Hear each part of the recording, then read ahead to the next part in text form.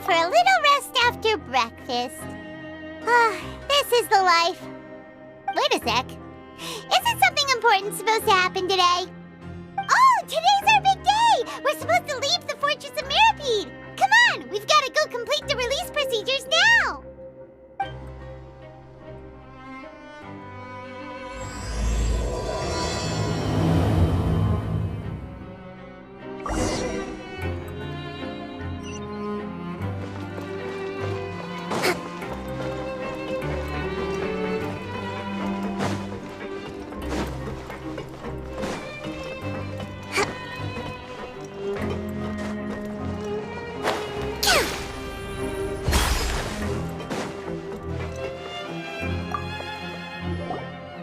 Please, sign here.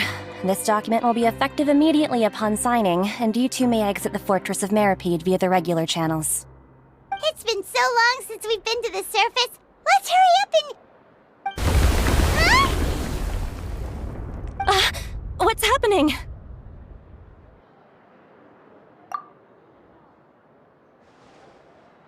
I'm fine, thanks. But I wonder what that tremor was just now. Let's go ask the Duke.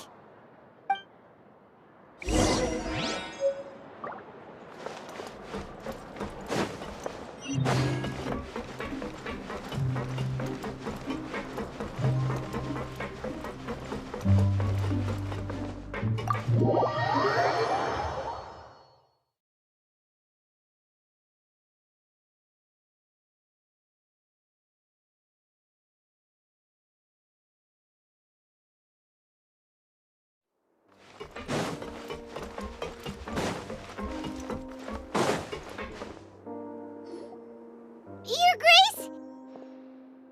Ah, good to see you two. Is there something you wish to see me about? Yeah, what was with that earthquake just now? Ah, that. The tremor didn't originate from the seafloor. In fact, it seems it came from the surface. Over the years of serving as the warden here, I've developed a sense for distinguishing between what occurs on the surface and what occurs underwater. Besides, the seal that Monsieur Neuvillette set in place won't fail so easily. So the fortress is okay?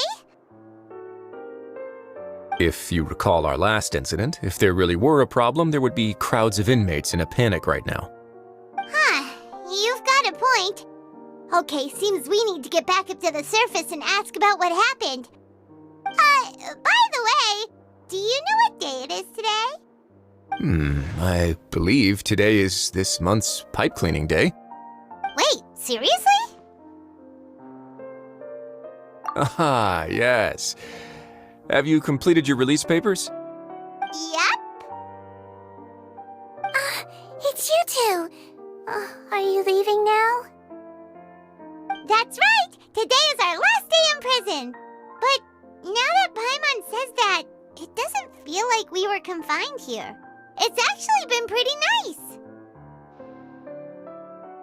Oh yeah, Paimon feels fond of this place now! Then be sure to come back and visit. I'll miss you. If you've signed the release papers, then you're free to go. The guards will escort you out. You're not going to see us off? I knew you'd ask. All right, sure. Let's go. Well, you actually agreed. No worries, you must be busy. Paimon was just joking. Ah, so you do have a polite side, I see. After being down here for so long, I imagine you must feel like you're lacking companionship. Shall I come along too?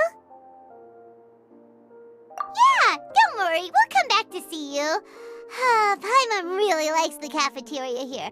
The chefs sure do know how to make good grub. I hope you won't be here as convicts the next time I see you. We'll do our best to stay out of trouble. Well, it seems our work in the Fortress of Mirapede is finished. That's the end of another chapter in our journey. And since Neuvillette was the one who asked us to come here, we should probably go report to him now. Next up, the Palais Mermonia. You're going to see Monsieur Neuvillette? Please pass on our kind regards. I'm sure just your regards will do, no? I believe it would be the polite thing to do. You're right. I've heard the palais has been terribly busy these days. Tell him that I hope he hasn't been overwhelmed by the recent string of troubles.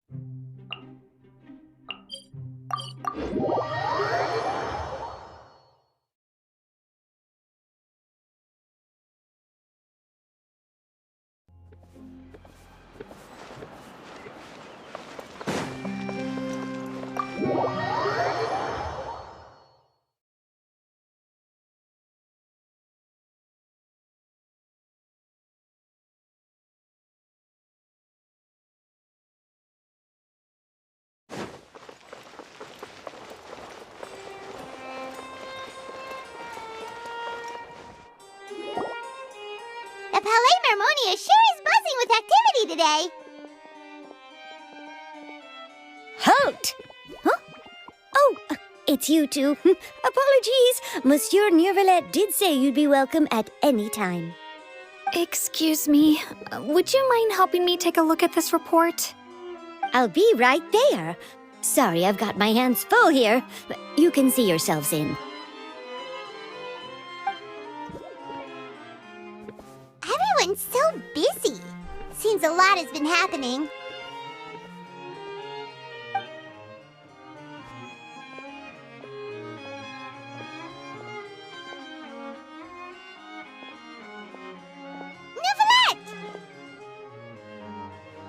Hello.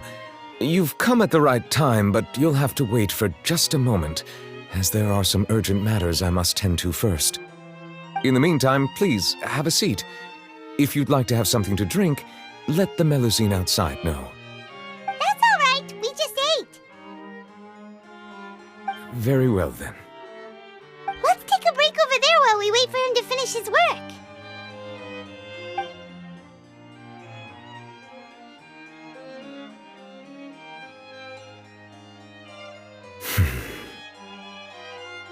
All right. That should wrap things up for now. Are you done with your work? Yes, sorry to keep you waiting. Today should be the day you were released from the Fortress of Meripede, and it appears that you have managed to complete all the release paperwork. That's right, and we came here to see you right away.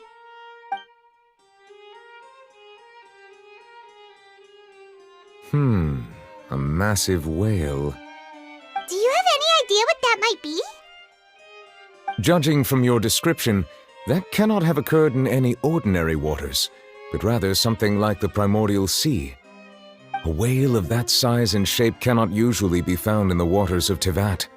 Therefore, we can only assume that Child is presently immersed in primordial seawater. Immersed in primordial seawater? But how? And is he okay? Most people wouldn't be capable of entering in the first place. I'm not completely sure how he could have gotten there myself. Yes? What is it?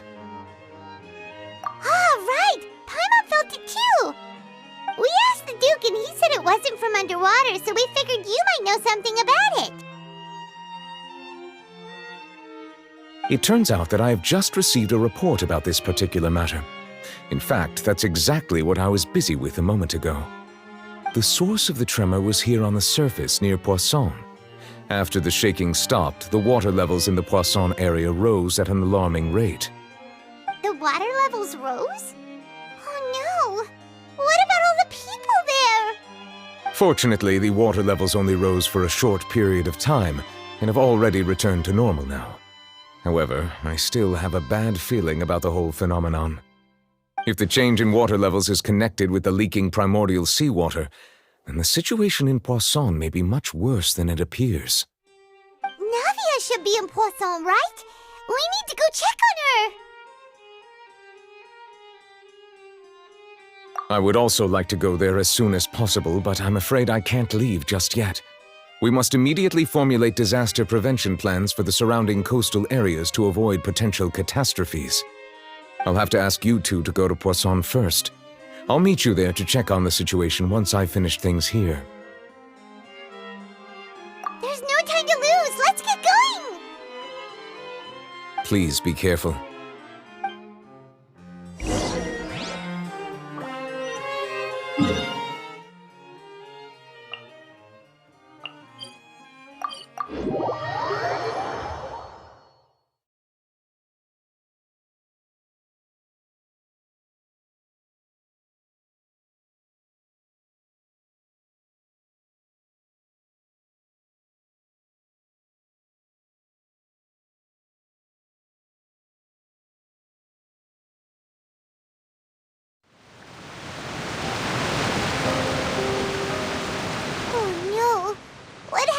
Here.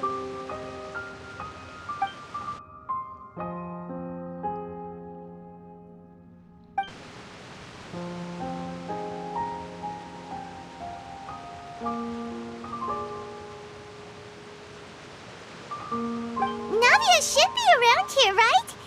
We need to make sure she's still... Paimon means we need to check on her.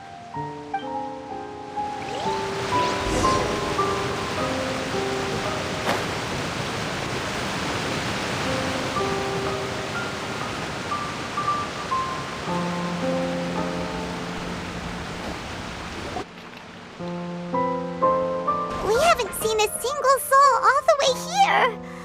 Oh, this is getting scary. What will I ever do now? Look, there's someone on the roof over there. Just stay put. We're coming up. Watch your balance. All right, just hurry.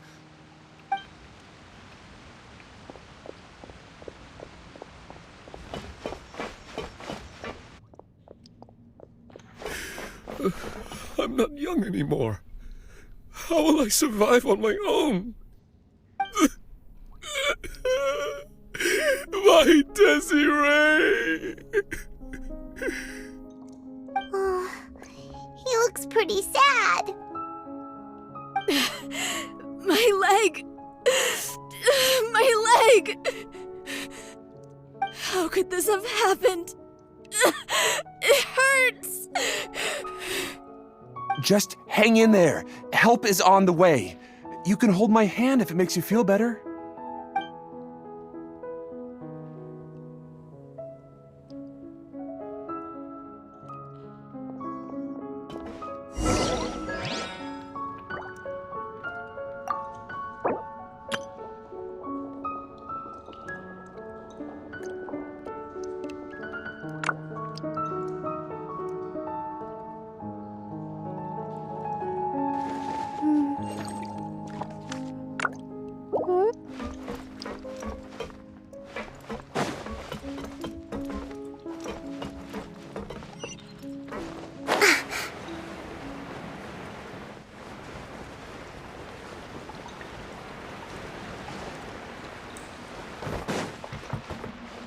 Breathtaking.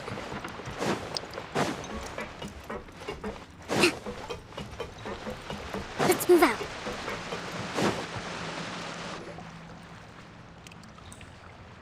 Oh, it's Navia. She's over there. Hey, Navia, are you okay?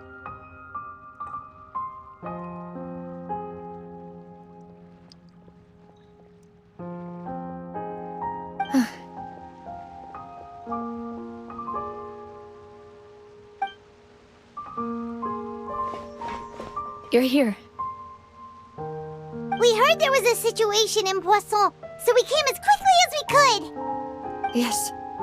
As you can see, the water level suddenly rose. It caused quite the disturbance, in fact.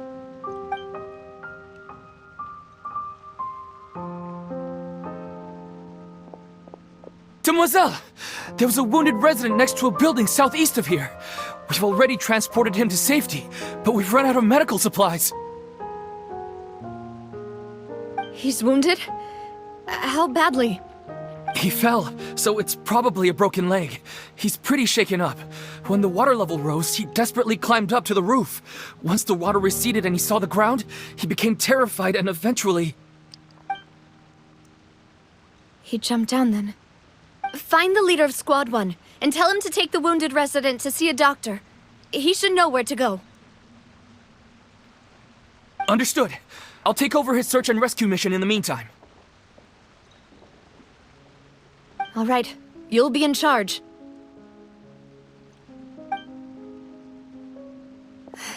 I'm sorry. Where were we? The situation in Poisson? Right. Allow me to explain. A little earlier, we suddenly heard a loud noise. At first, everyone thought that something might have exploded in the waterways. But before we knew it, water started pouring out from everywhere. The rushing water seemed a little odd, almost like the unique color of primordial seawater. Some people didn't realize the danger and thought it was just ordinary water, leaking from somewhere. Everyone on the street who happened to be close to the water didn't have a chance to escape. As the water levels rose, they suddenly disappeared. They were all dissolved. Those who realized what was happening started to flee in a panic, desperately trying to get to higher ground. Many were injured in the stampede, and some people fell from significant heights.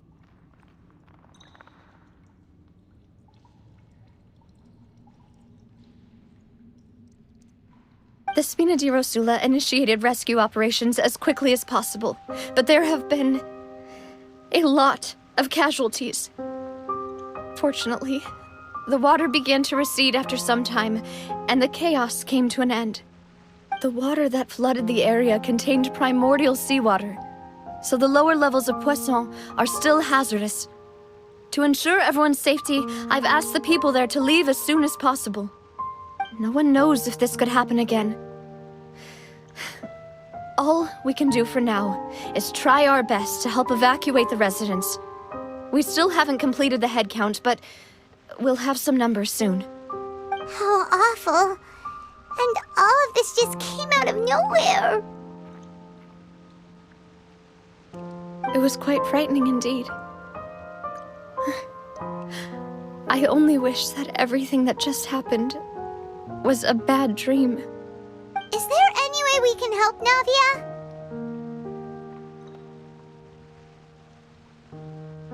Thank you for being so willing to help in a moment of crisis like this. You don't know how much it means to me. I really can't express how grateful I am.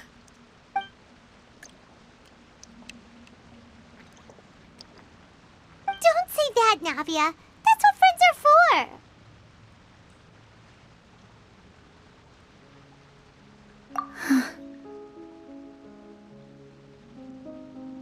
Demoiselle! We've got a situation here! I'll be right there. Sorry, I need to go for now. And off she goes. Seems it might be a while before she can take a break.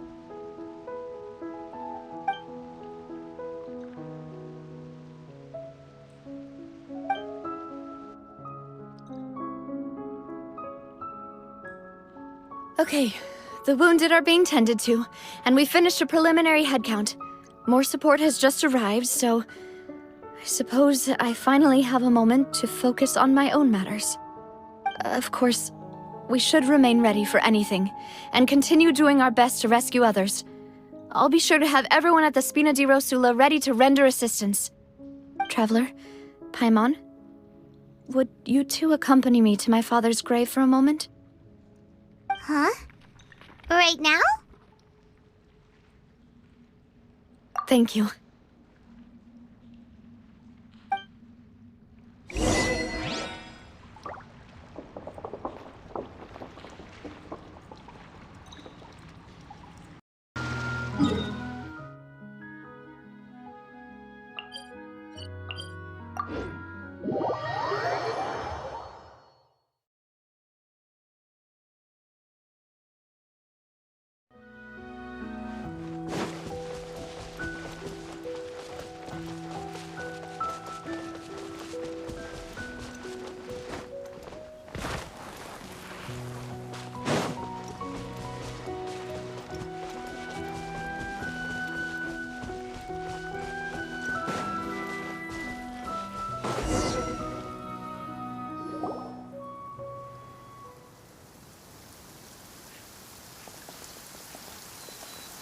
lot of people here, huh? Well, given the time of day and the whole situation in Poisson, Paimon doesn't think there'd be a ton of people here visiting graves. Right. That's how things are now. The living are so exhausted that they've no strength to spare any words for the dead. Navia?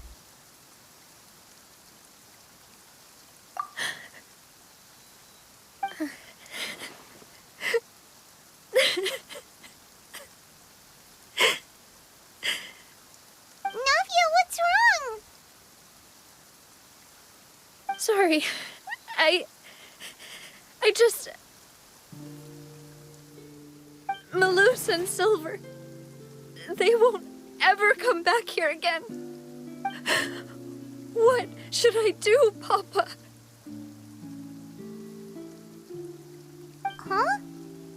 What happened to them?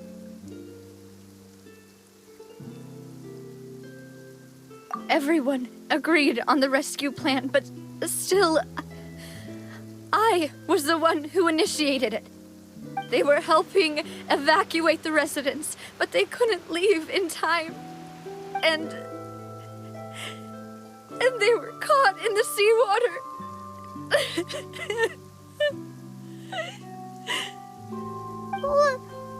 What should we do? I've known them for so long. And I know they weren't afraid. But I could at least hold a funeral for my father. And I know where he rests. But as for Malus and Silver, they're just gone. I just can't.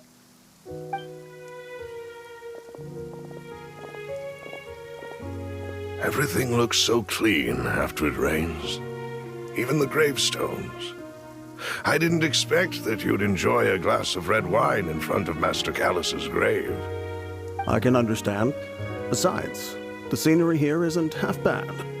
See, it's not just me.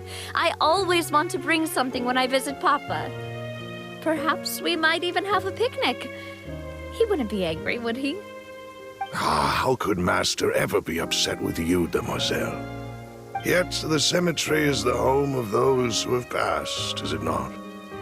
Everyone ends up here sooner or later, no matter who you are. Buying yourself a plot in advance, are you? No need yet. But when I do, I hope you'll let me be buried beside Master Callus, demoiselle. Hey, stop joking around. I'm quite serious. That way, it'll save us both the trip to see each other whenever you visit your father's grave. That makes sense. In that case, could I be buried on his other side? After all, besides you, demoiselle, the two of us could certainly be considered Master's closest companions, no? Personally, I believe we fill those shoes just fine. Why are you bringing this up all of a sudden? Seriously. All right. I'll remember your requests. But I'd really prefer not to talk about this stuff. And what do you mean by saving me a trip? I'd make the journey even if I had to visit you two somewhere else. I'd promised to let them rest in peace here. But here I am breaking that promise. I'm sorry for letting you see me in a mess like this. I don't usually cry, really. Paimon doesn't know how to help you feel better. But, well, she understands how you feel. I had always thought I could make my wishes come true. But now that I think about it, that never solely relied on me. Many things can only be accomplished with someone else's help. Malus and Silver have helped me so much. But by contrast, I could do nothing for them. I'm so sorry. You can spend as much time as you need here, Navia. We'll stay with you. Thank you. Right now, you don't know how much that means. By the way, you can have a look at this. It's a list of victims from the incident that took place here. Obena, Khan, Burnett, Giverny, Francine, Karina, Daisy Ray, Joinville, Julianne, Esson, as well as Malus and Silver. So, everyone else is safe. But still... It's okay. I know what you're thinking. And you're right.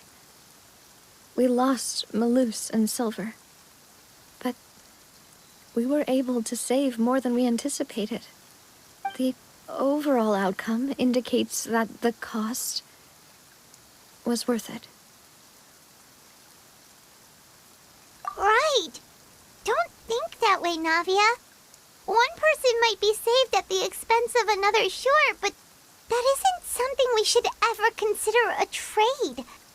Malus and Silver were not the price for saving anyone. They're heroes. You're right. Thank you, Paimon. What you said just now was pretty amazing, actually. I'll remember your words. Oh, really? Seems you've become more eloquent in the time since we last met. The knave? What are you doing here? Is everything going well on your side? Yes, my people are carrying out the mission according to your request. All the residents of Poisson have been evacuated, and we're preparing to relocate them to higher ground. As for these supplies, we have everything taken care of. There is no need to worry. Thank you very much. Wait, do you two know each other? We just met recently. Right, Miss Navia? Usually, I would call this a coincidental encounter. But that doesn't quite fit this time. Besides, it never even crossed my mind that a Fatui Harbinger would come looking for me. Thanks to the knave, Spina di Rosula received generous support from the Fatui, which allowed us to complete the rescue and evacuation work so quickly. Mutual aid is essential to fostering positive developments. We were already in the area, in any case, so it was nothing. That said, I must say that you're a lot sharper than you let on. I'm sure you understand what I mean. I apologize for all the ways in which I tested you previously. We've never worked with a Fatui before, and it's extremely important for us to know who we're working with. My subordinates have reported that Fatui soldiers have been observing water levels and taking head counts in various locations. I hear that they've also prepared a large amount of emergency supplies. I'm quite surprised. This is nothing to brag about, nor do I intend to. It is simply the way of powerful organizations to act forcefully, whether they are doing good or ill. You've witnessed that firsthand, in any case. As I've told this traveler before, I know of the prophecy, and I intend to prevent the impending disaster. Lending your organization a hand was a natural first step in accomplishing that. As such, do not be troubled by this token of our sincerity. Perhaps one day, you'll also be able to help me in the same way. Without your help, there would have been many more casualties. I won't forget your kindness. Furthermore, I sincerely regret what happened to Malus and Silver. I only wish that my people could have arrived a little earlier to prevent this from happening. Don't say that. You and your subordinates did everything you could. As Paimon said, Malus and Silver didn't choose to sacrifice themselves for any specific person. And they weren't the price paid for others' salvation. They chose to become heroes themselves. I've never liked hearing people put it that way. It's like trying to relieve pain by saying some noble-sounding words. But right now, there's nothing more suitable. They really did become heroes. You're right. I'm sorry for your loss, Miss Navia.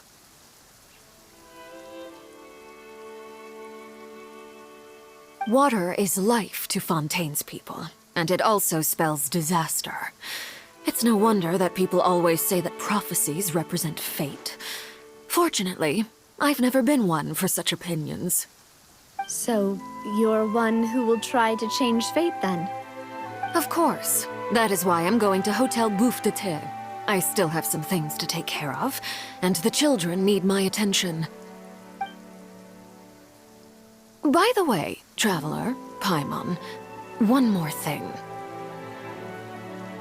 Alright, then we'll just... Huh? This isn't right. Paimon thought you would ask us to walk with you for a moment so you could tell us something in private. That is a clever and useful conversation technique, which I do like to use when necessary. But there's no need today. It would not hurt to have Miss Navia listening in. Traveler, I'm sure you remember that I said we could work together when we had the chance. You and I both know that there may be issues with the Primordial Sea. Previously, it was the Fortress of Meripede's sluice gate, and this time it was the water levels in Poisson. These are both signals. Indeed. Allow me to share the latest intel I've received from the House of the Hearth's intelligence network with you. During some recent investigations, a child claimed to have discovered some ruins near Poisson. The ruins date back to ancient times, and seem to be worth investigating in many ways. Judging by the dating of the ruins, they may be related to the prophecy and the coming crisis. The situation is becoming more urgent, so any pertinent information will prove extremely precious. My people initially came to prepare for ruin exploration. Unexpectedly, this disaster struck, and at present, we're all busy prioritizing the rescue effort. So that's why the Fatui were already in Poisson.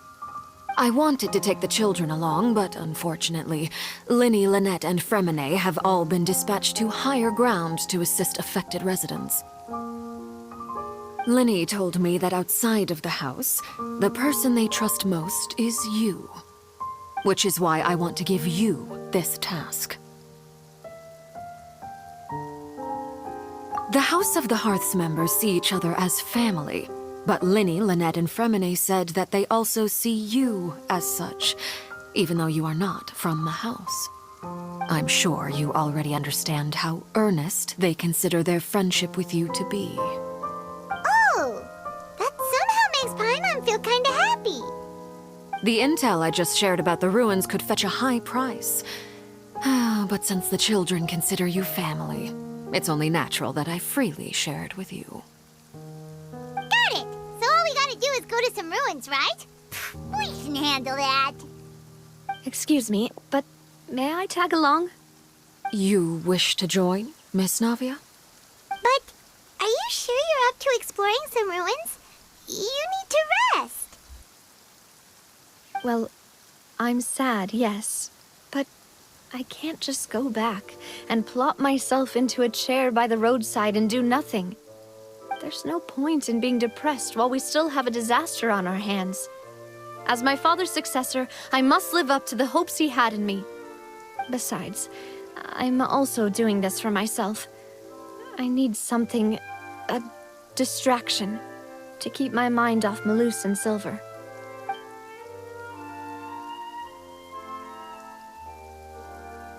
Since you put it that way, I have no objections. What do you say, Traveler? All right. The ruins are to the south of Poisson. Here's the map. Okay, the three of us will handle it. Come on, let's pack up and get going.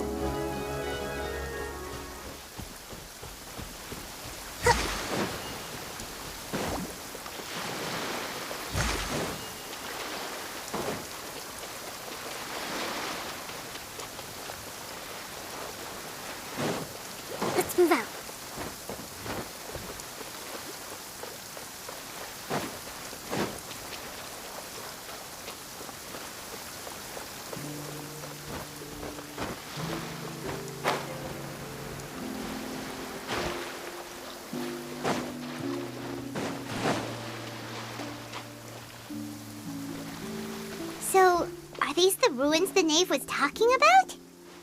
Whoa, talk about old. They seem to be pretty ancient, all right. Let's go in and have a look. Just be careful.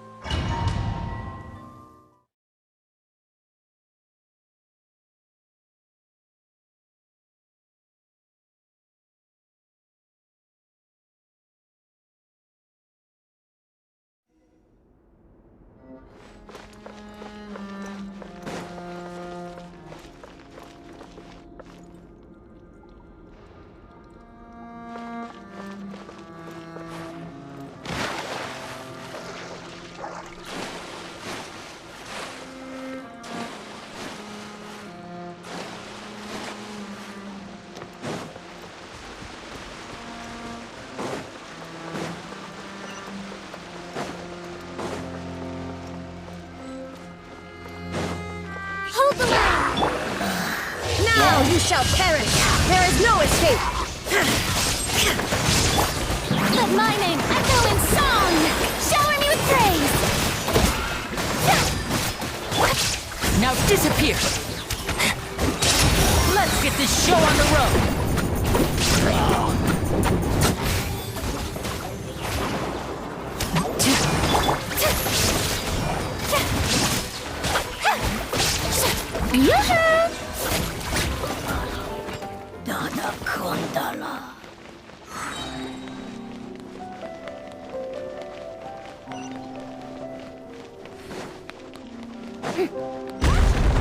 Here isn't safe. Illusion shattered!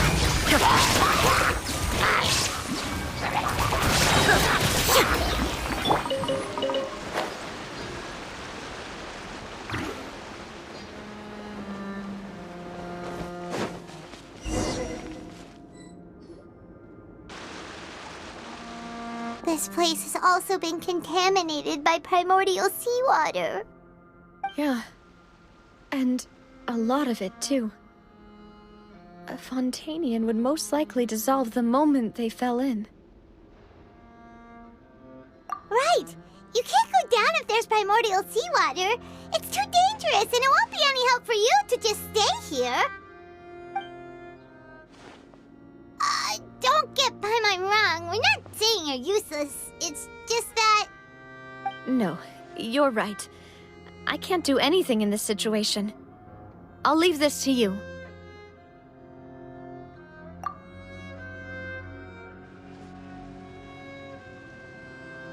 That complicates things.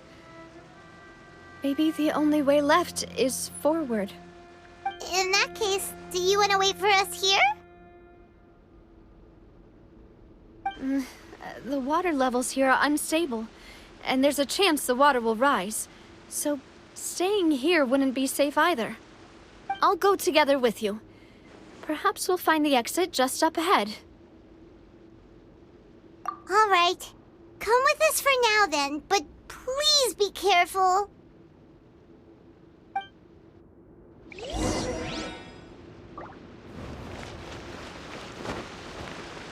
Oh no, it's a dead end! Let's try climbing over from the side.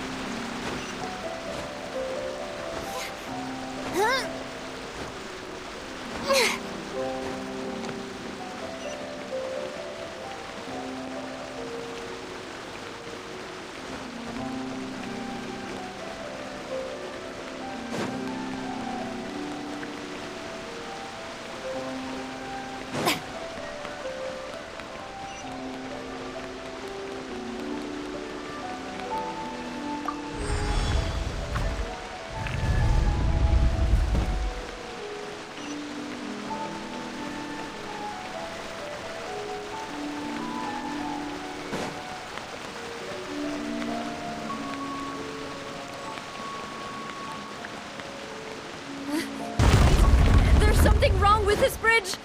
Run for it!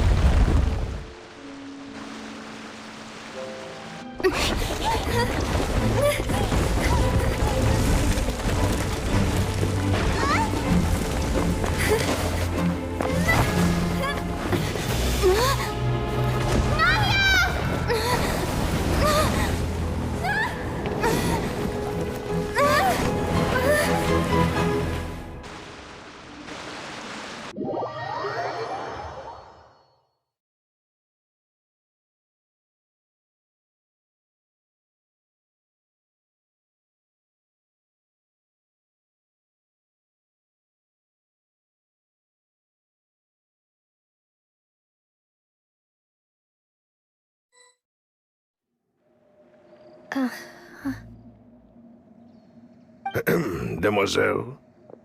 Huh? Demoiselle, what are you doing here by yourself? Would you be standing here till dark if I hadn't come to get you?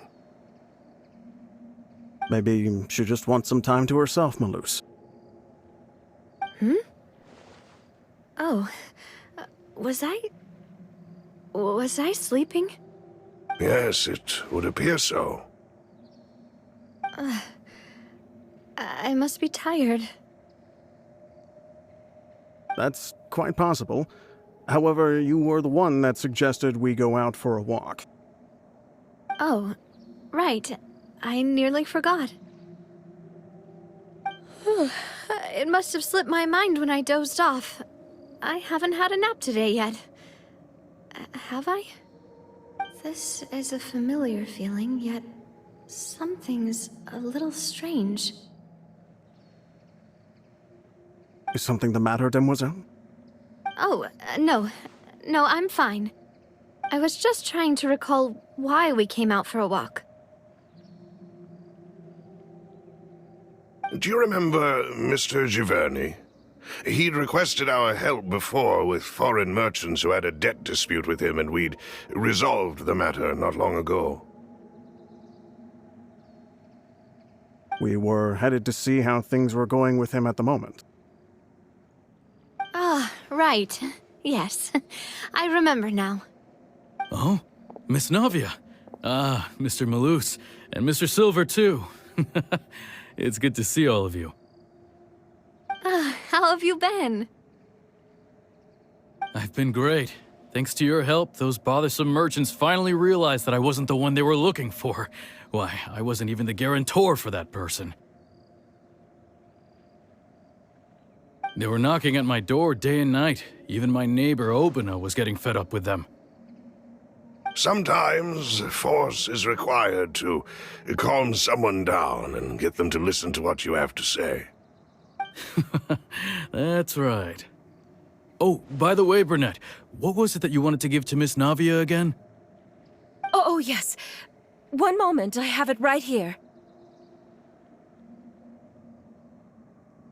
Miss Navia, these are some flower seeds that I prepared. Please take them.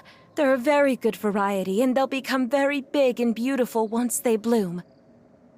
I don't know what we would have done without your help, so this is a little token of our appreciation. I hope you won't refuse.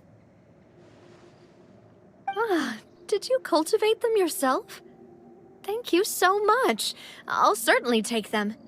Malus, we do still have some empty flower pots at home, right? Why, we can have as many pots as you'd like, Demoiselle. Perfect. In that case, we'll swap out some of the decorative plants for some of Mrs. Burnett's flowers. Very well. Wait. Something seems to be off here. Excuse me, madam. If I'm not mistaken, your name is Burnett, correct? That's right. Is something wrong? No, it's nothing. This is the first time we've ever met, but your name seemed familiar to me. I must have heard it when I was discussing things with your husband previously. I've heard this name before. Sometime recently, I'm sure of it. And why are there so few people around here? Where did everyone go? We must mind the time, Demoiselle. We still have important things to attend to today. Huh? We do? Like what? Well, now, did you forget? Miss Navia, here you are. I've been looking for you. Please, come to the Opera House. Your trial is about to begin. My trial? Wait, why would I need to go to the Opera House? Yes, she's right, Demoiselle. It's just about time now, so we should get going. Oh? All right then.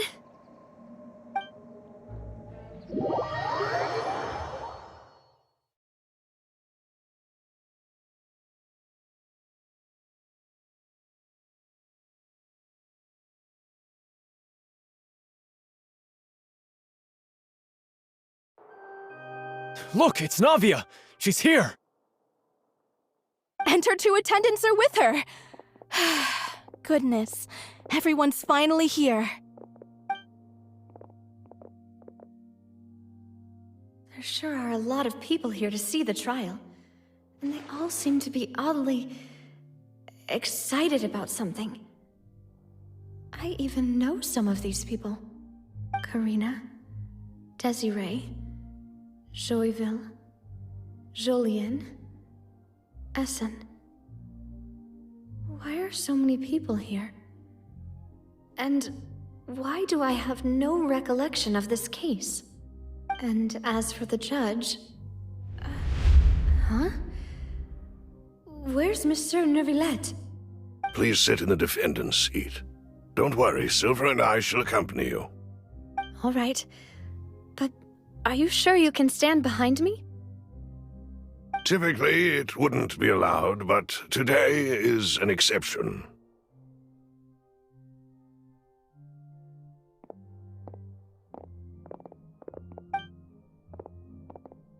Hey, what kind of place do they think this is? Come on, do they have any idea what they're doing? Seriously. Enough with the whispering! Could someone please tell me where Monsieur Neuvillette is? And why I'm standing trial? My dear Miss Navia, have you not yet realized what you've done? In that case, allow me to explain.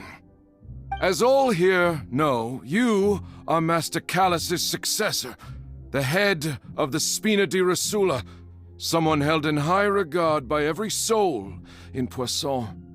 After you took over the Spina, you treated all of us just like the late Master Callus had. If anyone in need reached out to you for help, you responded. Not only you, but your butler, your subordinates, nearly everyone in the Spina di Rosula fought for the well-being of those in Poisson. Wait a moment. Aren't you just proving that I'm a good person? Yes, correct.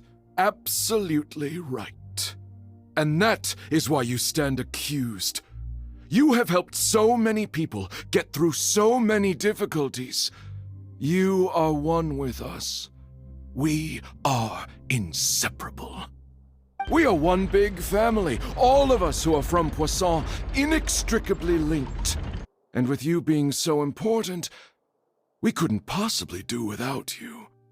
Therefore, this fair and honorable court shall declare you guilty, and you shall stay here. You will be together with us forever. Huh? What are you saying?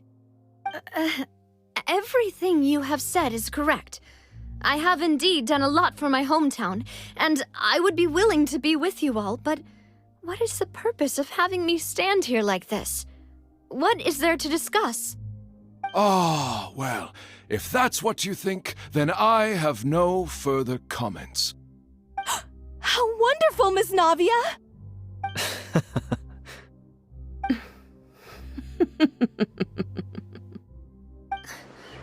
I know all these people. Why are they laughing? I seem to remember now. Yes, I get it. This trial is... Wait just a moment. This isn't right! Malus? What was that, Mr. Malus? Our conclusion is very clear and unanimous. Let the court judge her now. She's guilty! Stay here, Navia! You're one of us! Demoiselle, don't admit guilt. This trial means to keep you here forever. I wish to exercise my right to defend Our Lady. Mr. Joinville, you only know of Navia's goodness, but nothing of her utterly independent mind. She was born a free and independent spirit. She has never been tied down by anything. Indeed, even the death of Master Callus couldn't stop her. Her actions cannot serve as proof that she identifies herself as part of any group. She merely acted as an individual, extending her hand to help others. Please do not mistake her actions as being otherwise. Really? As an individual, you say? Don't forget, we are all Fontainians here. This is the nation of justice, the nation of Hydro! Even if Miss Navia only voluntarily rendered her assistance, that doesn't change the fact that her beautiful soul must return to everyone. Water accepts all, blends with all. It will surely accept her kindness. Everything is measured here in the nation of Hydro, and in the end, everyone shall meld together. Thus, when a unanimous opinion emerges, that opinion represents justice. Now I speak for everyone. Our opinion is consistent. Navia should stay. We and Navia are one. And you would call this justice? Preposterous. You are merely jealous that Demoiselle still has a chance to exist as an individual. Have you forgotten how much you all once longed to become individuals, to become independent? Do you mean to defy our justice? If your justice is flawed, then why should we acknowledge it? As you said, we can also have our own justice. Silver and I shall defend Demoiselle. And that is how we will enforce justice. Ugh, my head... it hurts. Demoiselle. Silver, it hurts. My head is spinning. All I can see is stars swirling in front of me. I remember now. Everything that seemed odd from the very beginning.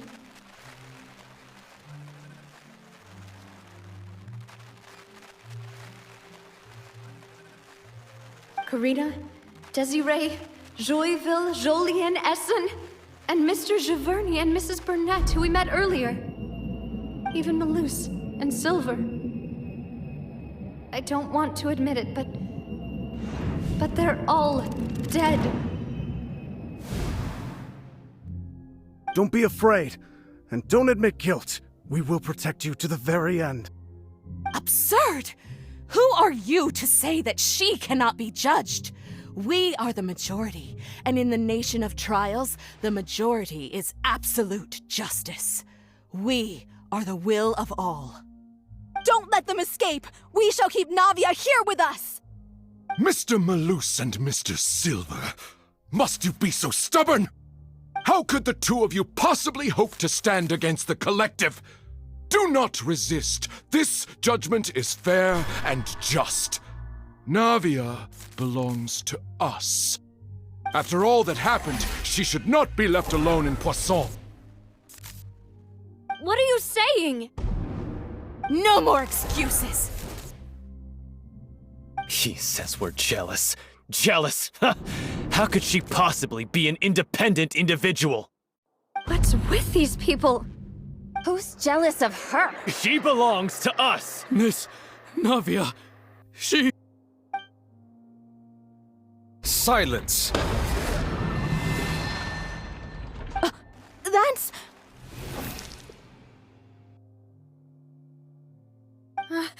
Monsieur Neuvillette! Such commotion is prohibited in the court. The accusations you just presented are nonsense and cannot constitute a proper trial. The court will adjourn for the rest of the day. In this, I shall hear no objections from any unauthorized party. Our thanks, Monsieur Neuvillette. Please leave with me, Miss Navia, while there is still time. But... Go on now, Demoiselle. This is your only chance to leave this place. What, can't bear to leave us behind or something? Malus. My apologies. I couldn't resist making one little joke once I realized that this shall be our last goodbye. Malus. Silver. Quickly, you must come now. Goodbye, Demoiselle. Farewell.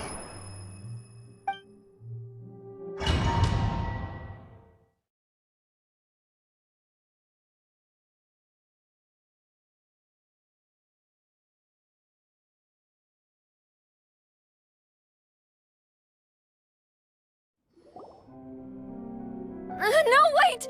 Just a second! Navia? You're awake. Good.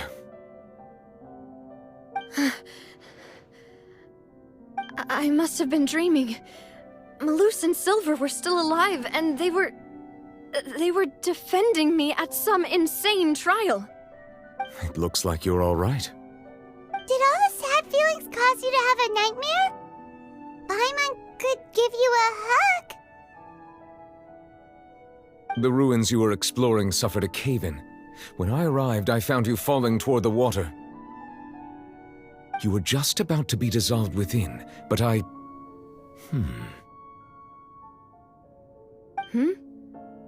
What is it? I think I saw 2 Oceanids protecting you. It was only for a moment, perhaps even a fraction of a second, but they gave me the chance to retrieve you.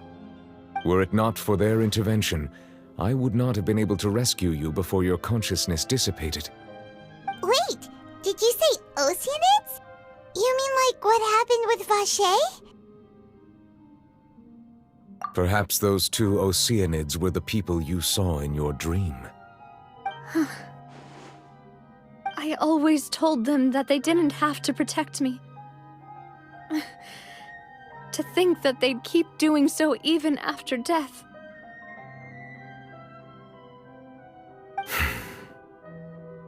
Please come with me.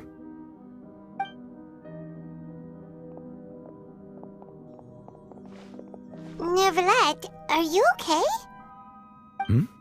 Oh, I am quite all right. Perhaps there's something we could chat about? Why do you look so stiff all of a sudden? Oh, Paimon knows. You're the type who feels awkward when there's nothing to talk about, right? I merely thought that we should give Navia some time to herself. Huh? Why didn't you just say so then? Don't you think it's even more awkward to call us over like this and then have nothing to talk about? I suppose so. Ah, Sigewinne. I hope all is well with her these days. Her work in the fortress of Meropide has not been too much for her, has it? No way! Don't worry. She's doing fine down there. She's an amazing head nurse. I see. Well, that is good. I have always worried that Sigewinne would need a lot of time to understand the world of humanity, just as I have. Oh, and the Duke also says hi! Even though Sigewinne made him do that. He hopes that you haven't been overwhelmed by all that's happened lately. Thank you. I have indeed been busy lately, and I also hope that everything is going well in the fortress of Meropide. He still doesn't know what to talk about. Let's chat about something else then. So, Neuvillette, you're probably quite the swimmer, huh? Yes, of course. This isn't going anywhere. Let's try something else. How did you find these ruins? Did the knave tell you? Yes, in fact. I had arranged to meet you in Poisson, but when I arrived, I discovered that the Fatui were helping the residents evacuate. They had even transported a large quantity of supplies to the area. Amid my astonishment, I ran into the knave, and we had a chat. She informed me that she had asked you to investigate the ancient ruins here. Yeah, we originally planned to meet up with you, but we thought you might still be busy with all those official documents. We didn't think exploring the ruins would take very long, and who would have thought you'd wrap things up so quickly?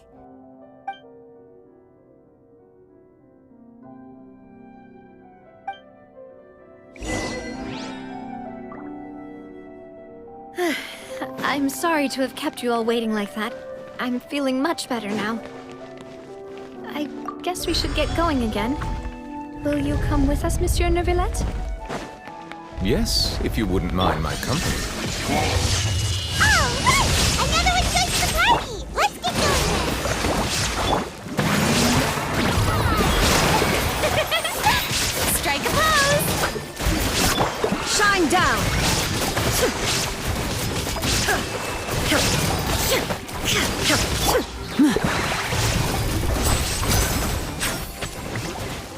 And Dada Kondala.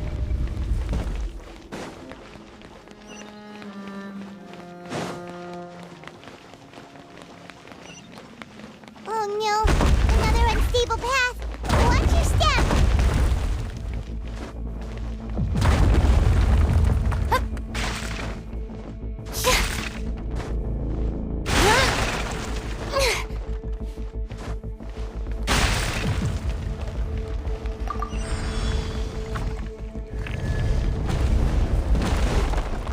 Watch out! There are rocks falling over here!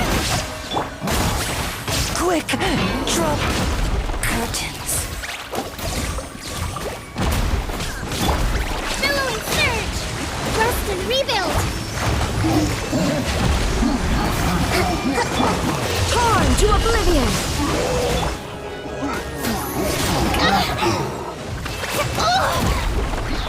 Time to shine. Shine down.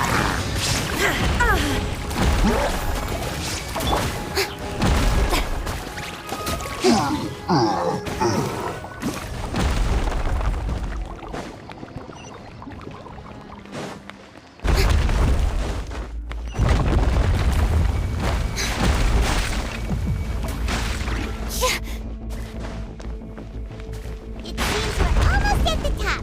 Keep it up!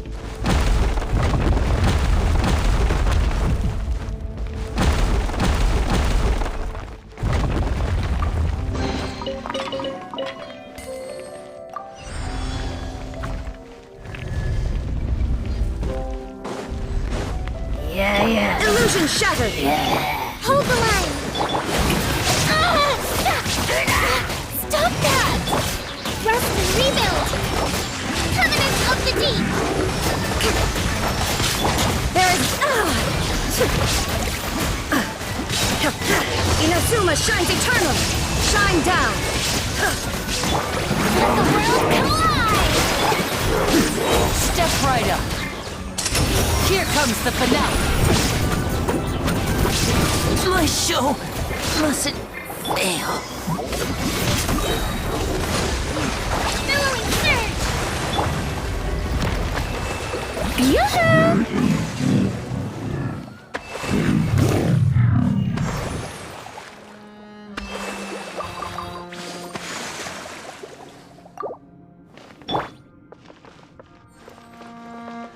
Rust and rebuild!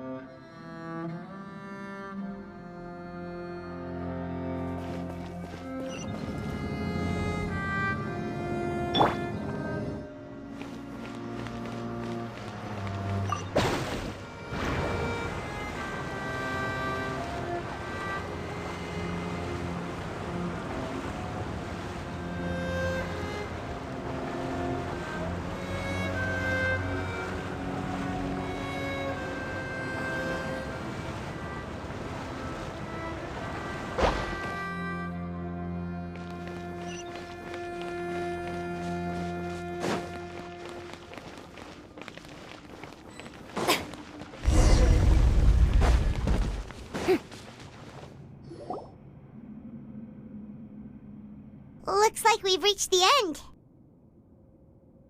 This is the place. There should not be any other hidden spaces in the vicinity. The path sure had some twists and turns, but it turns out that this place isn't actually that big.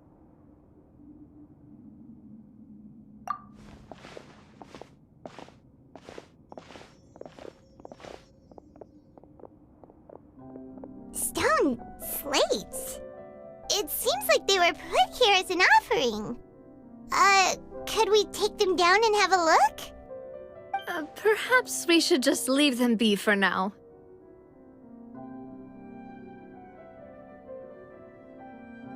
There are 4 locations in total, but only 3 stone slates. The slate that should be in the first empty spot is missing. The surrounding walls also show signs of damage. There's something written below. Let Paimon see. Reason dictates that this nation be destroyed. I shall record the history of its future here in its past. Say what? It feels like someone left these slates and these words here for a purpose. But does he mean that Fontaine should be destroyed? That would fit the circumstances dictated by the prophecy, yes. Indeed, the slate's contents correspond to it. Take the second slate, for example. There's a person kneeling here. She seems so dedicated. And there's a whole bunch of other people behind her doing the same. She's facing this... what is this? Some kind of island in the sky? And is that Lady Furina in the third image? Did the Hydro Archon fall into the water? And is that a ring of people around her? Paimon doesn't quite get it. Are they all in the water? The fourth image. I know this one. This exactly matches the content of the prophecy. The people will all be dissolved into the waters, and only the Hydro Archon will remain, weeping on her throne.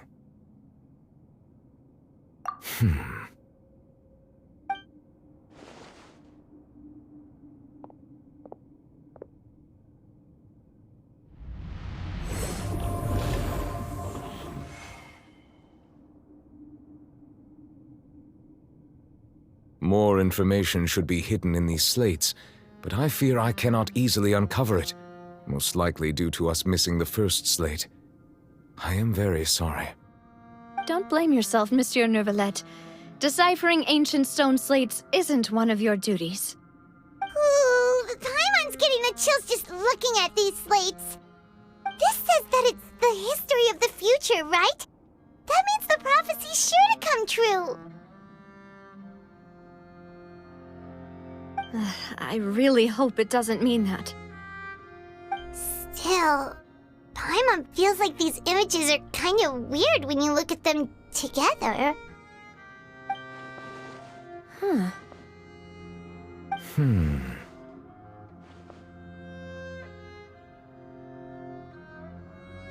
That's right! If the images are in chronological order, shouldn't the fourth, the waters drowning Fontaine, come before the third, where the Hydro Archon herself falls into the water? And yet the order is reversed here.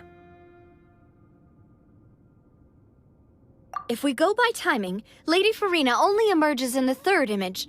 That means that the person in the second image might be the previous Hydro Archon. Egeria, then. I had never met her, but her appearance here does match the records. The previous Archon kneeling before the floating island in the skies, as if confessing a sin. Did she herself commit that sin? And if not, why would she be in such a posture? Also, I'm still wondering why these ancient stone slates are here at all. Judging from their contents, could this place be the origin of the prophecy? Does that mean that someone, or some people, once saw these slates? But who would have created these slates and left these words here?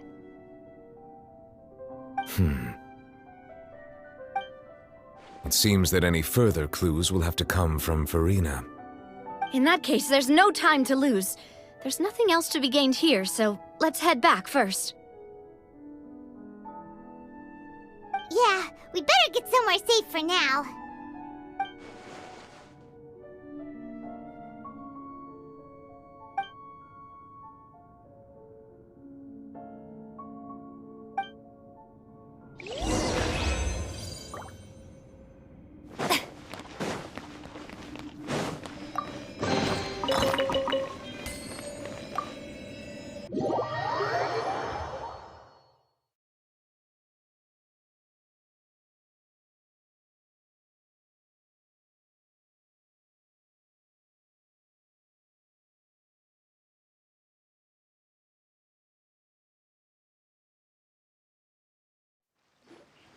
Let's split up here. I'm going to check on what's happening with the Spina. You know how it is. There's some things you just need to be there for yourself. you still have energy for that, Navia? Paimon's already beat!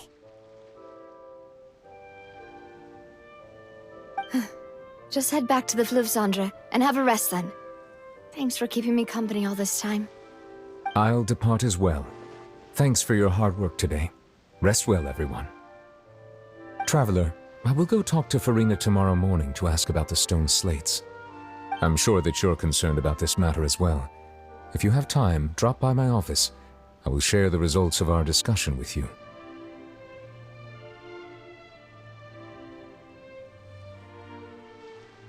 Are you really gonna talk to her about this directly? Will that be a problem? Paimon's getting a little scared now that it's come to this. She has long been harboring secrets and will not give them up easily, which makes it all the more my duty to ensure that she understands the present situation.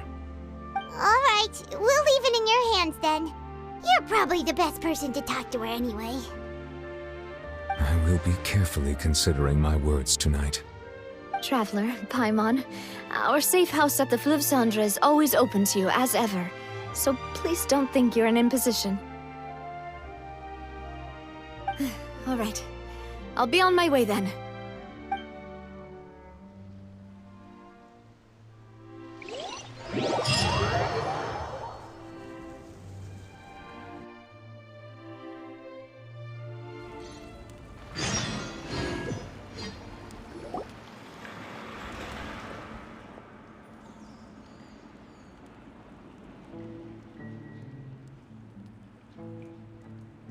Welcome back.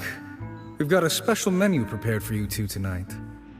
Yay! And there's good food too! Navia, no, the boss is the best. Ooh, desserts! Nice, these are all Paimon's! Paimon's already starting to forget what happened today. Oh, that voice. Is that who I think it is? Huh? It's you two. What are you doing in Fontaine?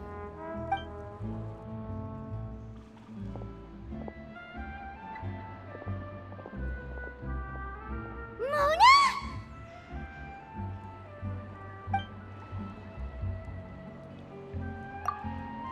Seriously, nobody just uses a scry glass whenever they've got time to just see who they'll meet on the road. Still, we didn't expect to see you here. Wait, you're not a Fontanian, are you, Mona? Well, I have some business to attend to here, so I booked a hotel in the city. I was just out for a stroll when I bumped into you. Quite unexpectedly, if I might add. Why did you think I was from Fontaine, though?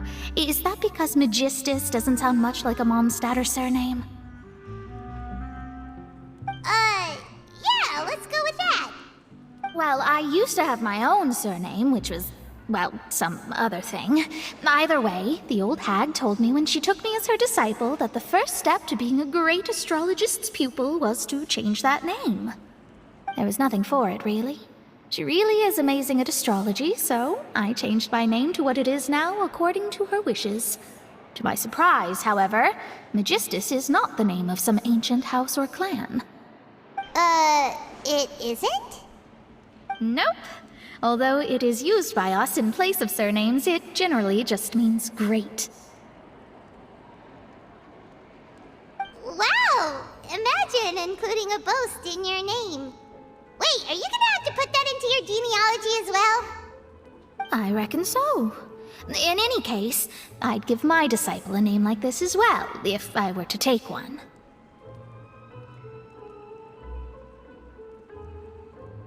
Astromancer Barbeloth Trismegistus. Whoa, that's a long one. Does it also mean great or something? My name means Mona the Great Astrologist. As for the old hag, hers is, in plain speech, the thrice-as-great Scholar of the Stars. Just take it as a title specific to astrologists. Thrice as great? That's so petty. I know, right? That's just how she is. She used to call herself Magistus, actually, but when she took me in, she changed her name to Trismegistus. Talk about excessive. Magistus is thus the calling card of our school, so to speak, which makes it about the same as a surname. It's all right if you don't get it. You can look into it further should you need to study astrology more deeply. That sounds terrible! But anyway, you're not Fontanian, are you, Mona? You're from Mondstadt, right? Well, I was born in Mondstadt, yes. My parents migrated to Dorman Port, and I traveled with the old hag for a while, after which I settled down in Mondstadt City. Oh, that's a good thing then. At least we know you won't be dissolved by Fontaine's waters. Speaking of that, I'm sure you're aware that a bunch of things have happened here in Fontaine, right? I know you're not a local, but I'd avoid getting too close to any water that looks strange all the same. There's something ominous about it. Well, the water, I mean. That was the main reason, yes. Just a while back, the Steambird invited me to take part in a panel and speak about the circulation of the prophecy as an astrologist. The invitation was sent quite early on. I don't think anyone expected Fontaine to be in this much trouble. What do you make of that prophecy, Mona? Just tell us what you think as an astrologist. Your word would go a long way to make things more certain and less scary.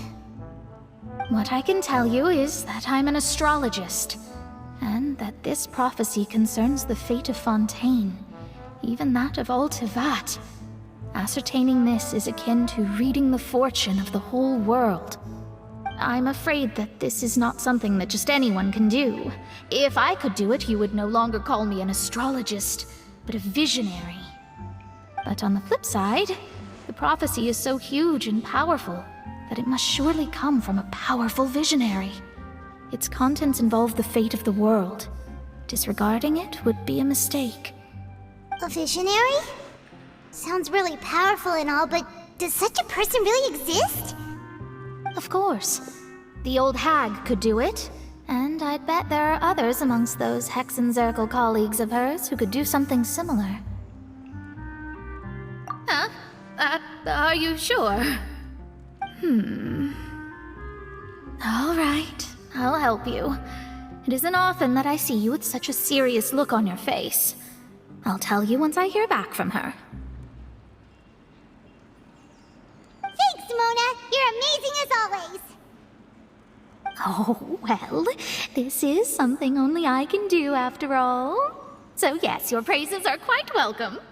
That's the greatest of astrologists for you! Of all the people we know, you know the star's the best! Indeed, indeed. That's the spirit. Oh, sorry. I came to see what all the commotion was about. If there's anything you need, do not hesitate to inform the Spina di Rosula. Oh, whoops. Guess we were getting a little too carried away there. Well, I'll go tend to my own business now. If I receive any news, I'll be sure to come find you two again. And there she goes, quick as rushing water. And here we are with the Spina guy giving us suspicious looks. Right, but we were able to recruit Mona's help, didn't we? Our Fontanian friends will thank us someday.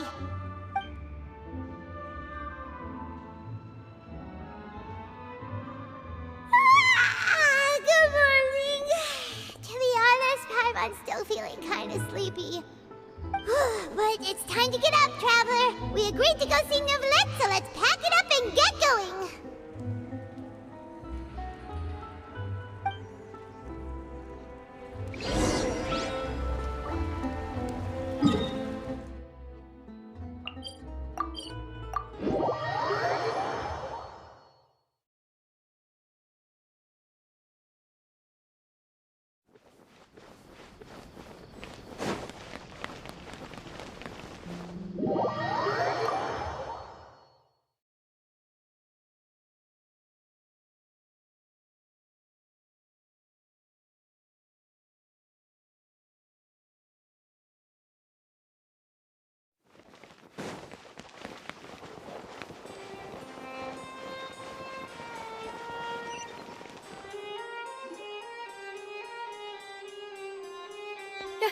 You're here! Finally! Is something wrong? Monsieur Neurvalette and Lady Furina, they seem to have gotten into a dispute. Please go see for yourself.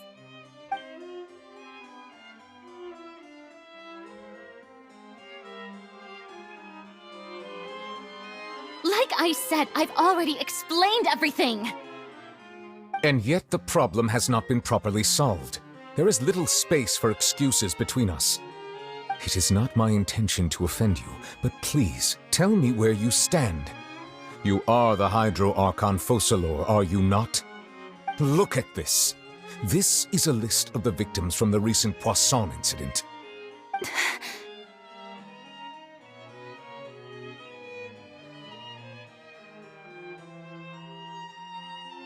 You mean... they're all... We did not arrive in time to avert this disaster, and I will not have it happen again. I will say this once more. You must tell me everything you know. Yesterday, I found 3 stone slates in some ancient ruins near Poisson. Do you know anything about those? Seriously? You're questioning me like this is a court case now. I don't know anything about that. But you found them in some ancient ruins, you say? That's correct, which is why I came to ask you some questions. There should have been 4 slates, but one of them was missing. The other 3 featured different images that seemed to correlate to the prophecy. The prophecy? The second of these slates depicts the previous Hydro Archon Egeria kneeling before a floating island in the sky, as if confessing something. Do you know nothing of this either? I don't. I've never seen such slates. I'll ask you again. Do you really have no information regarding the previous Archon? My deciphering of the slates indicates that the Hydro Archon Egeria once had to confess to, or apologize for, a certain sin. If anyone would know about it, it should be you. All gods don't have the same secrets, you know. She was herself and I'm me. Is it really so strange that I know nothing? I understand your concerns, but I'm sorry. I just don't have anything to tell you. Forgive me for saying this now, Lady Furina, but I have long known of your various secret investigations into certain matters. There are several indications that you have been investigating the prophecy on the sly. This is not strange in itself, considering that you are the Hydro Archon. But it is strange that you should also claim to not know any of Egeria's secrets, as well as do nothing following your inquiries. You have never been as superficial as you have presented yourself to be, nor are you a fool. And yet, your behavior is very inconsistent.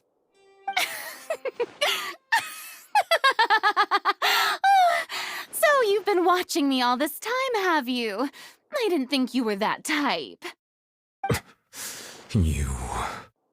Well, since you know about my secret investigations, then you should know I'm actually working to take care of it. There's no point questioning or suspecting me. You're the Eudix, but you're still my subordinate. You should be following my lead. Just trust in me, you're Archon, and do as I say. Never mind whether you can truly convince yourself to or not. It'll all turn out fine. That's all I have to say. We do not discuss this matter again. Oh, the opera's about to start. Toodles!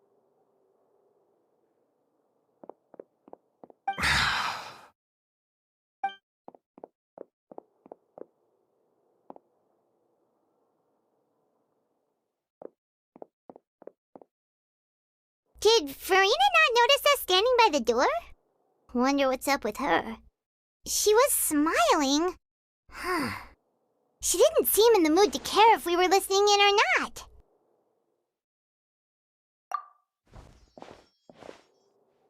I assume you've been outside for a while now? Oh, you noticed. Seems Furina didn't even realize we were here. She was in a great panic, though I cannot discern the reason. Our discussion reached impasses time and again, a state of affairs that we cannot allow to continue. Still, I do not understand. Dialogue is the basis for understanding, so why did she keep refusing to engage?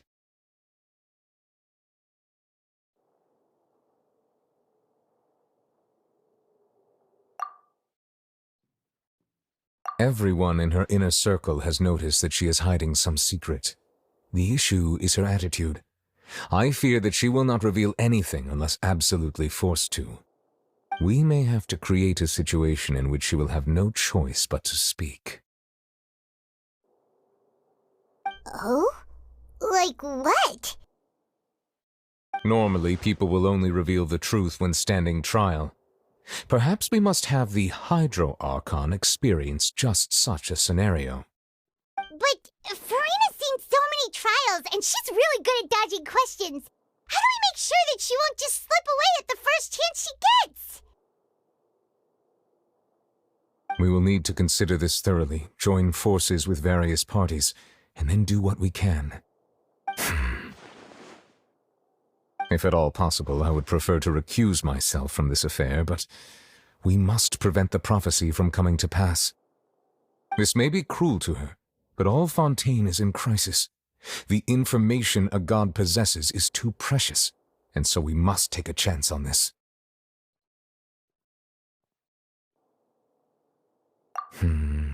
But who will lend us their aid to do such a thing?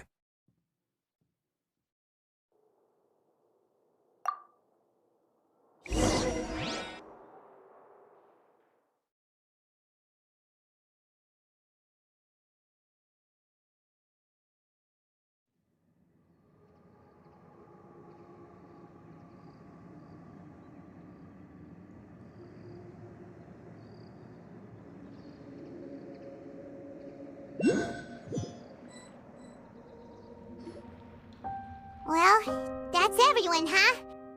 Speaking of which, it was pretty smart of you to think of hiding here. Poisson was just involved in a disaster, so it's presently devoid of people. That naturally makes it the best choice. And here you are drinking tea like it's the most natural thing in the world, huh? That's what families should do. Sit and enjoy a leisurely time together. It's nice to enjoy tea here, you know? Care for a cup? Lend me your ears, everyone. Or perhaps one of you might like to start us off. How about you, friend? Me? No, I don't think I can. Then, how about you, good sir? I fear that I will cause the mood on this boat to become as somber as it is in court. Well then, I guess we're lucky we've got a local like me to organize things. Wonderful, the spotlight at last. I guess I'll be facilitating things from here. That was a little long-winded, don't you think? Oh, you might be right. Anyway, to cut to the chase, our friend here, the Traveler, has brought us together to discuss something. As for what that is, well, let's start by saying that we'll be pooling our efforts together to create a series of traps. Oh, how intriguing. Well, it's just an expression, really. One that I just learned from Chlorand, and used on the spot. So, let's invite her to explain in detail. A round of applause, please.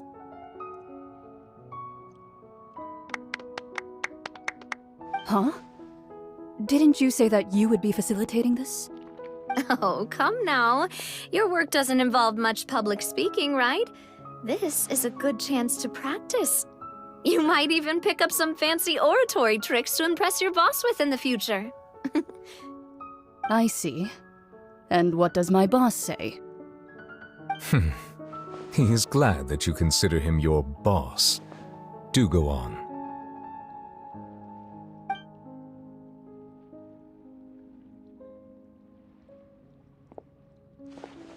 In that case, do any of you have experience hunting? Not that I recall. Fremine and I once used a wooden stick in a basket to catch wild rabbits when we were younger. As for Lynette, oh, right. You were sick that day, weren't you? I've also gone diving to catch some fish before. Does that count? I'm afraid not. You may or may not have heard, but Fontaine once played host to a group known as the Marechaussee Hunters. Though that was their name, they did not hunt animals, but rather various monsters left behind by the ancient dynasty of King Remus. Today, Fontaine's monster population has already thinned greatly, so the hunters have blended back into society, taking up arms in other lines of work. They even left a unique methodology of hunting in their wake. A trap comprises of the following components: bait, a trigger, and a containment device. Sometimes a lethal implement will also be necessary to deal with the prey. So, if we were to build a trap together, right now, what would you choose to build it with? For me, I would prefer something basket-shaped. Pigeons and rabbits will see the bait and naturally enter the snare. Our line of work requires a deft hand, and we're some of the best in the industry, so you can count on our techniques. You used some of those techniques while moving the people of Poisson, didn't you? My subordinates mentioned that you even performed some magic for the bawling children. Yes, and I even managed to gather some intelligence in the meantime. I'm quite the multitasker if I do say so myself. I'm afraid I can't claim that as my strong suit. I prefer more stable methods, like placing bait in the water and waiting for the fish to come within reach. That's the kind of method I would count on. Calm and steady. Exactly the kind of person who would catch loads of fish. And I can be their assistant. With discretion, I'm sure. I'd probably use some sort of mechanical animal. Papa once bought me some small clockwork squirrels, mice, and such. When placed in the forest, they can attract others of their kind. I remember that you liked those too, didn't you? I did. And that would be a good way to go about it. If they're realistic enough, animals of the same kind will follow them all the way to the trap. What about you, Monsieur Neuvillette? I fear I do not have any related experience. That makes sense. You usually solve problems directly, without the use of any such tricks. But I do have one more question for you, Monsieur. If we were to create a trap now, how would you design it? I would like for it to be effective, but bring no harm to the prey. A more gentle trap would be ideal. Kind, as always. However, our intention doesn't necessarily change the containment device and the type of implement we need. If we wanted to kill the prey in one strike, we would need a powerful implement. However, that also goes for prey that must be captured and safely contained.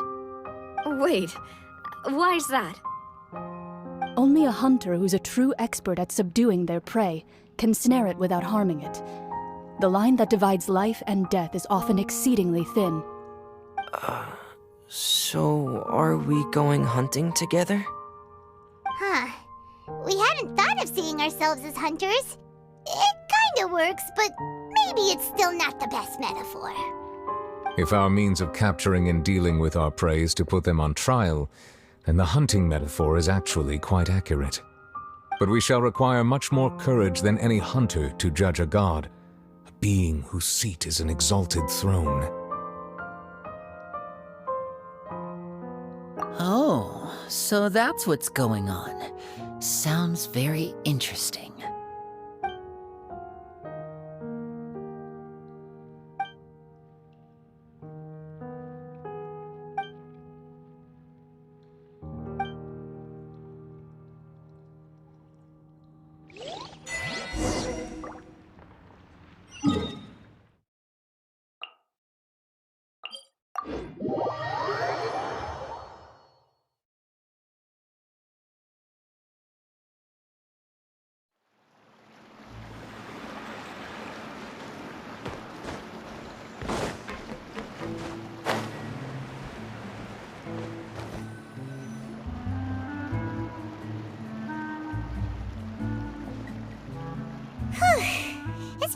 few days, hasn't it? So much has been happening. Paimon didn't think the meetings would go on for so long, but everyone seemed pretty fired up, huh? Paimon thought they'd be at least a little frightened. Well, Fremine was, now that Paimon thinks about it, but everyone else just looked a little surprised. Well... It's hard to say. Paimon doesn't have any experience with this sort of thing. But with you around, Paimon sure will do great. After all, you're the most reliable person in the world, aren't you? Huh?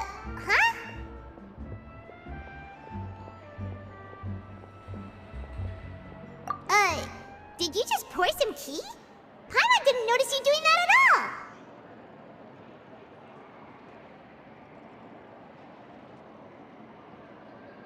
Then what's that? Paimon's never seen that cup before. Don't be frightened. I'm just joining you two for tea. I merely refrained from saying anything till now. Who's that voice? But there's no one here. Ah, have you forgotten me already? Wait, you are familiar. You're the voice we heard from the sky in Sumeru. The voice from the sky, I fear that description is wrong. Though, not completely wrong. You're feeling lost now, just as you were feeling previously. I sensed that confusion and thus came to you. Guiding people is an irresistible hobby of mine, after all. Consider me a passerby, just accepting a commission from my friend's disciple on a whim.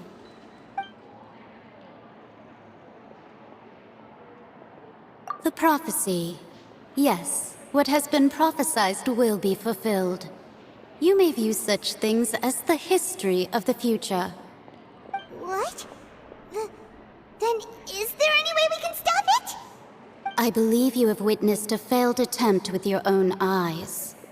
Can everything in Tevat so easily be changed? Ah, so you've caught on. Just as prophecies are usually only the future as seen from the perspectives of the gods, could things be happening in hidden corners where the gods' gaze does not fall? Are the things that you shall see different from the fate that the gods perceive?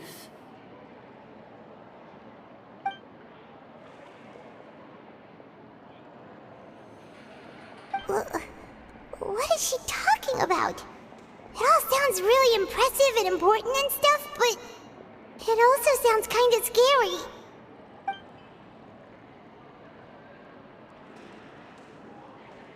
I believe that you understand, right?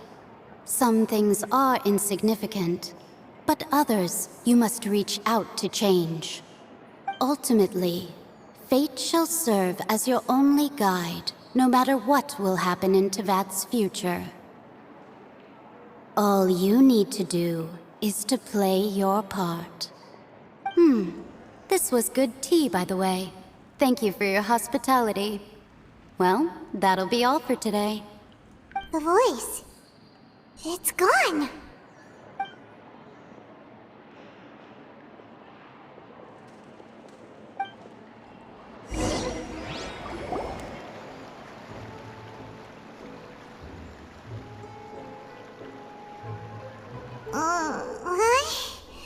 I want to hear someone talking. All right, coming. Hey, it's you who's getting lazy, okay? Well, I see I've walked in on some lively banter. Luna! Fine, just fine. I went to take part in that Steambird panel. It turned out to be more interesting than I expected. Not all Fontainians are pessimistic about this. One journalist mentioned that sitting around and waiting for the end to come would be wrong, and that they should make their own rescue preparations. I agreed, so we had a brief chat with her. Did she have pink hair by any chance? Why, yes, it was Charlotte. You remember her, right? That daredevil journalist? I'm in full support of her view. Prophecies are very important, but how can people allow their lives to be commandeered by just a few words? That's right! Paimon's glad to hear something sensible for once. Ah, yes. About what we had discussed before. I did try, but I'm afraid I couldn't reach the old hag. I'll try again tonight, but I wouldn't get your hopes up. Huh?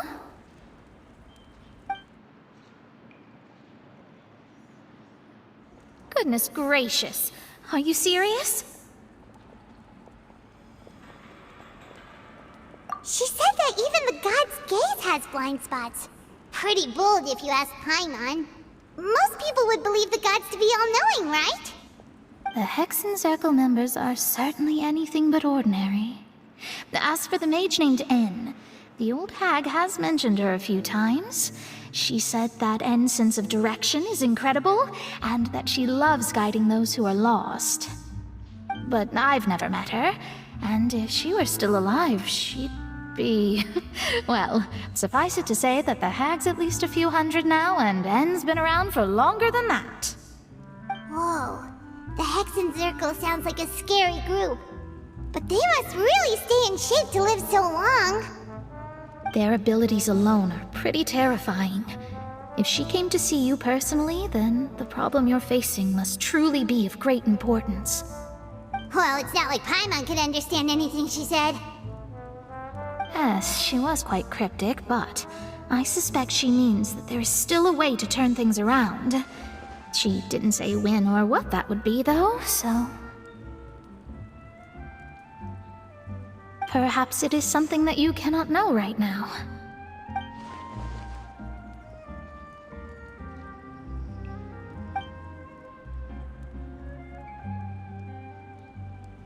Traveler, Paimon, are you two all right? Oh, we're fine. We're just a little down right now. It kind of feels like the end is coming, you know? I see. I feel that same sense of desperation, too. I guess you could consider me someone who has often witnessed fate. So far as I have seen, it cannot be swayed. But even so, I still hope for, and believe in, miracles. Astrology is eternal and rational, but fate may not be. It is cruel, but it can also be beautiful. Perhaps that's what En was trying to tell you. Not to lose heart, and to believe that what you are seeing playing out before you is not yet set in stone. I did originally think of steering clear of all this, but I couldn't. Even if this is all futile, I still wish to help everyone.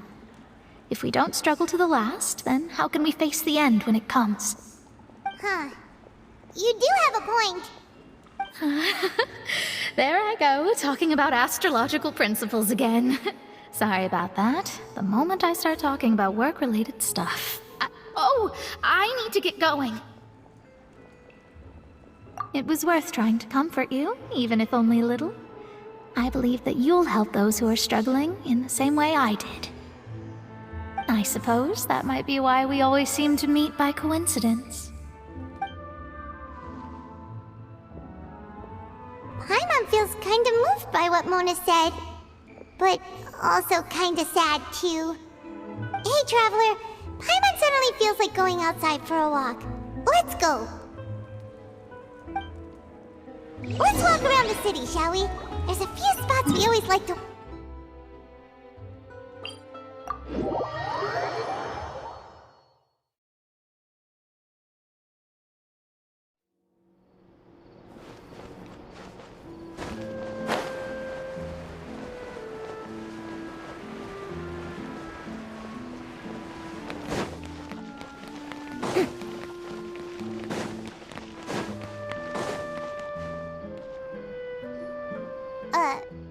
Huh? Our names are written in this newspaper. What's going on? Let Paimon see! The underwater stronghold, the Fortress of Meripede, has continued in its noble autonomy. but that does not mean that others cannot interact with it.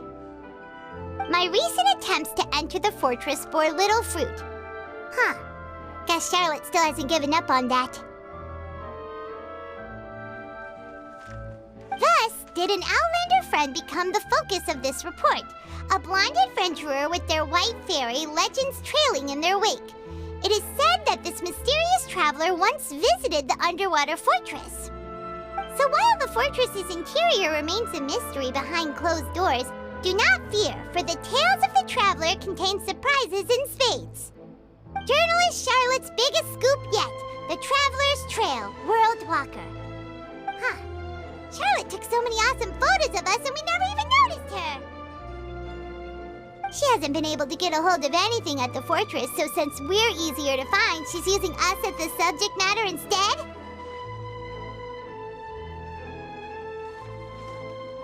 Ugh, seriously? Well, fine. Those headlines and photos do look cool, so Paimon will forgive her this time.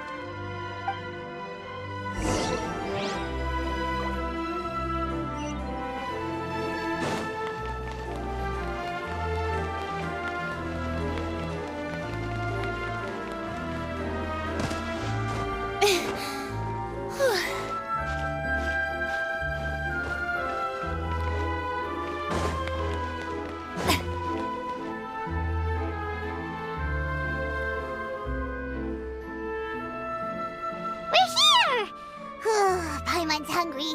Should we go in and get something to eat?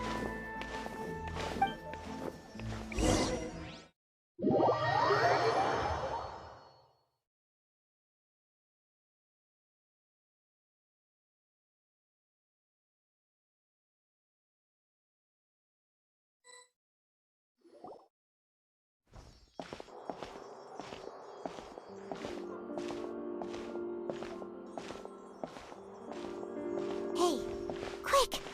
Look! That's the limited edition, only 16 slices a day cake! It was so delicious the last time we tried it! Despite the tense situation we were in, let's give it another go! I'm sure it'll be great! 1 slice of cake, please. Someone showed up after all! Oh, wait, you're the one from the Palais Mermonia. Oh, are you here to buy cake too? It seems Monsieur Neuvillette was right. You really can eat. Wait, did he really say something like that? That's right. Even he has his own preferences when it comes to food. As for me, I love the cake and coffee here. Do you come here often? Usually every day. Every day? It's part of my daily schedule, apart from work. I shall have my cake and coffee. Then what if someone told you one day that this place would be closing soon, and you wouldn't get to eat cake here anymore? What would you think? But why would it close? Well, Paimon doesn't know either, but maybe the waters will rise tomorrow. You know, like in the prophecy. Oh, the prophecy. To be honest, I haven't paid much attention to that. No, still, even if there'd be no more cake tomorrow, that wouldn't keep me from having some today. No, it's the same for eating in general. You might not be able to eat tomorrow, but if you can do so today, then you should carry on. That's what people call living, you know.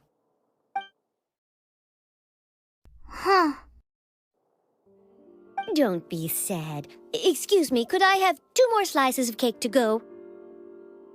These 2 slices are for you. Sijuin said that this kind of expression you're making is what humans call being sad. Oh, you know Sijuin? I sure do. She was born before me, and she sometimes comes to the surface to teach us things about humans. She said that humans are creatures that are saddened easily, yes, and you can only lift their spirits by feeding them delicious food. So please try the cakes here. I've got something else to do, so I'll be going now. You two try to stay in a good mood after eating, all right? Bye!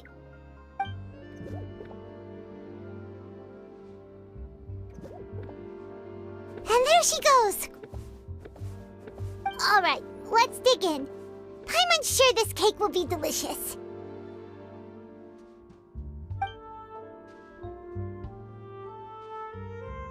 It's more delicious than last time! And the flavor gets even better with a sip of tea. It sure would be nice if we could come again tomorrow. Sure would be nice if we could always eat delicious food here.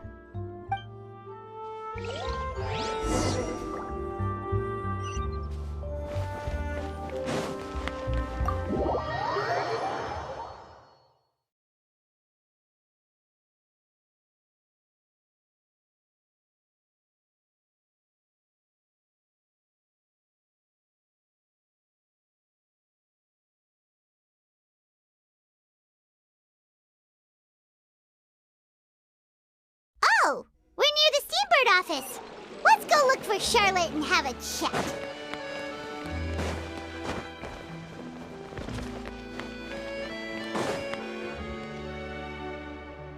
Wow! If it isn't the Traveler and Paimon! Oh, have you seen the article I wrote about you? Ha!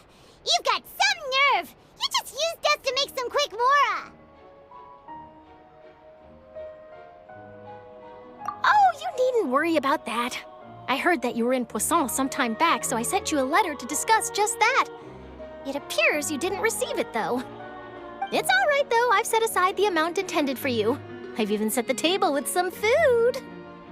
Really? Oh, you're the best! You're almost a little too easy to win over, Paimon.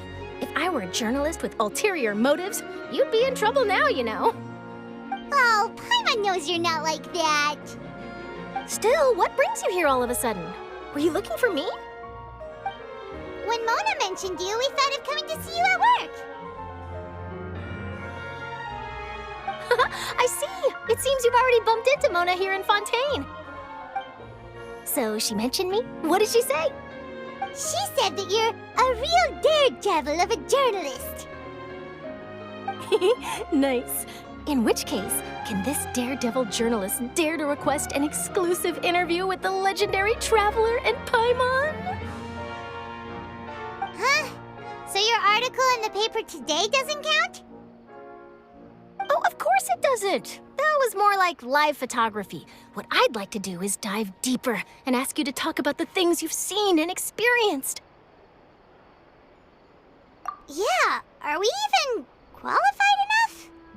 Why not? If I say you're worth an interview, then you're worth it. But not right now, of course. I'll need a few days to prepare. Oh, in that case, we'll just chat when you have the time then? Oh, so that's a yes? Ooh, splendid! I'll tell the editor-in-chief immediately. I'll have to apply for lighting, a venue, some props, and... Whew, so much to get done now. Talk to you later. Wait, Charlotte, Paimon's still got a question for you. And what's that? If, just for example, Fontaine were to be flooded tomorrow, what would you do today? Huh, that's the prophecy you're talking about, isn't it? I mean, I do hear about it often, but I've never once thought that the day could be tomorrow. If you're seriously asking, then I might try and think of a way to leave Fontaine. Oh, but I'm still a journalist first and foremost. That means I have a duty to be reporting from the scene. And secondly, I wouldn't forsake my homeland that easily. From what I've seen, most people don't know what they'd do should the worst come to pass. In truth, it might be better just to behave like normal rather than worry over such an end. So in all likelihood, I'd probably still be prepping at the office for that interview of ours. I know what you're thinking. That sounds a bit sad, but I've always believed that it's best to do what you enjoy. Just think about it. If this nation really were to be suddenly destroyed tomorrow, but I still successfully finish an exclusive interview with a truly unique person, then the story I would wind up writing would truly be timeless. And then do you know what I'd do? Well, I'd write that story, send it for printing, and use messenger pigeons to get copies out to the various nations as soon as possible. I'm not a dreamer, nor am I a workaholic, but I do love my job, and I'd be proud of leaving such an article behind. I guess you could say that I was born to be a journalist. But anyway, that's my answer. And on that note, I'll get back to my preparations.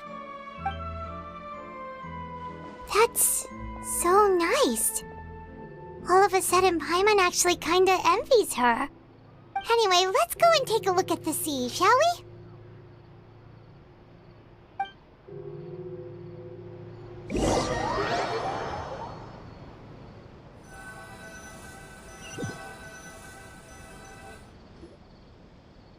The sea breeze and scenery can be a pretty soothing combo, huh?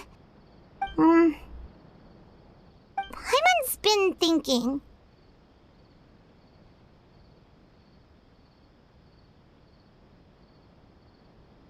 If it wasn't Fontaine, but all of Tevat that would be destroyed tomorrow, where would we go and what would we do? No, Paimon should ask, if you could choose, what would you like to do?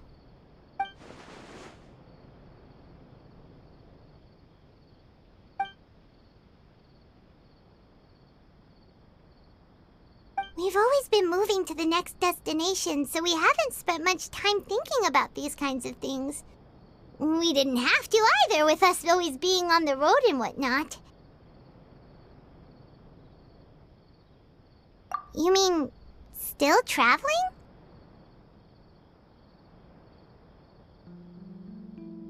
Huh. Wait, isn't that what we've always been doing?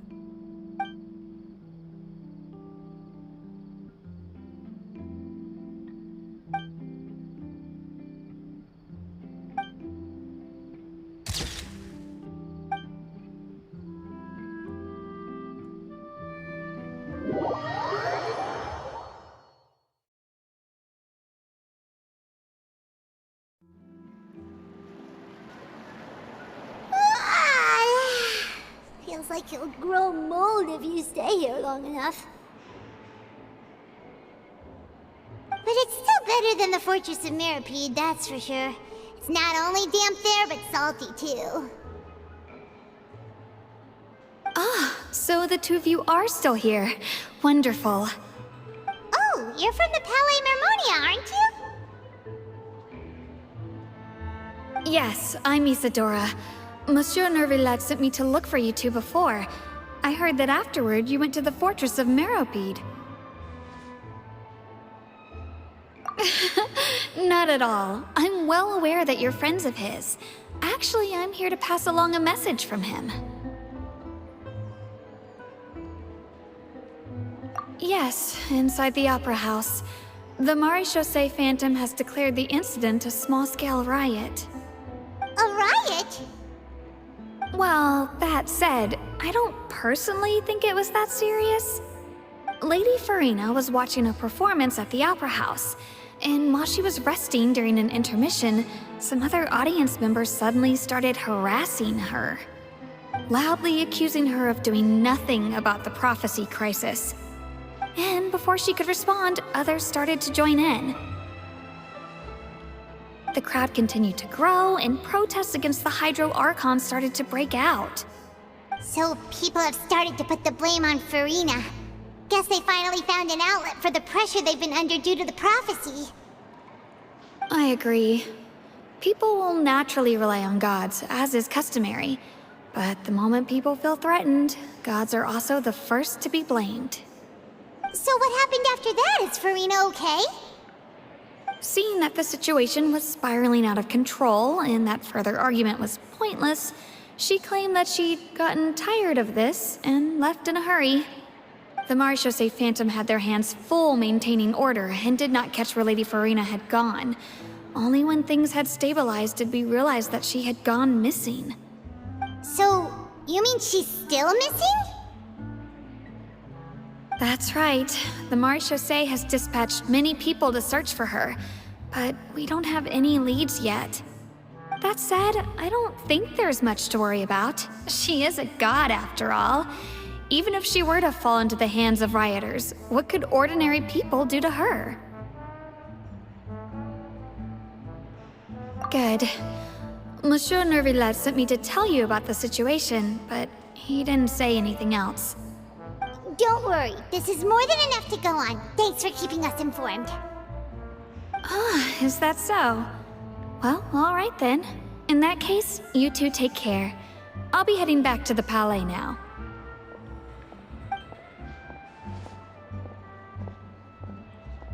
Well, sounds like we should hurry over to Poisson then. If we know Furina, she won't try to fix things in this situation. Instead, she'll look for a place to wait out the heat. And, as we also know, she may be loud and dramatic, but she doesn't have a heart of stone. When Nervalet was talking to her in the Palais Mermonia, and she heard about Poisson, she couldn't hide her sadness and remorse. It would be hard for her to ignore being accused by the public today. Paimon thinks Furina's probably taken the opportunity to slip away to Poisson and try to relieve the sense of guilt that she's feeling. Huh! Well, what do you think? Paimon knows the answer, of course, but Paimon can do the analysis to back it up, too. Cool, huh? In that case, there's not a moment to lose. Poisson, here we come!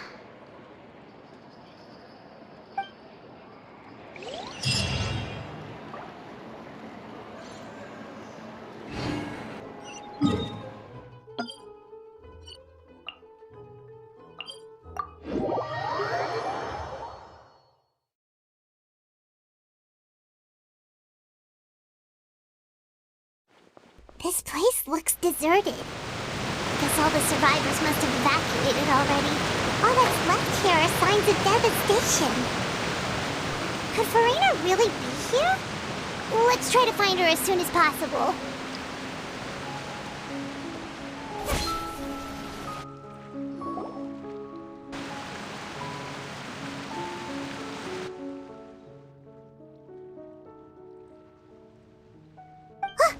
That's Furina, right over there. She really is here all on her own.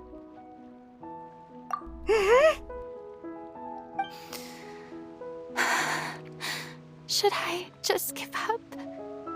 This is all meaningless. What was meant to happen did happen after all. Everyone's dead. I'm sorry. I'm so sorry. Give up, Furina. There's no point in holding out. I'm sorry. But what can I even do other than to repeat meaningless apologies over and over?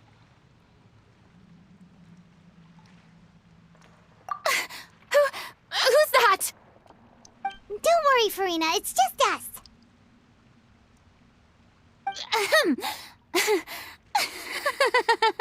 So it is you, blonde traveler from another land. Why, I almost thought you were someone from that mob of my ignorant subjects. Come to kneel and beg for my forgiveness. Furina, you were crying just now, weren't you? The tear stains on your face are obvious.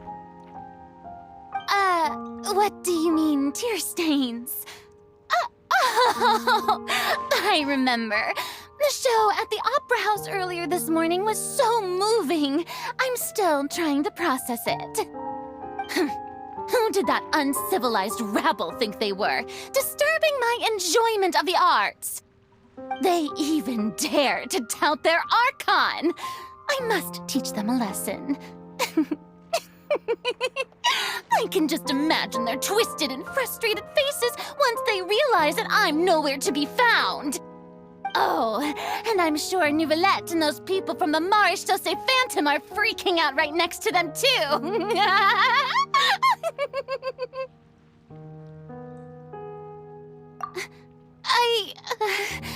Of course not.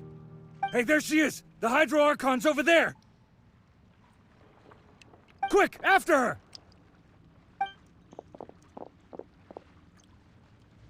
Furina, those people seem to be after you. They are? They're just some rabid fans who want to cut the line because they haven't been able to meet me in person, aren't they? That's against the rules. I can't let them get their way. Furina just ran off! Quick, we have to catch up with her!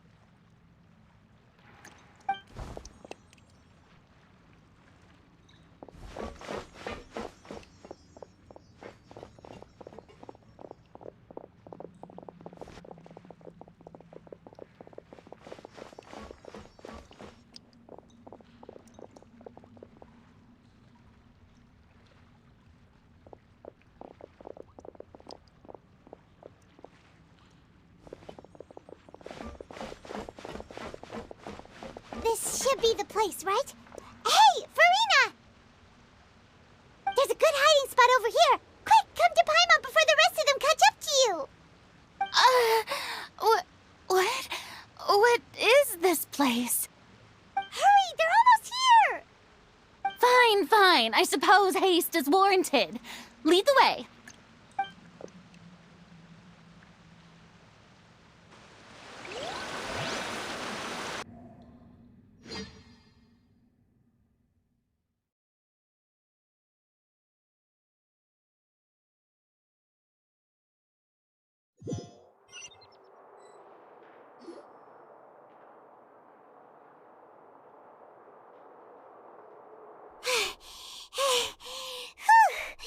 Paimon's exhausted.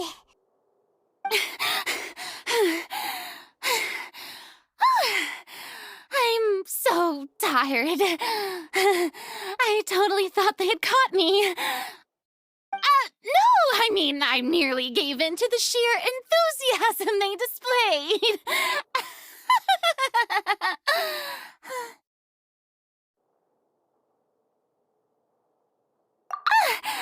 You're right. Yep, that's a good girl.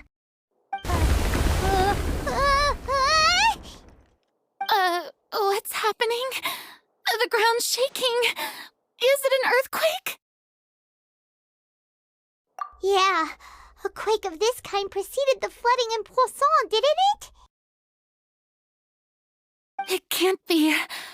It's happening again.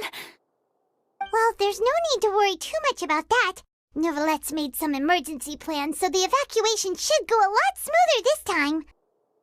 Yeah, I hope you're right. But the people of Poisson, they've already...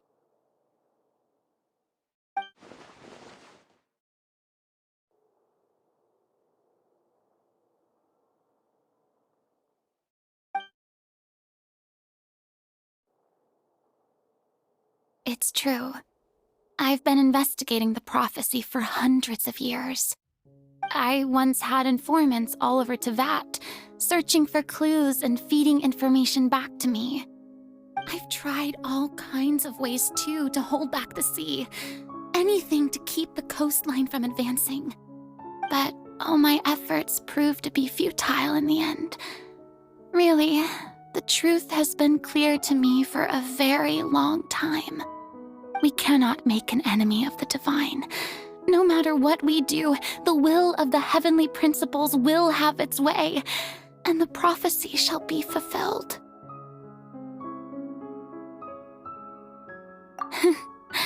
Give up. I do love the sound of that phrase. It would mean finally coming to terms with fate, but also for me to finally be free. Indeed, I've thought about giving up so many times, especially after we almost lost Poisson. Fate is really unreasonable, isn't it? It has no heart and obeys no rules. The prophecy has only just started to come true, and so many people have already lost their lives. But just now, it all became clear to me.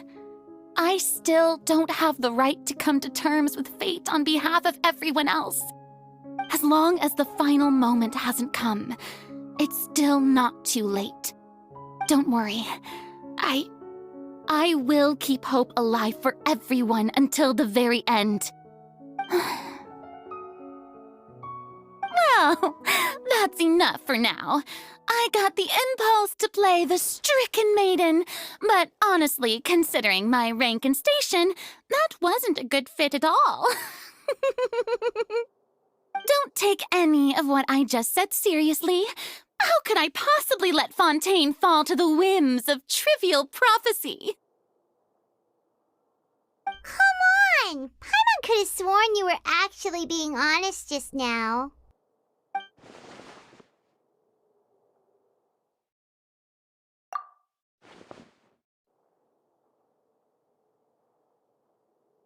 Share my burden. That's impossible. It was fated right from the start that this would be my duty alone.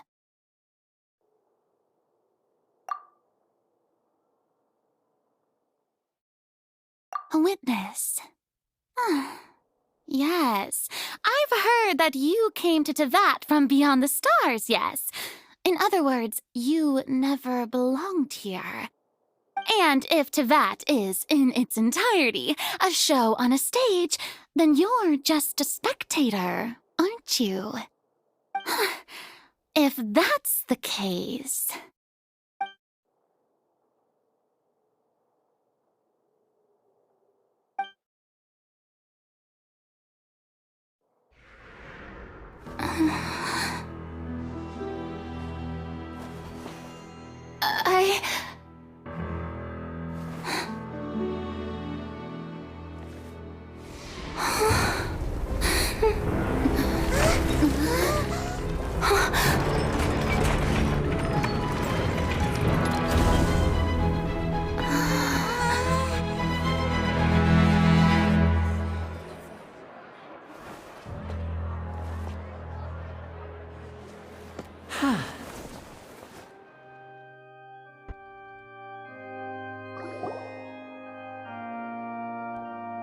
Ladies and gentlemen, this concludes my opening performance.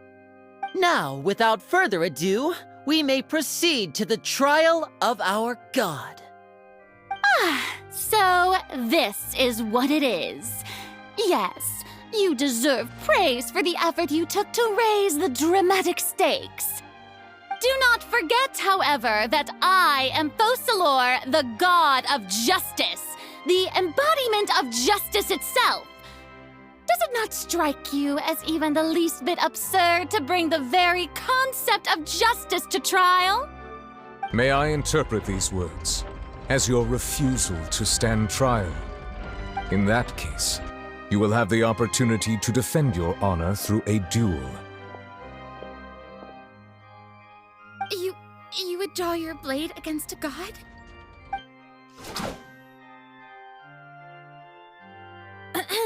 I see. It seems like you have made up your mind.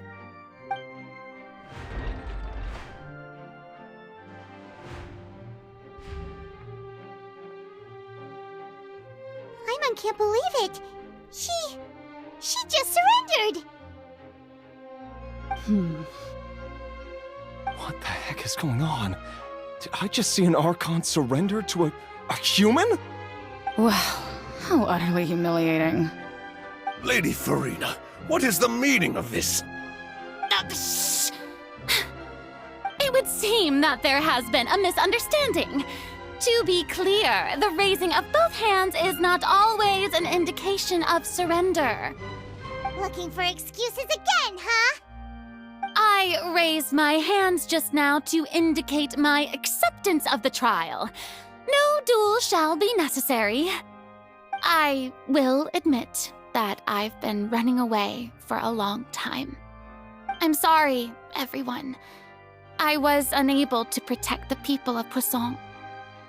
It is my duty to stand trial for my crimes.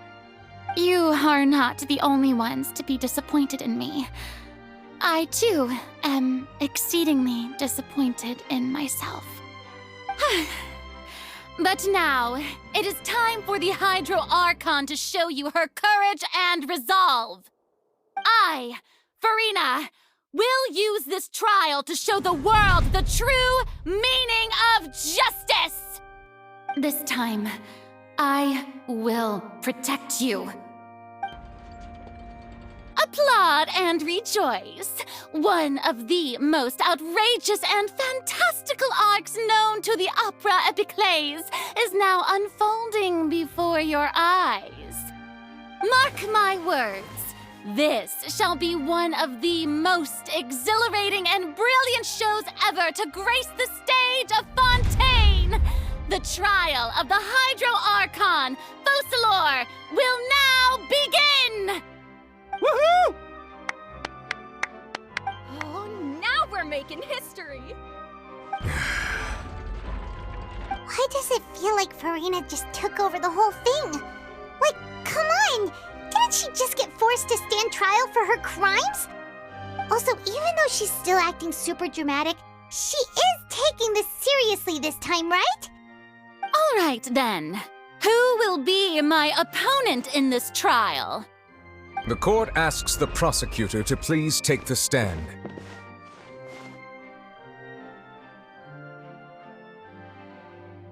Is that so? Very well. Then please speak, witness of Tivat, my accuser and fated opponent.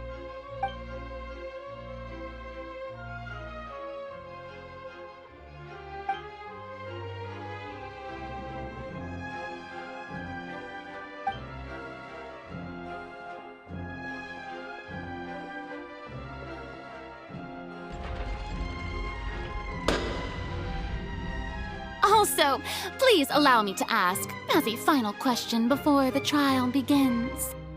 Just how much work did you do to force me onto this stage? Well, we did do a lot of prep after the meeting that day.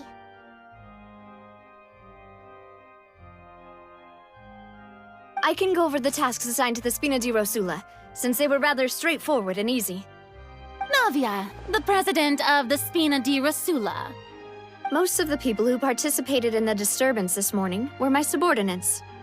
They changed into plain clothes and came to the Opera House as regular audience members, waiting for the perfect opportunity to incite insurrection against you. The people's resentment against their Archon has been building as more and more of the prophecy is fulfilled. A spark was all we needed to turn smoldering anger into a flame. Moreover, according to our understanding and analysis of you, when something like that occurred, you would likely flee the scene and head to Poisson by yourself. So, we arranged for a second group to lie in wait there. So, you mean, the ones who scoured the settlement for me were also from the Spina? And their goal was to force you to step into the giant magic box so you may personally participate in the greatest magic performance in all of Fontainian history. That's right. That house was a magic box, rather than someone's residence. As the super ultimate version of the setup that I used when I first performed at the Opera Epiclese, the volume of the box was increased by a whole order of magnitude, and the distance it traversed was the entire gap between Poisson and Aranias.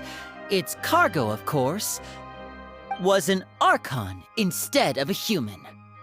My thanks, Furina. Without your help, we could never have pulled off such an extraordinary performance. You're welcome? Of course, this performance was only made possible with Father's support. The House of the Hearth spent a massive amount of labor in Mora to pull this off. We had to select a location, construct the giant magic box, dig a tunnel, and open up a path through the water. It was a lot of work for all of us. So, in other words, the earthquake that we felt within the giant magic box was just a normal tremor from the transportation of the whole house? That's right. It wasn't a sign of another disaster to come. Then, I can guess Nervilette and Cloran's parts. You gathered a crowd, prepared a stage, and made sure that the champion duelist would be immediately ready for a fight. Also that as soon as I appeared on the stage, the trial may commence without a hitch. Am I right? Yes, that is correct. Well, Clorand, I must commend you for your courage. only the most outstanding champion duelist in all of Fontaine would accept a duel with an Archon without flinching. Thank you. As for you, traveler, I suppose your role was to keep me distracted with conversation once you found me in Poisson. You'd make sure that I didn't notice anything amiss before revealing yourself as my prosecutor once we'd arrived onto the stage. Oh?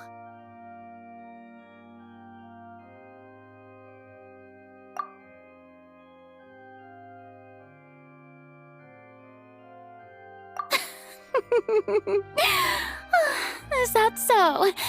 Then I suppose I must have missed my final chance. It's fine. It matters not. What's done is done.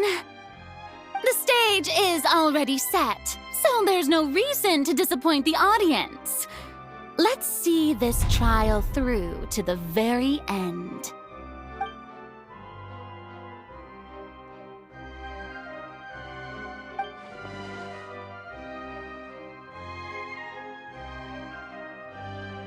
Madam Prosecutor, please allow me to pass this along. This is a document that Miss Charlotte applied for and received permission to share with you during the trial. According to her, it should speed up the proceedings. Huh? Charlotte wanted to give us something? Oh, so she's here too! Hey, Charlotte! Oh, let Paimon see.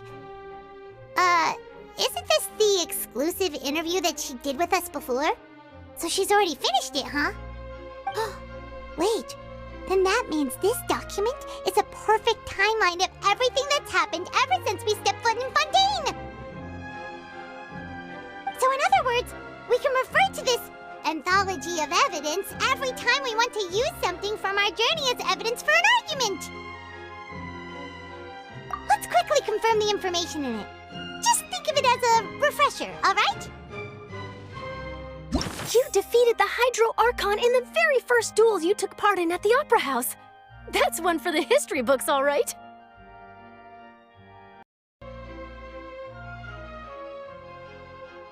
I didn't think that you'd wind up getting to the bottom of the case I'd been following all this time.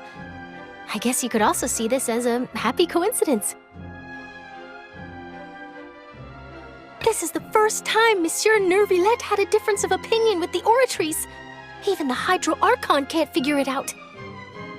A Fatui Harbinger. She's an extraordinary person. Her instinct must mean something. The fortress of Meripede was almost destroyed in a single day. That I didn't witness that scene personally will always be a source of professional regret, I think.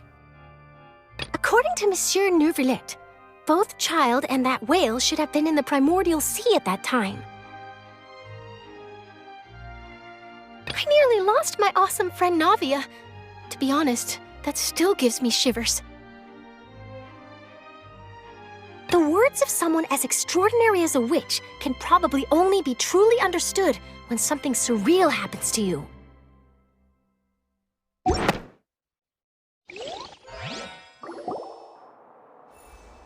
The prosecution and the defense are both in position. The trial shall now begin. Oh, come on, Nervillette. There's no need to repeat all the unimportant legalese. Just fast forward to the part where the prosecution lays out my offenses. As the defendant and the lead actress of this performance, I still haven't even been informed of my supposed guilt in all of this. Of course, it is only natural for humans to struggle to understand the actions of a god. However, you will need more than that to convict me of a crime. That's true, but my charge here is unrelated to your conduct as an Archon. Instead, I would like to charge you as a fraud who's never been the Archon in the first place. Wait, what was that? Lady Furina's a fraud? Hey, I came here thinking that we were going to try the Hydro Archon for forsaking her duty, but did I hear that right? She's not our Archon at all? Charge accepted. Lady Furina, Do you plead guilty to the charge?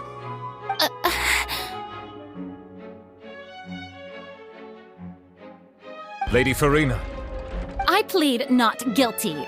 How can I be guilty? There is no way that I, Focalor, otherwise known as Furina de Fontaine, a member of the Seven and the Regina of all waters, kindreds, peoples, and laws of Fontaine, could be anything other than your true Archon. Yeah. Even though Lady Furina can be rather eccentric, isn't it going too far to doubt her very identity? Yeah, I've never questioned her identity either. Sure, Lady Furina can be super irresponsible, but what grounds does that prosecutor have to make such a huge claim? I have cause to believe that common sense will prevail in this case. Many of the members of the audience have known me as the Hydro Archon ever since they were born. There would be no fooling their memory. See? Even the Oratrice has decided to show me its favor. Are you sure you want to commit to a charge that will never be upheld? If you wish to drop the case, I can promise you as the God of Justice that you will not have to face trial for making a false accusation. We will treat everything that's happened as a dramatic spectacle and move on with our lives. What do you say to that? Huh. An argument with near impossible odds, huh? We have to not only refute Furina's claims, but also overturn the long-held beliefs of the people. Well, I tried to give you the chance to surrender. If you must persist, then let me ask. If you believe I'm not the Archon, then what manner of being do you think I am? And if I was not the Archon, then how did I manage to live for over 500 years?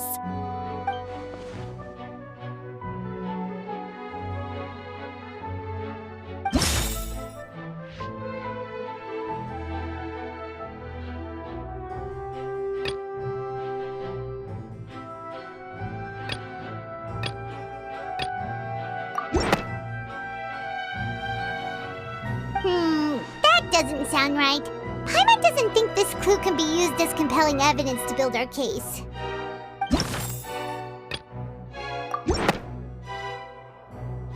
First of all, you may be a member of another long-lived race, which would allow you to naturally possess an extended lifespan.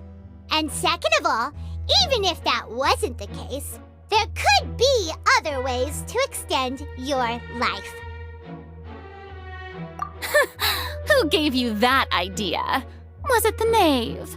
You'd sink so low as to use a harbinger's words against me. A curse?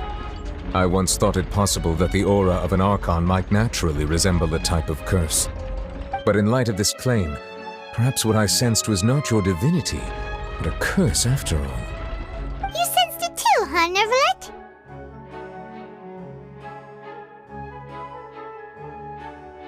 Lady Furina is actually a human? Well, it is true that it's extremely difficult to tell humans and gods apart just by looking at them. It's not impossible.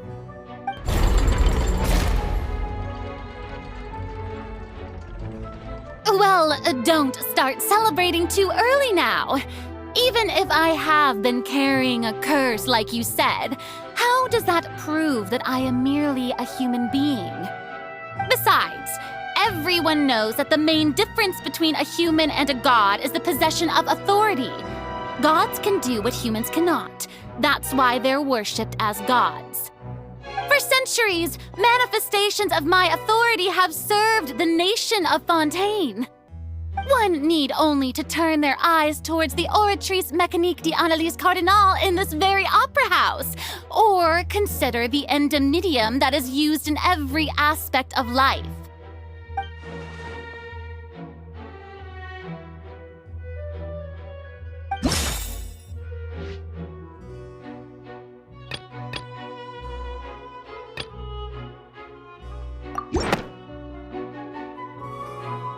You tried allowed to reference the Oratrice. But weren't you as confused as all the rest of us when the Oratrice declared Child to be guilty without any proof? Otherwise, you should have come up with a good explanation for that by now. Didn't I make myself clear at the time? The decisions of the gods are naturally difficult for humans to comprehend. There is no need to provide an explanation. Lady Furina, I believe a reminder of your current circumstances is in order. While the court is in session, the principles of justice and the law must come before all else. While you are an Archon, you are also first and foremost the defendant in this trial. You will prove yourself unable to defend against the prosecution's charges if you continue to withhold vital information against the rules of the court. I never thought you'd use that kind of rhetoric against me. That was no trick of rhetoric, Lady Furina. I've merely reiterated the rules of the court. Rules that all should respect and follow. So, you neither knew why Child was declared guilty, nor did you understand the structure and operations of the Oratrice. Instead of having been created by you, the manifestations of authority you mentioned have been made by the real Hydro Archon, haven't they? The real Hydro Archon? Well, now you're really losing me. It is true that I did not know why the Oratrice gave out a guilty verdict that day. But the Oratrice handed out that verdict unilaterally, and it has been operating independently ever since it was first created. You can't argue that just because a divine creation is flawed, that the god behind it must also be no god at all. She's still throwing out all kinds of excuses. Seems like she's confident that we won't be able to produce proof that she has no power over the Oratrice. My power as an Archon. There are many ordinary citizens in the audience. How can I just carelessly demonstrate the formidable power of an Archon? If that poses a concern, I'm prepared to extend my protection to the audience. You don't need to go that far.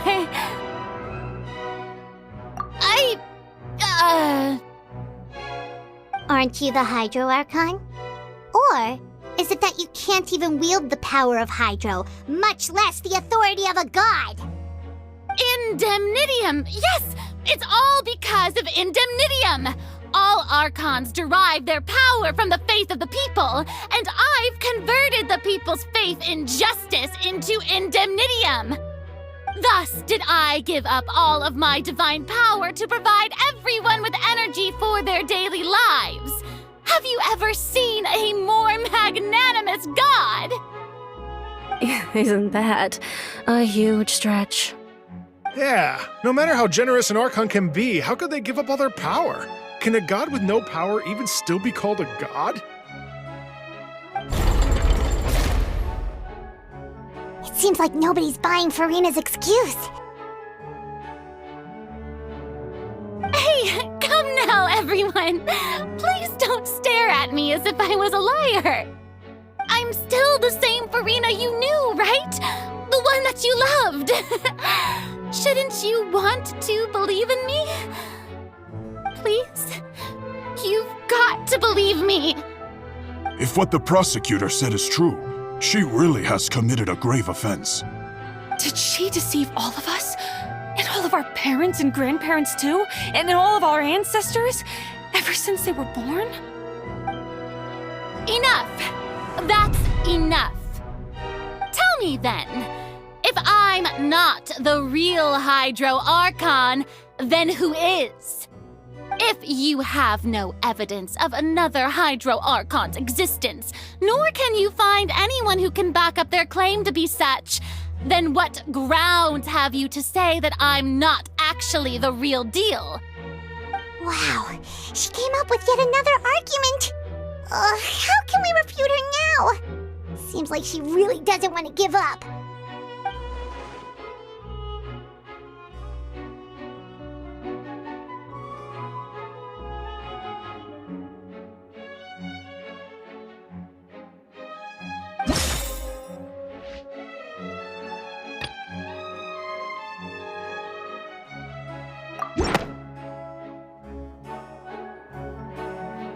It has been established that all Fontanians can dissolve in water from the primordial sea. And that means... Since you insist on claiming to be a god and not a human, then there's a method that you can use right here and now to eliminate all suspicions of you being the latter. Miss Navia, please apply to serve as a temporary attorney for the prosecution before addressing the court. Though you act in partnership with the prosecutor, you must still adhere to proper procedure. Super sorry, Monsieur Chief Justice. I swear this really will be the last time that I'll speak out of turn. Now, I've brought some seawater from Poisson. As everyone knows, a massive flood struck the area not long ago, taking many lives, including those of some of my closest friends. So, Miss Furina, would you dare to touch some of the seawater?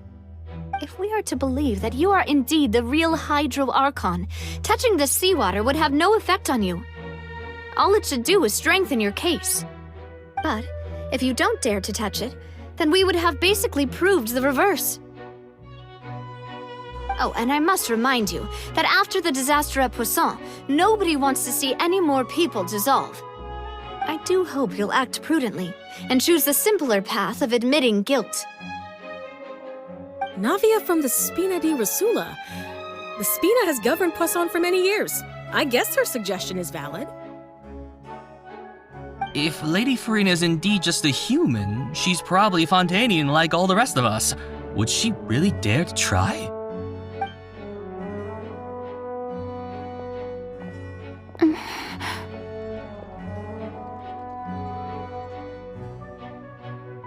Lady Furina, this test has been unilaterally proposed by the prosecution. As it falls outside the realm of standard court proceedings, you possess the right to decline participation. Well, of course he had to tell her that. But refusing to participate is basically the same as a confession of guilt. She's just staring at the water without saying a single word. It really does seem like she's quite terrified of it. That could only mean... What's going on? Is she really planning to... that's not what we thought she would... Due to the inherent risk of the test, Lady Furina, you may... Hey!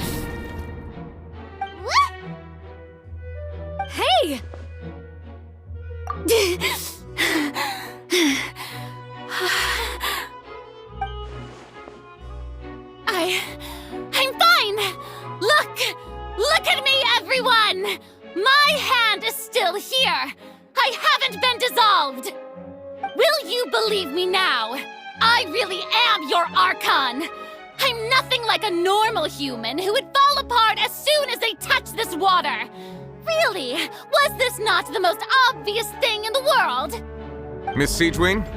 If you are present, Miss Siegewing, please come forward and attend to the defendant. Siegewing? Don't be nervous. It'll just take a few seconds. Let me see. That should be enough. Please announce the results of your evaluation to the court, Miss Siegewing. As everyone doubtlessly saw, Miss Furina was displaying symptoms of hyperventilation and flushed skin. These indicate that she was experiencing the adverse effects of exposure to primordial seawater. The extent to which she was affected is the same as other humans when exposed to primordial seawater of a similar concentration. Thank you, Miss Siegewing. Lady Furina, you may return to the defendant's stand. Oh wait, what did she just say? I didn't get dissolved! Shouldn't that be enough to prove my innocence? Well, considering your tendency to run from your problems, we did originally prepare a direct sample of the seawater around Poisson. However, after extensive discussion, we exchanged it for a sample that is not concentrated enough to dissolve an actual human. After all, on the off chance that something entirely unexpected might occur, we don't want anyone else to lose their life to the sea. Yeah, so out of regard safeguard for Furina's life. You secured a low-concentration sample and asked the head nurse to serve as an expert witness. It's a great thing that the direct sample wasn't actually used. Furina could have... I can't believe... you...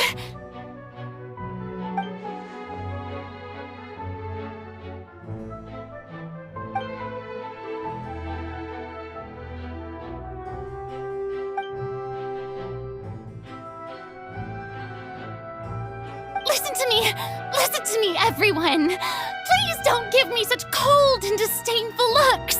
What happened just now didn't prove a single thing! Think about it! How can you conclusively prove that an Archon can't also be affected by the primordial seawater? Also, if I was really just a human, why would I dare to just put my hand in that kind of water?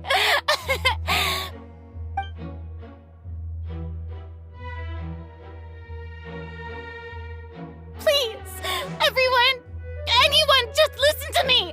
I swear, I really am your Archon!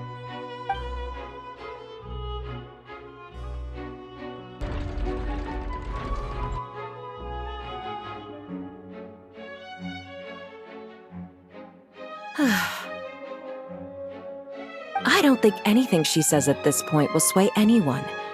The odds are just too stacked against her now. With all the things that have been said, Paimon doesn't think there's any way left for Furina to win. I believe the time for arguments and presentation of evidence has come to an end. If there are no objections, we will move on to the final judgment.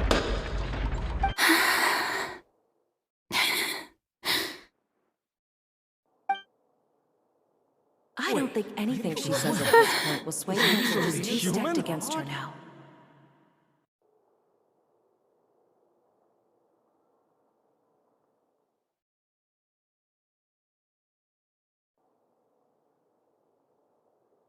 In my capacity as Chief Justice, I shall now render judgment on Furina's misrepresentation of herself as the Archon of Fontaine. As a human who knowingly deceived her fellow citizens, Furina is... guilty.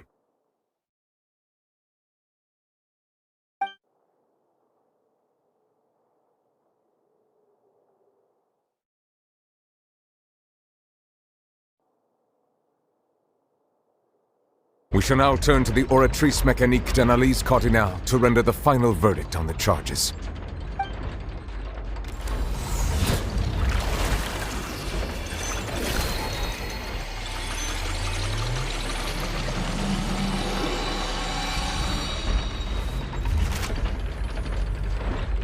According to the judgment of the Oratrice Mécanique d'Analyse Cardinale, Furina is... Well, what's wrong? What's the Oratrice's verdict? No, the Oratrice also displays a guilty verdict. Isn't that correct, then? However, the exact wording of the verdict is thus.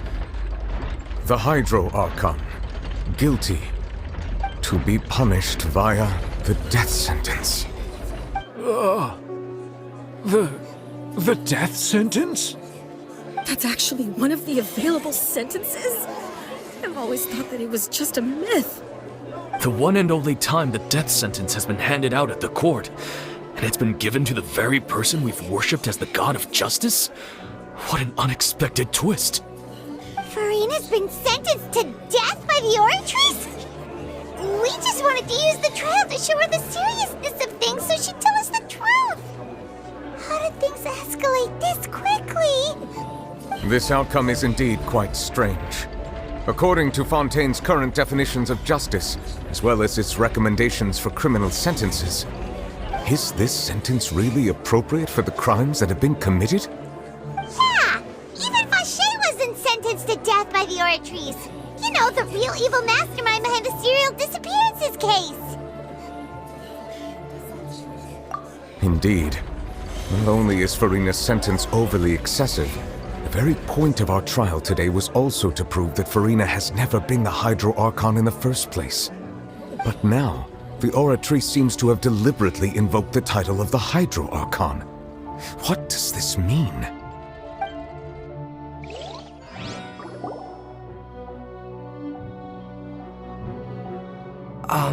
Excuse me, if I may interrupt. Is the trial still going? Fremine! You finally made it. I assume this means you've completed your mission? Mm-hmm. Any mission Father assigns to me will always be top priority.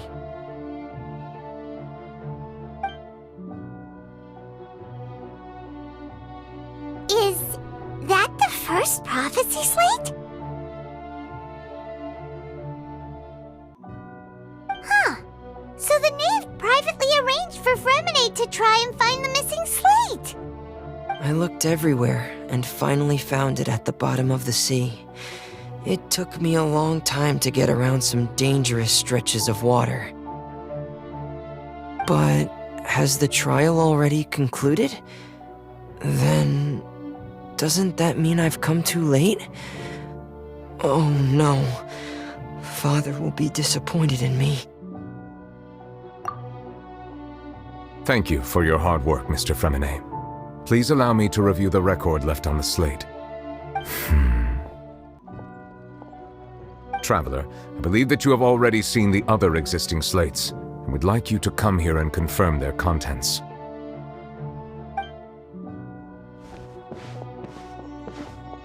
Huh? So what do you see? What is it?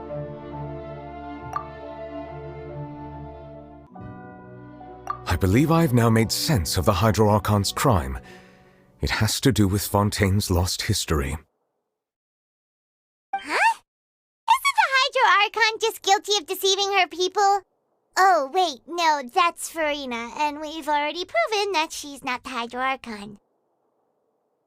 So when you say Hydro Archon, do you mean the real Hydro Archon we've been kinda talking about? In truth, everything that you've encountered in Fontaine up until this point can be traced back to the contents of these stone slates.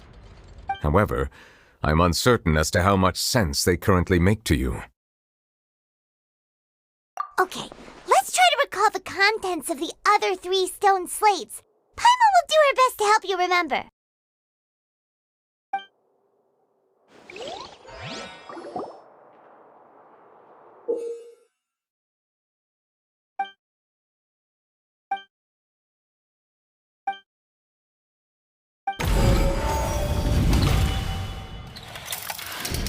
The first stone slate describes what you just said.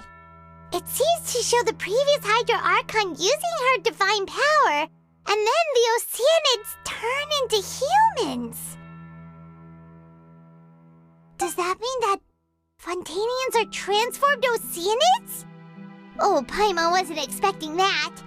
But if Oceanids can turn into humans, then perhaps this process can be reversed as well.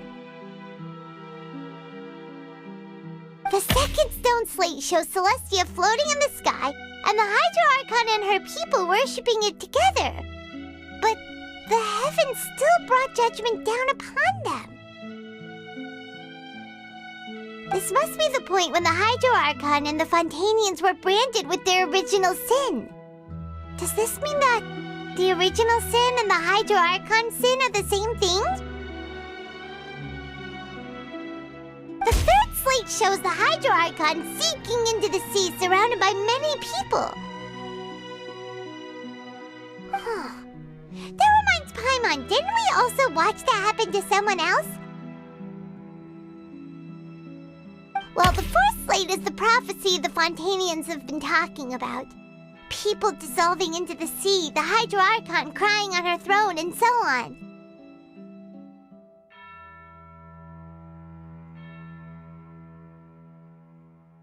We didn't believe that such a crazy disaster could happen at first, did we? But after that incident, it was just a question of when and not if.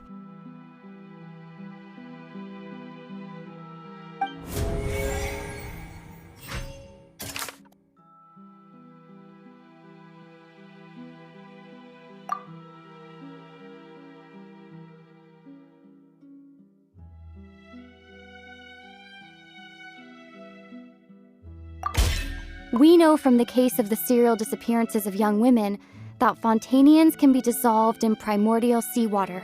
And the first stone slate tells us that long ago, the Hydro Archon used her power to turn Oceanids into humans. This might be the reason that Fontainians can dissolve.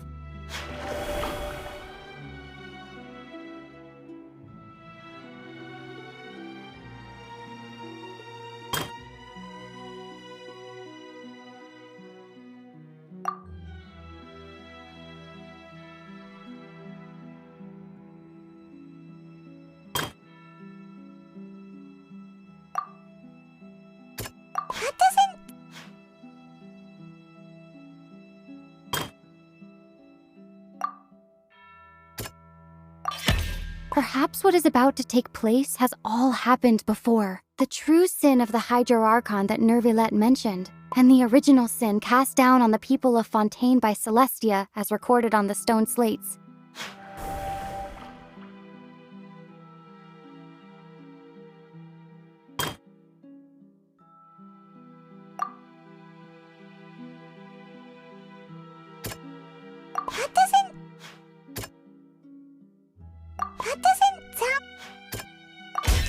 It's not as simple as falling into the sea. When Navia fell into the sea, her consciousness was subjected to judgment. The stone slates show the people gathered around the Hydro Archon in the sea. Could that be alluding?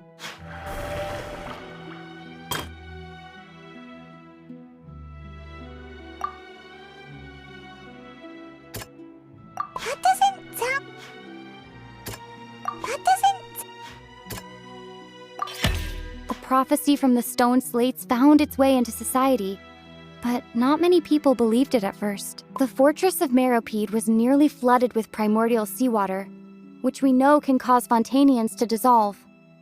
If we hadn't dealt with it in time, things could have gone very badly.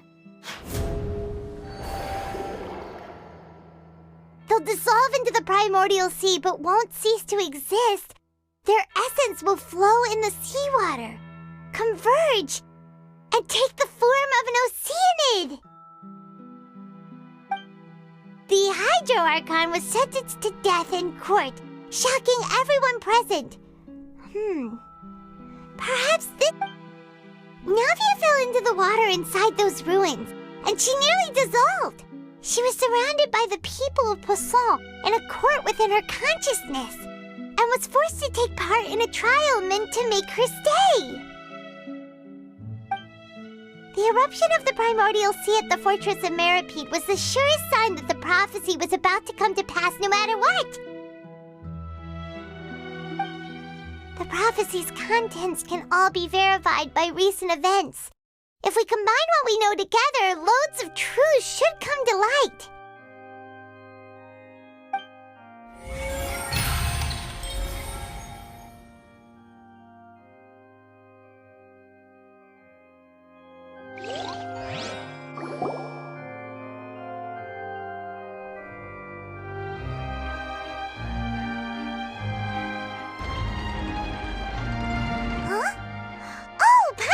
It now, so that's how you can make sense of it.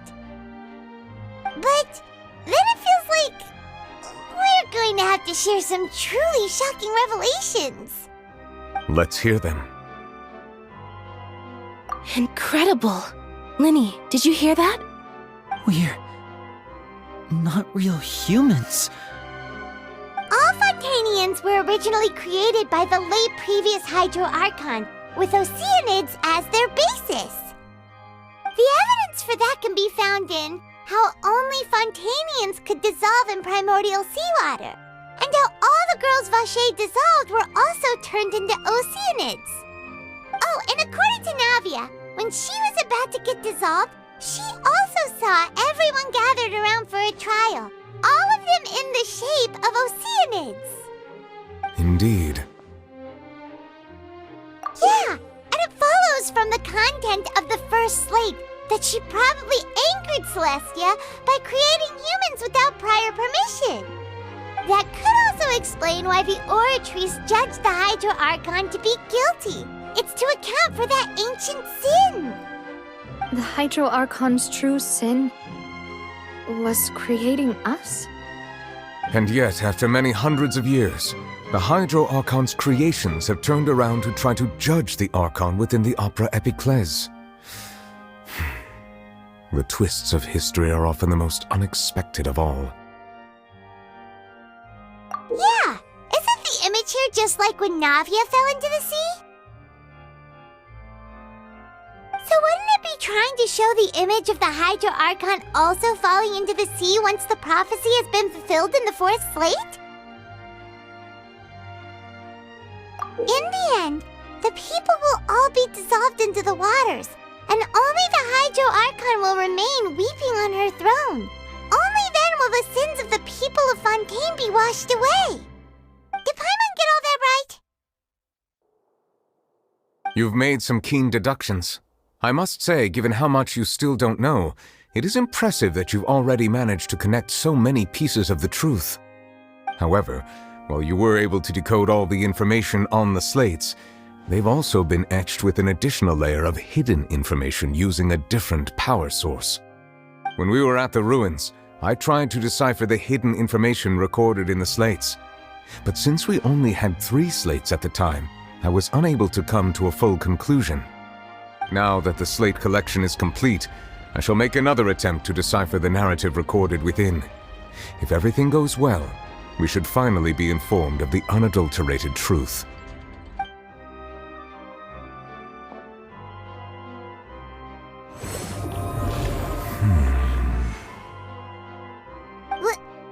Well? Did you get it? I believe I should share this truth not only with you, but with all the people of Fontaine as well. I will try to briefly summarize it for you.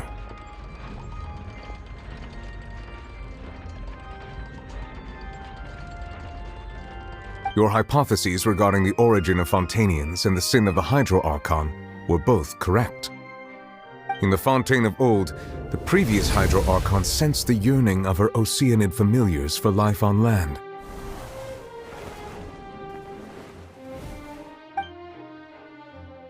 The Oceanids were enamored with the beauty and romanticism of human beings, and wishing to have those experiences for themselves, expressed to the Hydro Archon their desire to become of a similar kind. However, even though water as an element is intricately linked with the power of life, the Hydro Archon, as one of the 7, did not possess the authority to create a new form of human life. Not one to give in, she eventually found a way to create permanent humanoid bodies for her familiars by appropriating the power of this planet's primordial sea. She poured primordial seawater into the Oceanid's blood vessels, creating humanoid mimics in the process. But if Fontainians were to ever come into direct contact with water from the primordial sea, the power within their bodies would escape these artificial restraints and return to the sea. As a result, their forms would collapse, and they would be reverted to their original forms as Oceanids. Of course, the Hydro Archon never received permission from the heavenly principles to create a new human race. And thus, the Hydro Archon and all of her creations came to shoulder the original sin of appropriating the power of the primordial sea. That is the true history of how the people of Fontaine first came into being. So we were all Oceanids before we turned into human beings? That's way too much information for me. I think I'm just going to pretend that I never heard a single thing. Wait, but if that's the truth, we can't let the Hydro Archon be sentenced to death. After all, her only sin was creating us.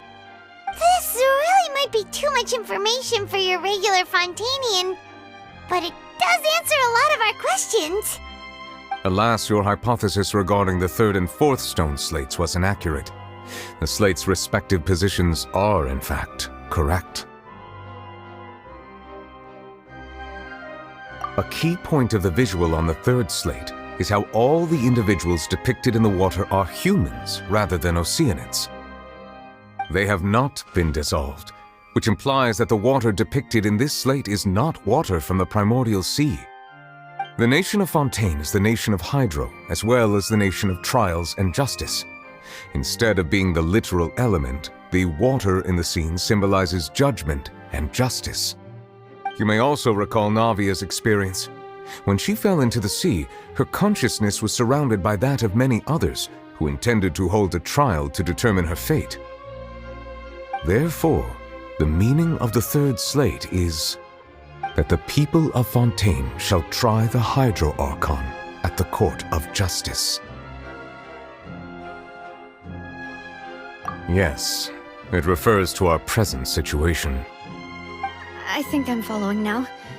So, what you're saying is, even though we decided to put on this trial to avoid fulfilling the prophecy, in truth, everything we've done has happened exactly as the prophecy foretold.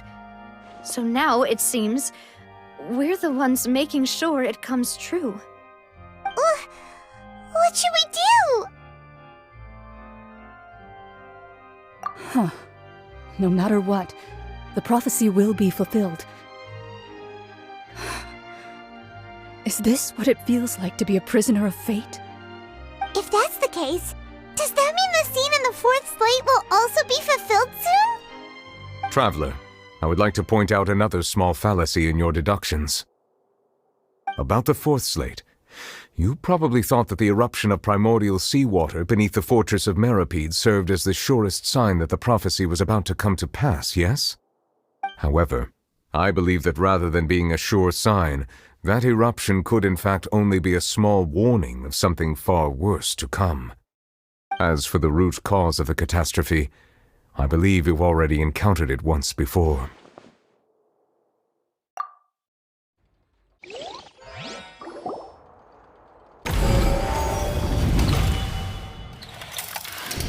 This eruption was just a small warning of the things to come. We must find the root cause of the disaster.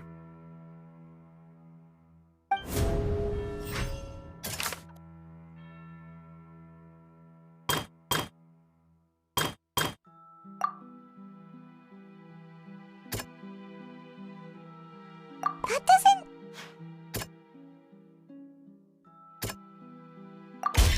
It was both dream and reality.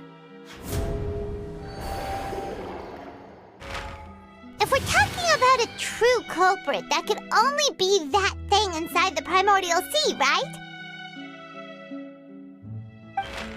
The truth, the original sin, the trial, and the root cause of the disaster.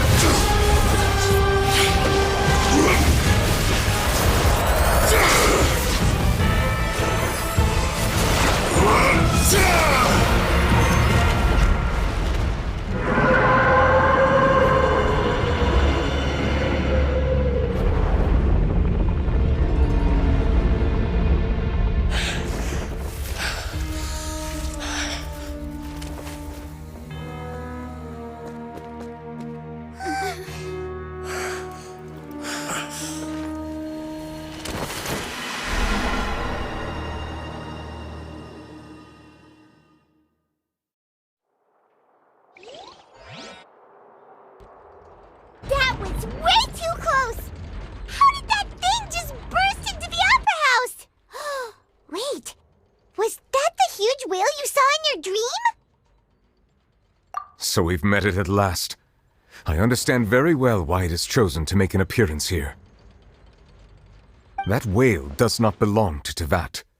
It is a monster that has traversed the stars, weeping all the while. It has been greedily consuming the energy from the planet's primordial sea, using it to grow.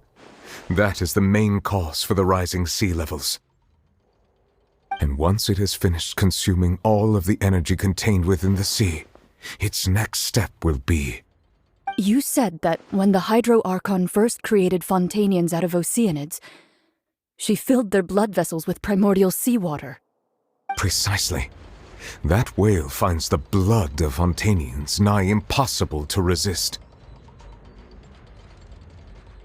Therefore, when it left the primordial sea, it decided to make its next stop a packed opera house full of food. Food in the form of Fontanians. We just barely managed to push it back, right? In that case, won't it come back to target the people again once it's managed to recover its strength? That is correct. Indeed, it is more accurate to say that we should thank that Harbinger for buying us some time. Without him, the whale would have likely come onto land far sooner. From the way he looked, he must have been fighting the creature for quite a long time. That battle maniac. We've always known that he had a special connection with that whale, but we definitely didn't expect it to help us out like this.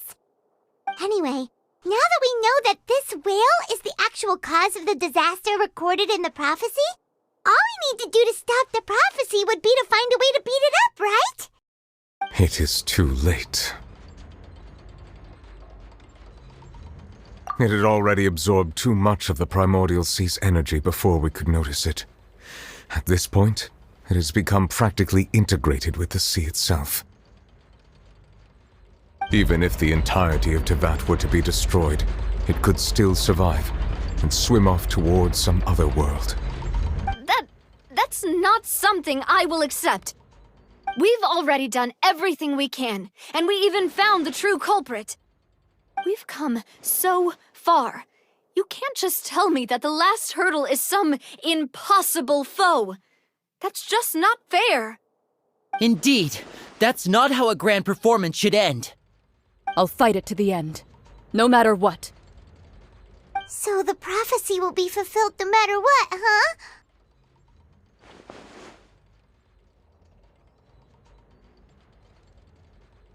The prophecy. Yes, what has been prophesied will be fulfilled. You may view such things as the history of the future.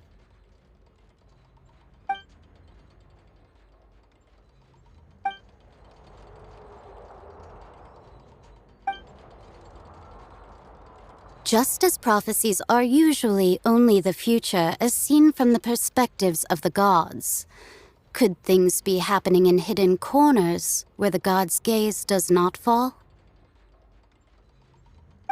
Ultimately, fate shall serve as your only guide, no matter what will happen in Tevat's future.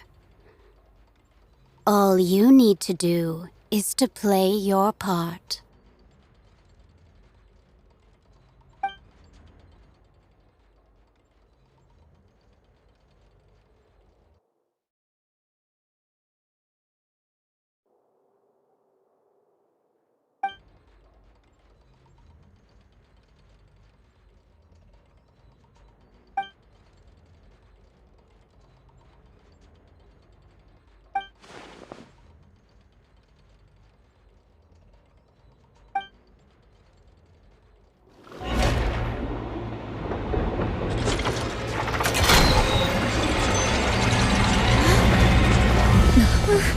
What's happening with the oratories?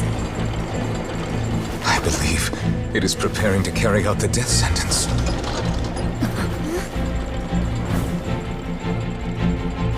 Furina!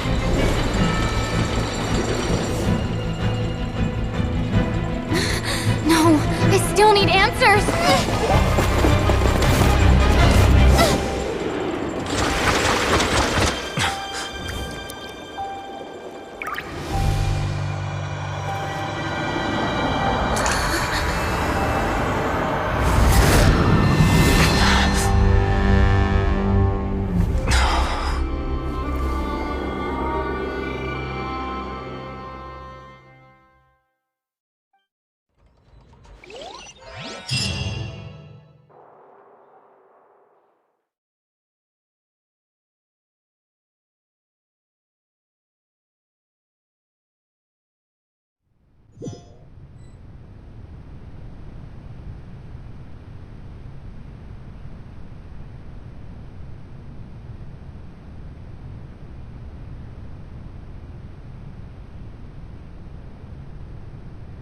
You...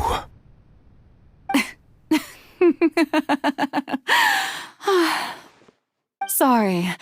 That shocked expression on your face is just too amusing. I couldn't help myself. You are not Furina. Who are you? The sweet sound of bewilderment. Marvelous.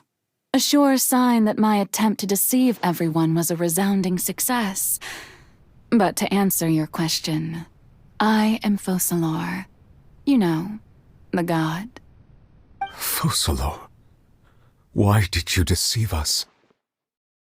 Oh, that wasn't my goal, of course. Goodness, no. But I had to fool everyone else too, if I was to stand any chance of deceiving the heavenly principles. Deceiving the heavenly principles? It's all because of that pernicious prophecy. Dreadful, wasn't it? Everyone doomed to dissolve. Fontaine condemned to be flooded. One was not amused. In fact, one was positively bemused when that problem was thrust upon me by my dearest predecessor. That's the former Hydro Archon Egeria for the uninitiated. It hardly gets more disastrous than a preordained national catastrophe, now does it? She knew full well that the prophecy would surely come to pass. And as one of the seven, she also knew full well that one defies the heavenly principles at one's peril. So yes, as you have no doubt surmised, it was a rather impossible situation that I found myself in. I spent a terribly long time mulling it over, alone on the ocean floor. And I was almost growing barnacles by the time I finally realized there was only one possible solution to this confounding conundrum. I had to outwit the heavenly principles, allow the prophecy to be fulfilled, ostensibly at least, while saving everyone at the same time. I'm a genius, I know. I can only assume that's why Egeria chose me as her successor. Although, looking back now, it was hardly the inheritance one dreams of.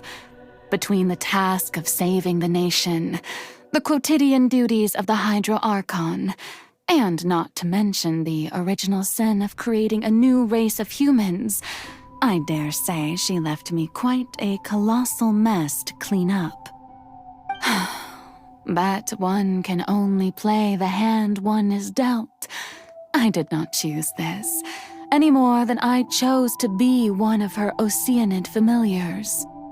So you were also once one of the Oceanids, transformed into a human by Egeria's hand? Yes, I was. I always dreamed of becoming human. And I still do, even now. In my eyes, to be human is to be part of the greatest opera ever known. After becoming a god, I separated my divinity from my body and spirit, leaving behind only a self that was as naive and bewildered as my past self on her first day as a human being. The me you see before you now is that divinity. And the human counterpart I left behind, I named Furina. She could feel joy, sorrow, and everything in between. She could be as vain and conceited, or as meek and vulnerable as she wished. Her strengths were of a kind only a human could possess, as were her shortcomings. But in my eyes, Furina's humanity was what made her perfect. She was perfectly human in every way. The person I always wanted to be. Anyway, so then I cursed her. All part of the plan, of course. The plan to deceive the heavenly principles. Do you still remember the final scene of the prophecy? The Hydro Archon alone, weeping on her throne. In order that the prophecy might appear fulfilled, I invited Furina to be an actress. to play the part of the Hydro Archon in the prophecy. Under the curse I placed on her, so long as I, Focalor's divinity, continued to exist, she could not die. But nor was she free to live her life in the pursuit of happiness.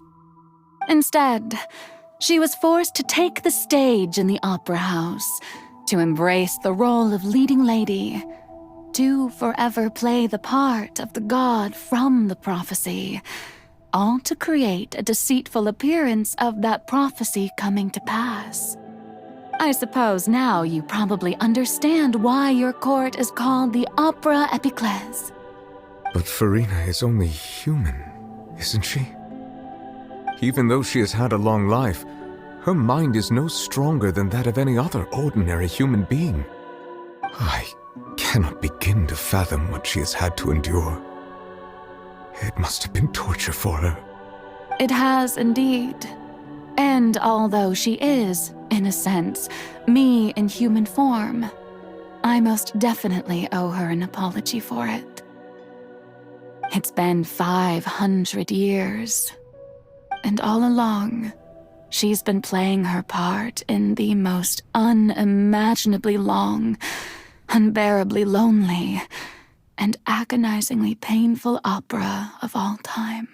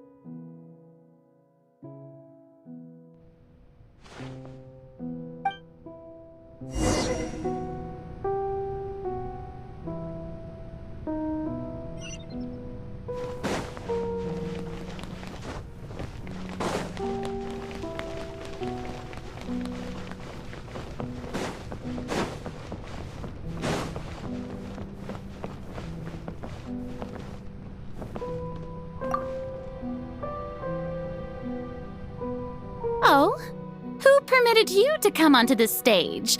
Now, I understand your admiration for my august self, but I must ask you to keep to the rules.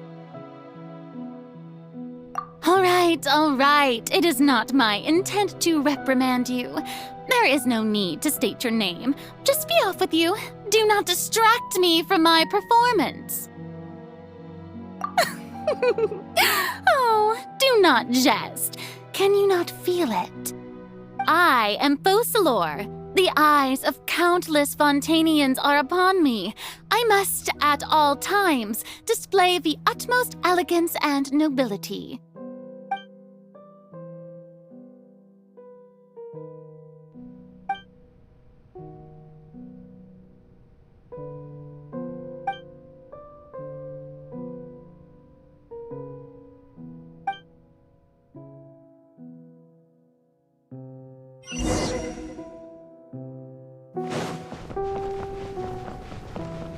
Dear audience, the performance is experiencing a technical difficulty, but worry not. The guards shall resolve it soon enough. Shower me with praise! Let the world come alive!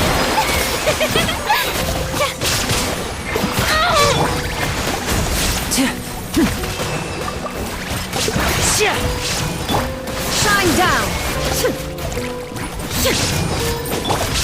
Let's rebuild! Hey, what gives? The audience is still watching me, you know. Guards! Wait, where are the guards? Guards!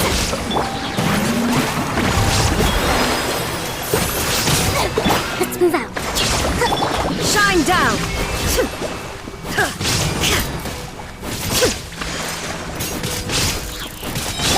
Now you shall perish!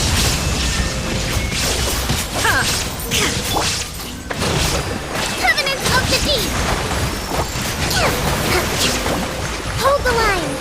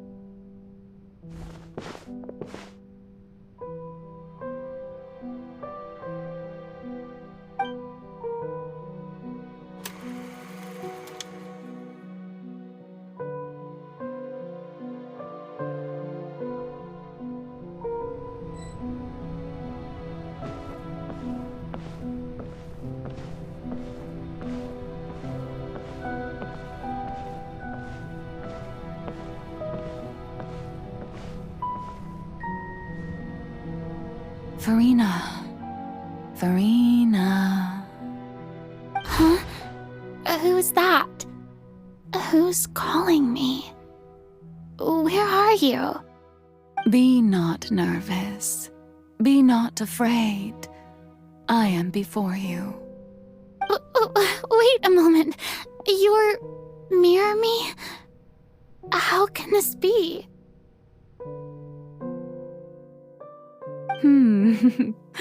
Mirror you, huh? You know what? That's not bad. Let's go with that. Mirror me. What do you wish to say? The prophecy. Have you heard of it? What prophecy? Wait. I know. I think. I don't know why, but it's in my head somehow. The people will all be dissolved into the waters, and only the Hydro Archon will remain, weeping on her throne. Only then will the sins of the people of Fontaine be washed away. Oh, very good. You know it well. What's going on? I can't seem to remember anything clearly. The only thing I know for sure is this prophecy. Will it really come to pass? Yes, it will. And that is why I've come to you. Disaster will come to Fontaine sooner or later. Things will develop just as the prophecy declared. There is no escaping it. But doesn't that mean everyone will die? I'm a Fontainian just like them. Will I dissolve too? Oh, don't worry. Magical meetings exist in this world precisely to give people a chance to turn things around. It is the reason why you met me today. I will tell you how to save everyone, but you may have to suffer somewhat. Oh, so there's still hope after all. Goodness, you frightened me. You spoke so much and with so much certainty.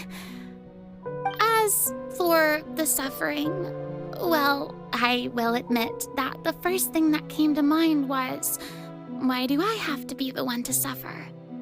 But if the prophecy will come true, I'll also die anyway, right? So if I've already met you as my magical meeting in this world, if there were scales, with all the people of Fontaine on one side and my pain on the other, is it not obvious where the scales should tilt? You truly are the perfect human, my ideal. I suppose this would also be the justice that belongs to you. Huh? Don't worry, it's nothing. Listen well. Fontaine has just lost its Hydro Archon. I need you to play a role, that of the new Archon. Play as a god? That's right. You must begin a never-ending masquerade. You must never let anyone suspect your identity. If you can keep it up, then I shall have my way of defying this prophecy. But should your identity be revealed, then all hope will be lost. But how will I do this? A human assuming the role of a god without being exposed. Don't worry. What you must do is not to turn yourself into a real god. You simply need to play the role of a god as humans imagine them to be. Being a human yourself, I'm sure you already know what such an entity would be like. Remember, your true challenge will not be pursuing divinity, but contending against humanity. I'm still not sure I understand, but I'll try. I'll try to do this. So, how long am I going to have to play this role? To accomplish this mission, you will have to stay on the stage for many, many years. You will endure and not grow old until your task ends. But I promise you, all will eventually end in a magnificent and dramatic trial, and everyone will be saved. A trial? Huh. How exciting. I'll be looking forward to it.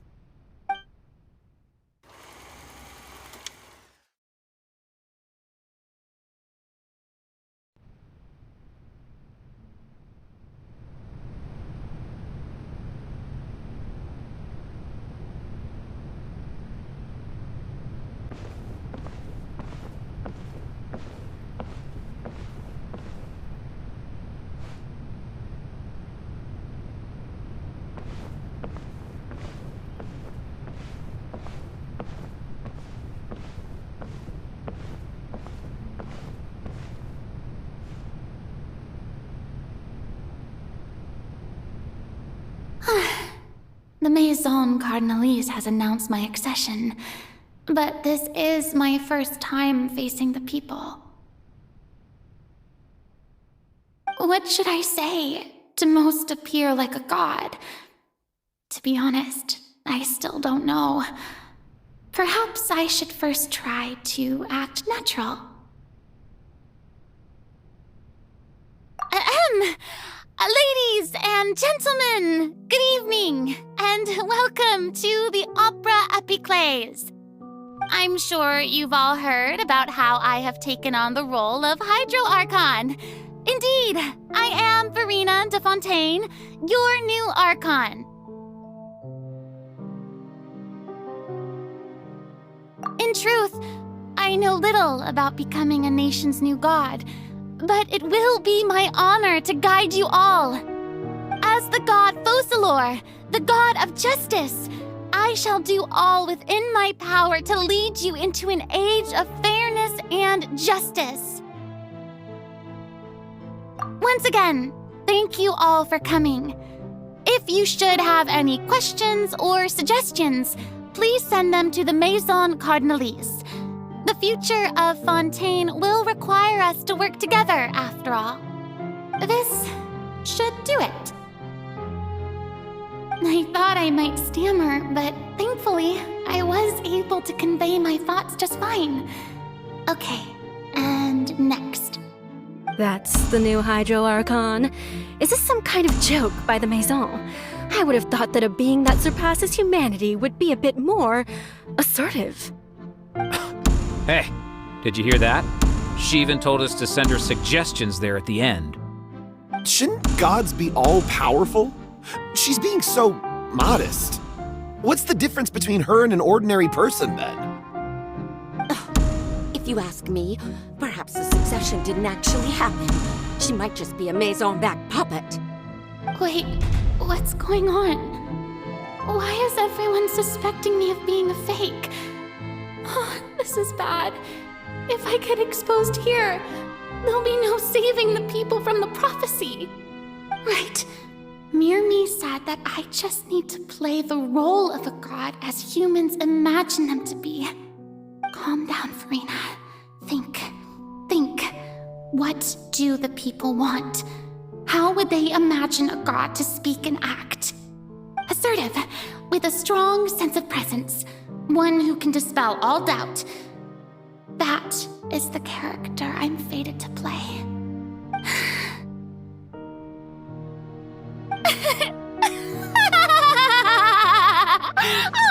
Oh, very good, my people. Only ones such as you are deserving of my rule. Now, I was wondering if some weak puppet were to one day come onto the stage and claim ownership of this opera house, would the children of Fontaine follow them? Well, it seems that you would all see right through them. Having passed my test, you are qualified to witness wondrous trials alongside my august self, here in this opera house. You may consider my previous act a door gift of sorts. I thought it was a debut that suited the atmosphere. Now then, let us be reintroduced. Ah, so that was just a performance. How could I have forgotten that we were inside an opera house? Her personality. It's quite shocking, to be honest, but I suppose it's a better look than before. Such a fascinating and bold deity. How wonderful. Our future may yet be bright after all. It seems I've turned them around. Best follow this flow and restart my accession speech. My dear people, whether you acknowledge me or not, whether you trust me or nay, I say to you, keep faith in your ardor for justice. We have heard it said that this nation's sins can no longer be washed away. Well, I say that justice is most fragrant when it blooms amid sin. No, this won't work. They'll suspect me again. I must play the role that they want me to play. No, this won't work. They'll suspect me again. I must play the role that they want me to play.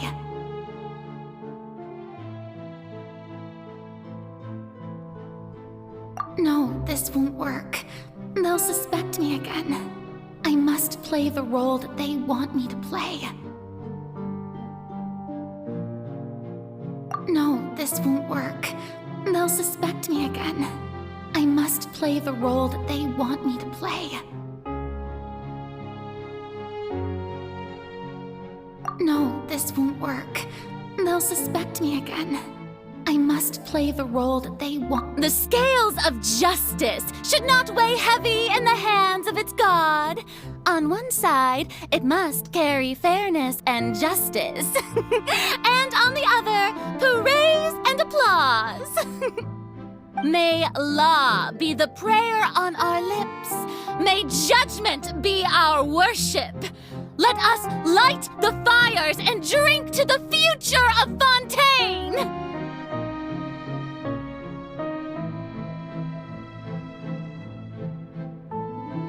There is no trouble in this world that justice cannot solve. All that is needed is for you, my people, to believe in it, heart and soul. So long as I, the Archon Focalor, stand within the Opera Epiclese, so long as I stand before the Oratrice, I shall even judge the gods of this world!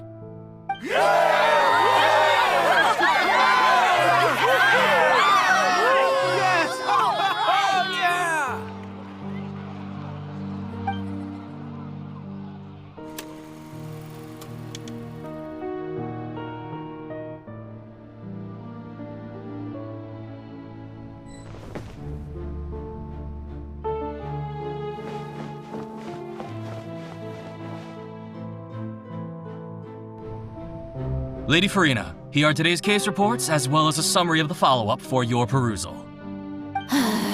Come now, was I not just at the Opera House in person?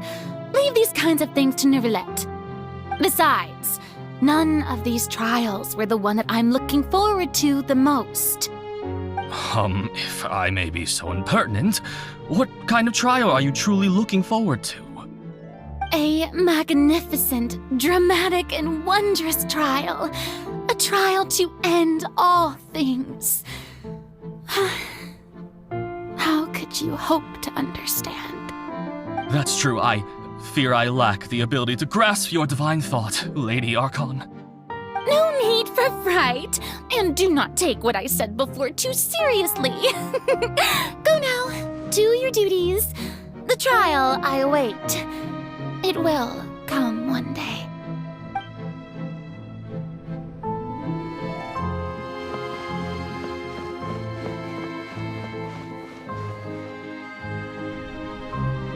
Lady Furina, I don't know what to say. Thank you for agreeing to see me. No need to thank me. Or rather, thank your own sense of perseverance instead. Long have you stood in line to meet me, have you not? Oh, I'm afraid that's just an inevitable consequence of my divine charm. All right, Deuteria, is it? How is your son's illness? You remembered me, and you knew of my family, too. He is doing much better now. In fact, he is far more of an ardent believer than I. He was the one who forced me to seek an audience with you, and to bring your words back to him. Oh, good. Very good. If this should happen again in the future, please do not hesitate to come and tell me. Going down to citizens' homes every so often, while not usual practice, should serve as a fine change of pace. You're such a gentle and wise god. Thank you once again, on behalf of my son.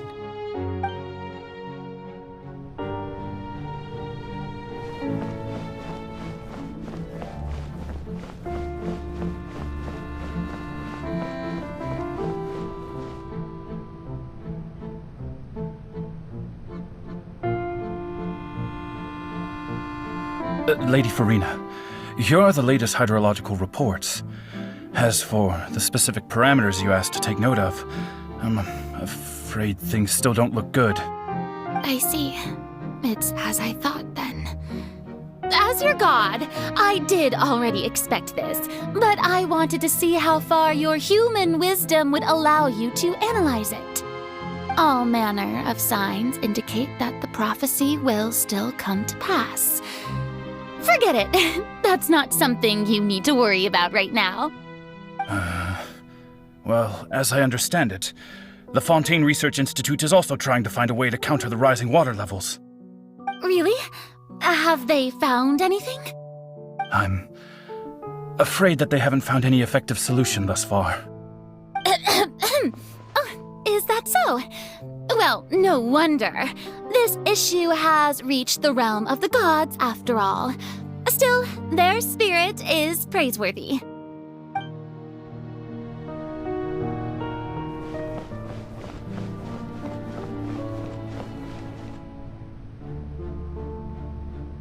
The day is finally over.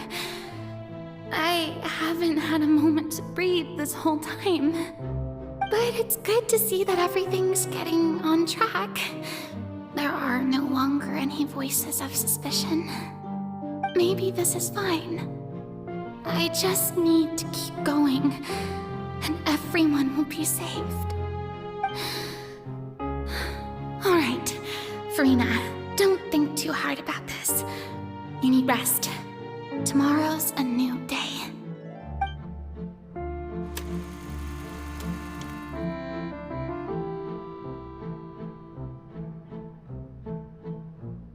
Lady Furina, here are the new trial reports for the latest cases, as well as a summary of the follow-up. There'll be no need for that. I've seen them already. There's no need to go back over scenes I've witnessed in person before. Lady Furina, I've waited so long for this chance to see you in this manner. Indeed, my dear, loyal citizen. This joyous moment is an honor for us both.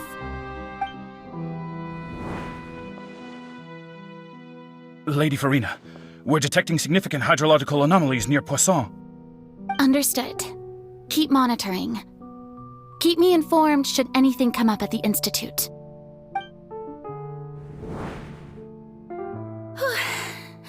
I don't think I let anything slip today. I must show the people that there is nothing to worry about. I just don't know when these days will end. I feel utterly exhausted. Best to rest early today, too.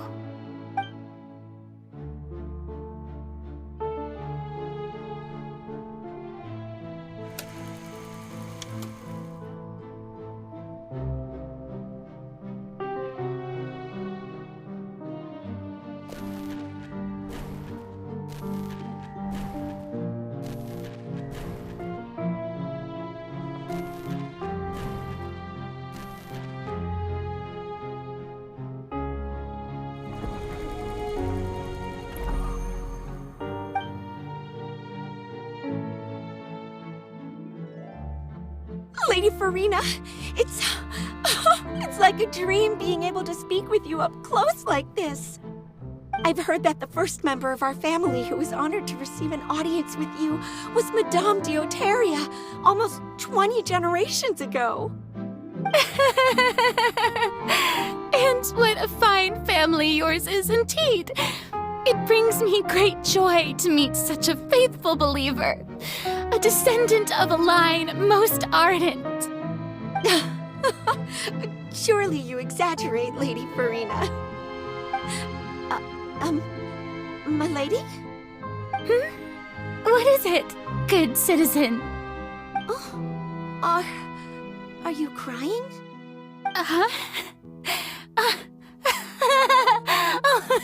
Really now? I didn't even notice. This must be the overflow of hydro from my person. Well, can't quite help being the god whose dominion is the waters, can I? No wonder. A manifestation of your power, then. Oh, Archon, I am honored to have witnessed it. Honored indeed.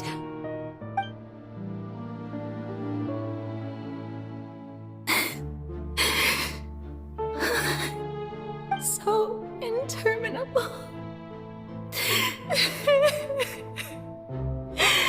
So lonely. Just how much longer? Hundreds of years must have passed by now.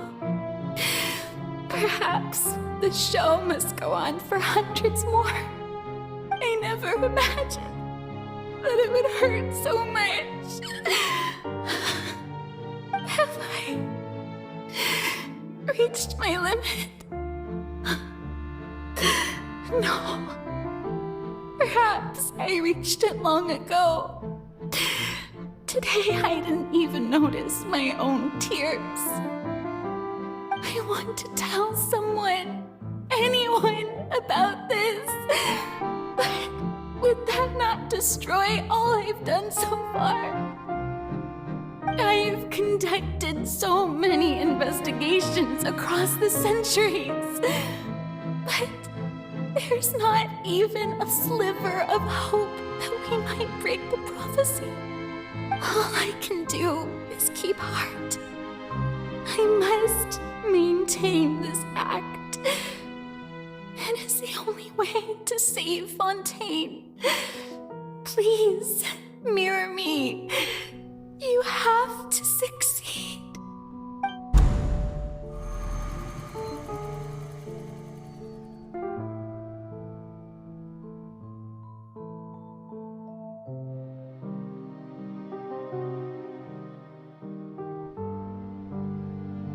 Furina, you don't have to shoulder this burden alone. Although I don't know what you might be keeping from everyone, your people are more than willing to share your burden with you.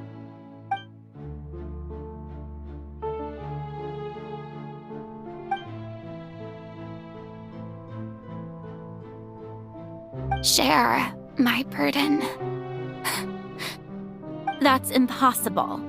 It was fated right from the start that this would be my duty alone.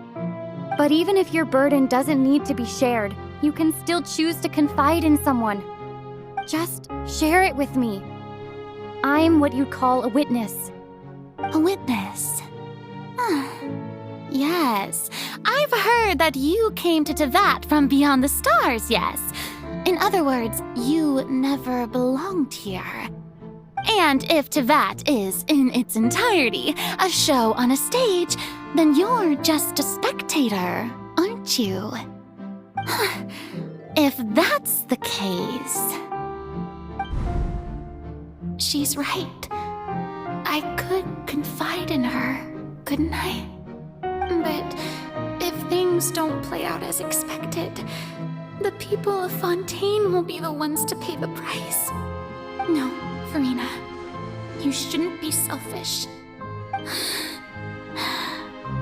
But what if it's really all right?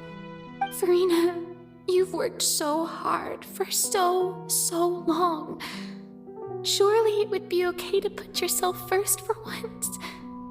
Just this once. Is it such an outrageous thing to do anyway? To find someone in whom you can confide your frustrations and sorrows? Surely it could not hurt. If you let this opportunity slip through your fingers, it might never come by again. Think about it long and hard.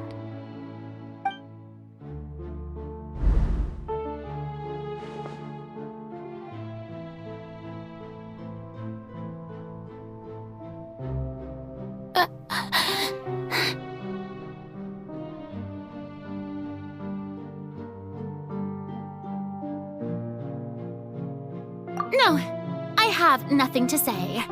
I am Furina, the Archon of Fontaine. Everything will surely get better. All you need to do, dear spectator, is to witness my performance until the curtains fall.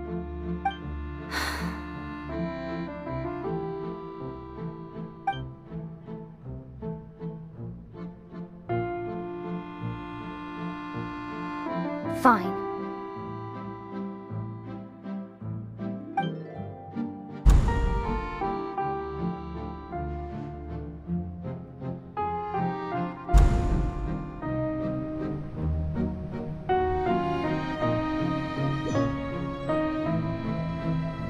So even Furina doesn't know the truth?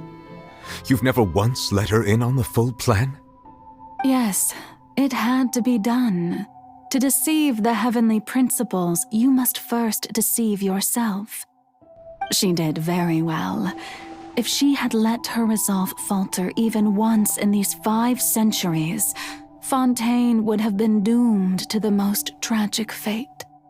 It seems that trusting humanity was the right decision after all.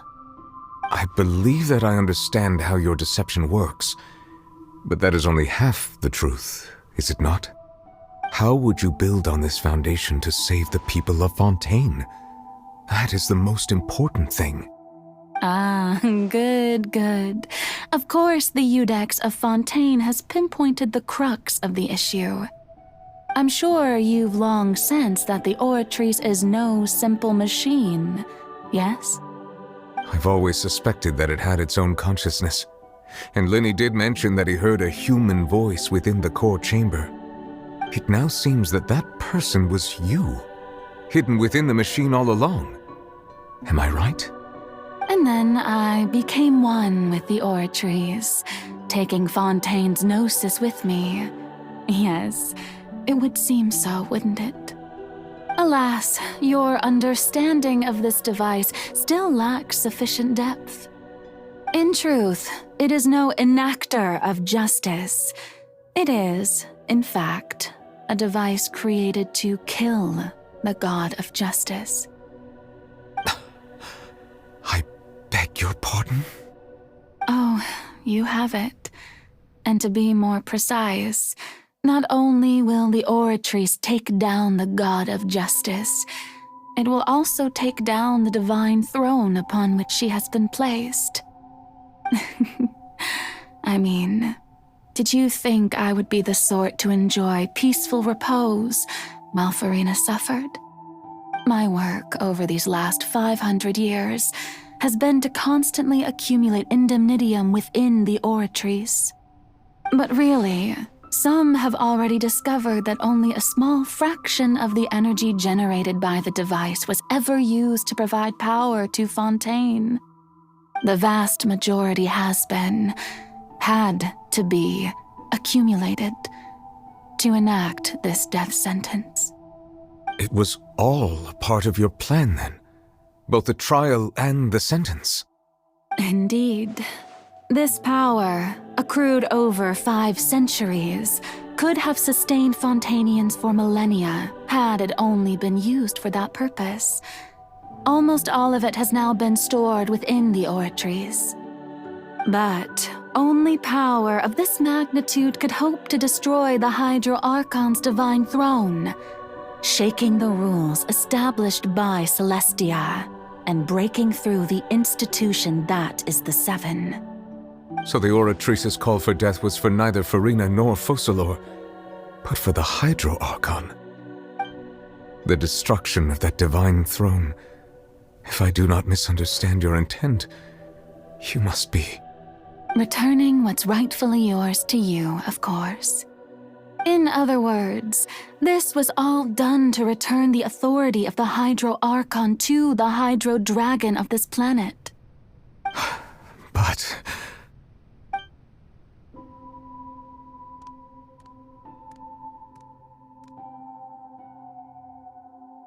Oh, what? Getting sad again, are we? The authority of the ancient dragons shall soon be yours once more, O Hydro Dragon Sovereign. And this is the face you make. All you've done throughout the years is just so you can sacrifice yourself at the very end. I've never quite seen it that way, you know. Even now, I'm quite pleased at how well my deception worked.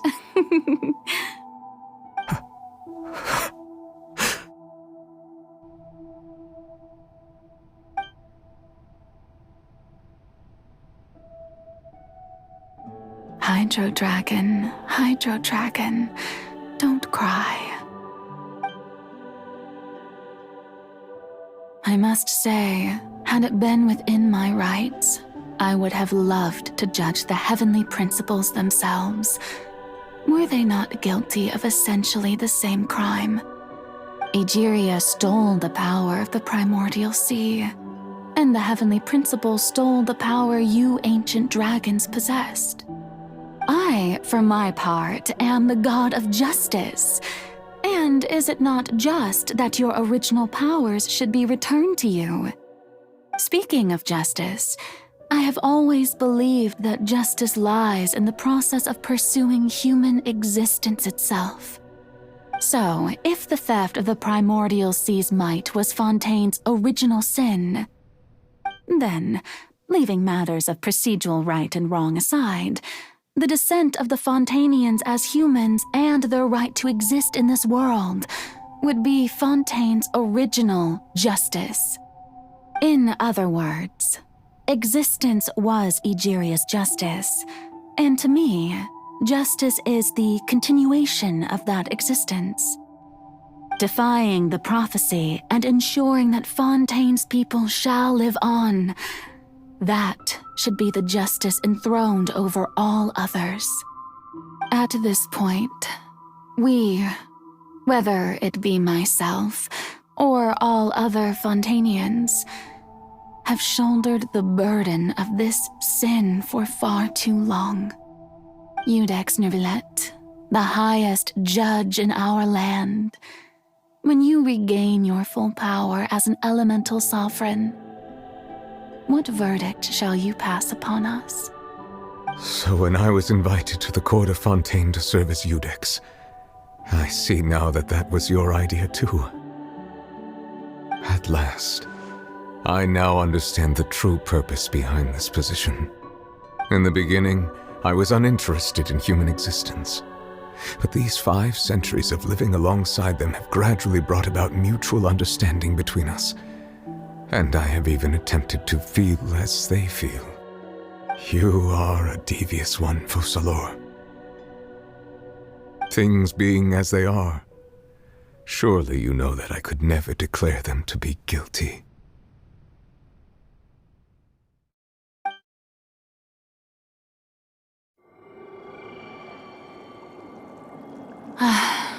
The hour of my execution is almost here.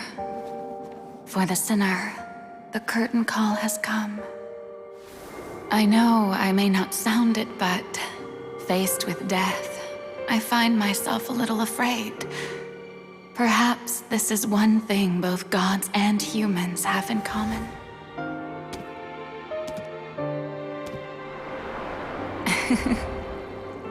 Farewell, Nervalette. I hope you've enjoyed the part you played these 500 years.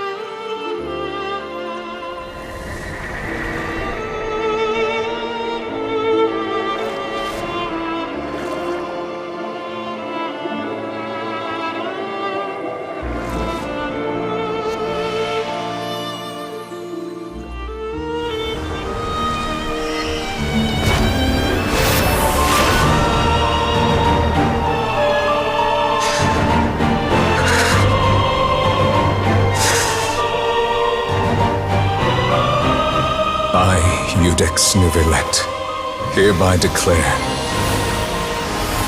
people of Fontaine, your sins are forgiven.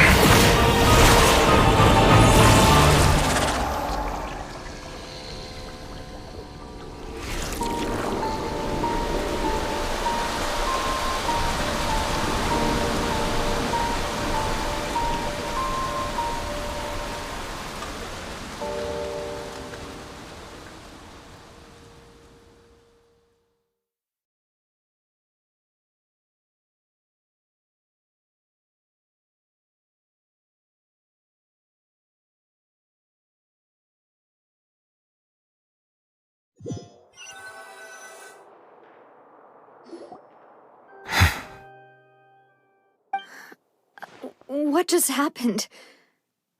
Has the death sentence been carried out? Was that bright light some sort of misdirection? I have a feeling that something huge just happened. But since we're all still alive and haven't been dissolved, I assume whatever happened was good for us. It's time to end this. We must mete out punishment to that beast. But didn't you say just a moment ago that it can't be defeated? I have gained the strength sufficient to deal with it. Through certain means, I now have the ability to separate the power of the primordial sea from that creature. We should seize the opportunity to pursue our quarry. Traveler, now that the oratories can no longer function, I require an executor to help me mete out justice. The root of the calamities befalling Fontaine, the beast that enacts the prophecy, its name is the all-devouring narwhal. Come with me, traveler. The hour of execution has come.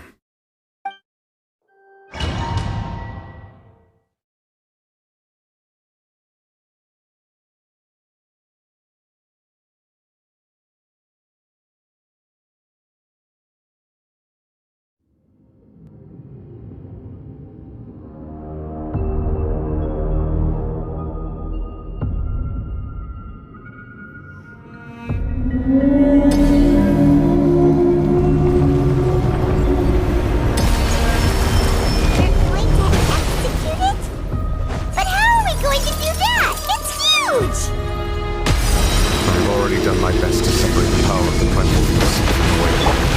Considering the size of the beast, I cannot reach the power source. Unless we can find a way to attack it from within. I shall share a part of the ancient dragon's power. We shall look for an opening together.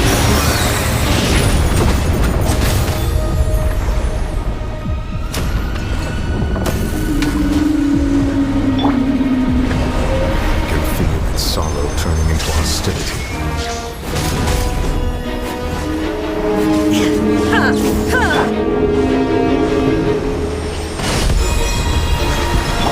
Shower me with praise! There is no escape! Torn to oblivion!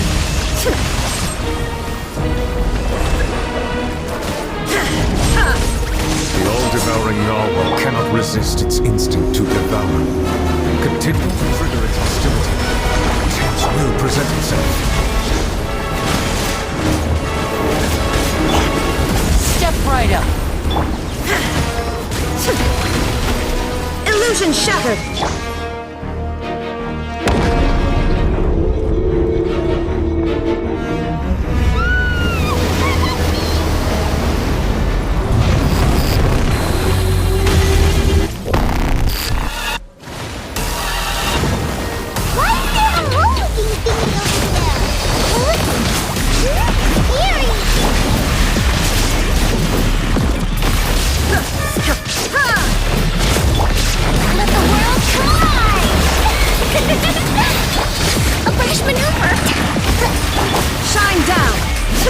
Granted you my protection. Do not fear. Seize the moment and use my power to suppress its roots from within. Let's rebuild!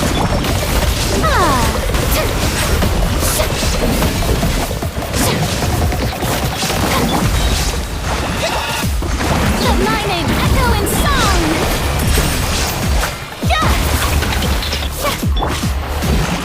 Uphill battle!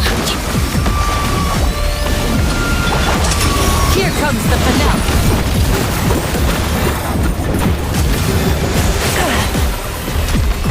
Illusion shattered!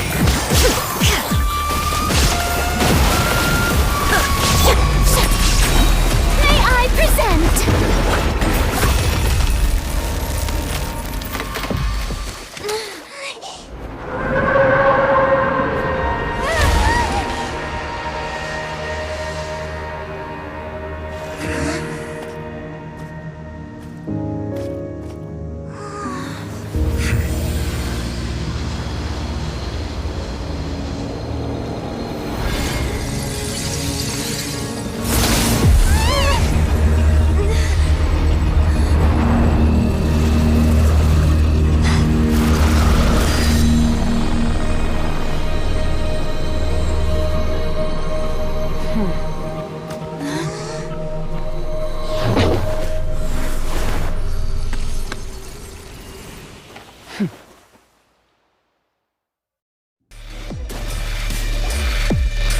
Thanks for helping with the cleanup.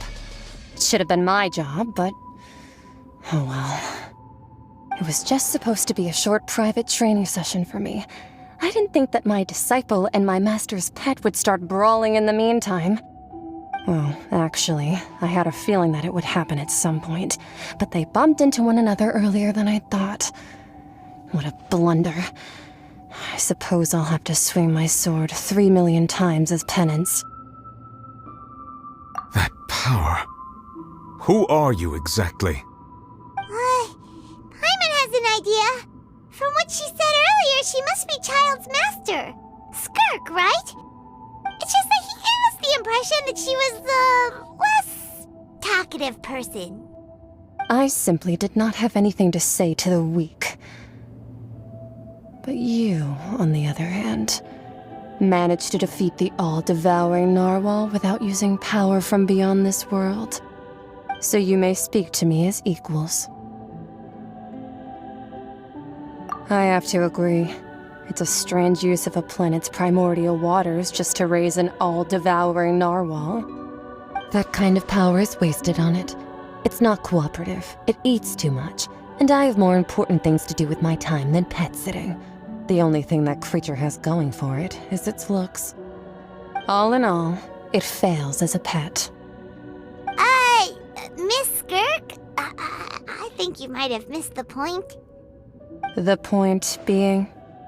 Well, being that this pet almost destroyed an entire nation. So what sort of person is your master? Well, child's master's master. Wait, is that right? Oh, right. So you don't know him.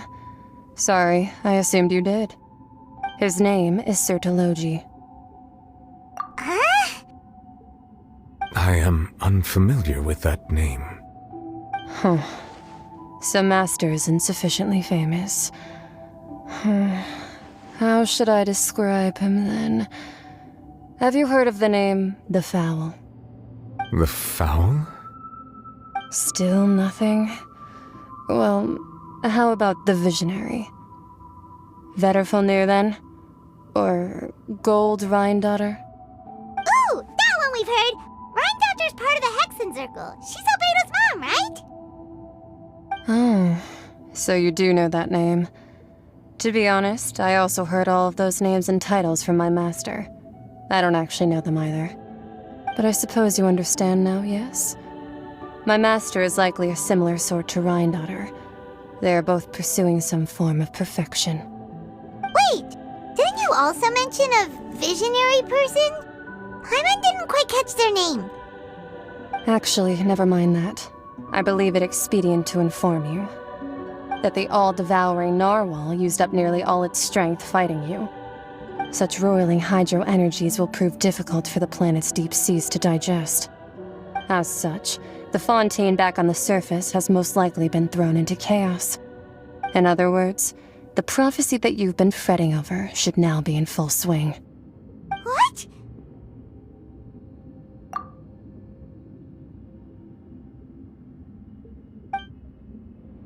Not to worry.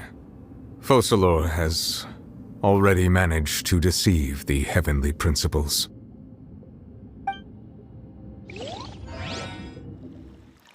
In the end, the people will all be dissolved into the waters, and only Furina will remain, weeping on her throne.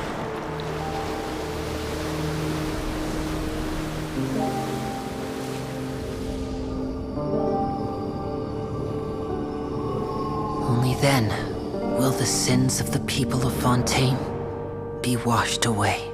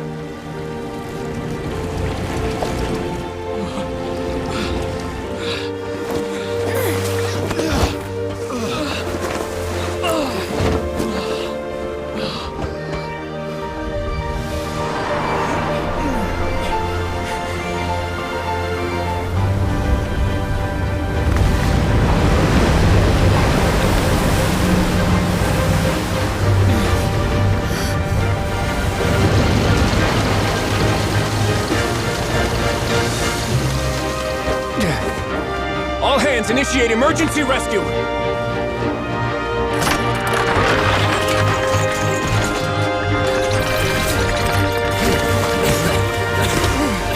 Hurry!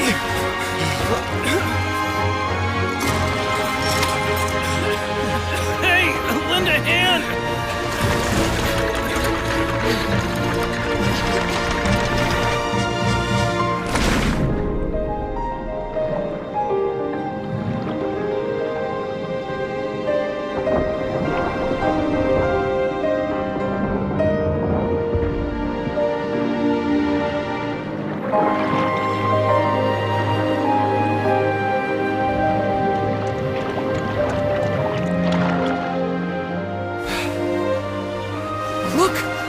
Receding!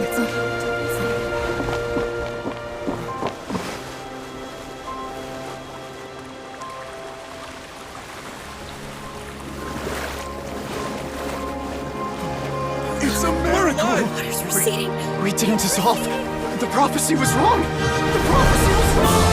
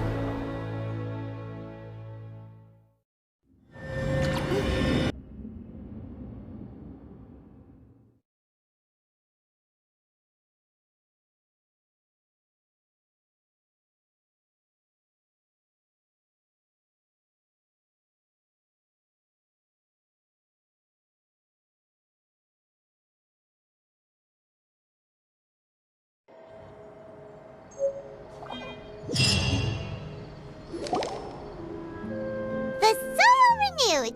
The Spina di Rosula talks post-disaster rebuilding. I recently visited Poisson to meet with Miss Navia, spokesperson of the Spina di Rosula, and we spoke about Poisson's present and future. Old soil can still give birth to new bloom, Miss Navia stated. Hope is like seeing a small cookie when you're starving late at night. You just need a little of it. Skyship Winglet, lunar brain of the Fontaine Research Institute. The various disputes that have arisen on account of Mr. Edwin have suddenly become a shield over the Institute, with Jurang turning out to be a once-overlooked hidden gem. People always call the first researcher mad, but few know what to call the second. And should that latter person achieve a miracle, they would find it all the harder to find a word with which to classify him and his team. Wow! Paimon barely recognizes the people in the reports. Are those really Jurang and Navia? They sound like real big shots. What do you think? Pretty enthralling, huh? The Steambird's idea was pretty simple. With the disaster just having passed, we would print a free edition packed to the margins with good news to calm people down. The value for these big scoops lies in their inevitable follow-ups. We'll publish further reports and go into the stories behind those people. Edwin's assistant, Jurang, created a true flying ship, while Navia is leading people in the reconstruction of their home. I'm sure that these stories could draw even your well-traveled eye. Paimon's curious too! Wait a minute. Didn't we watch everything happen from start to finish? What's there to be curious about? And that's exactly why I'd like you to come conduct interviews with me.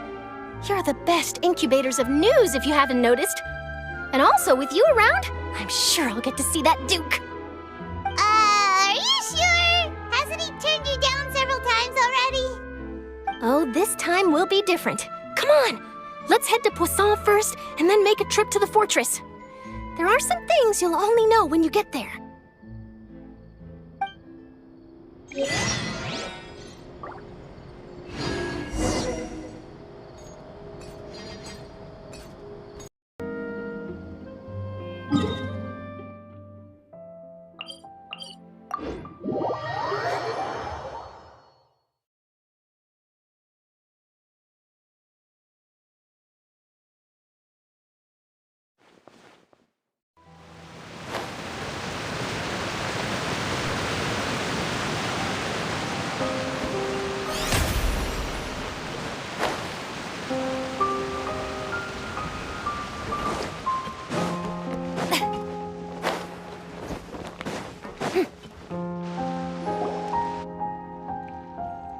Navia!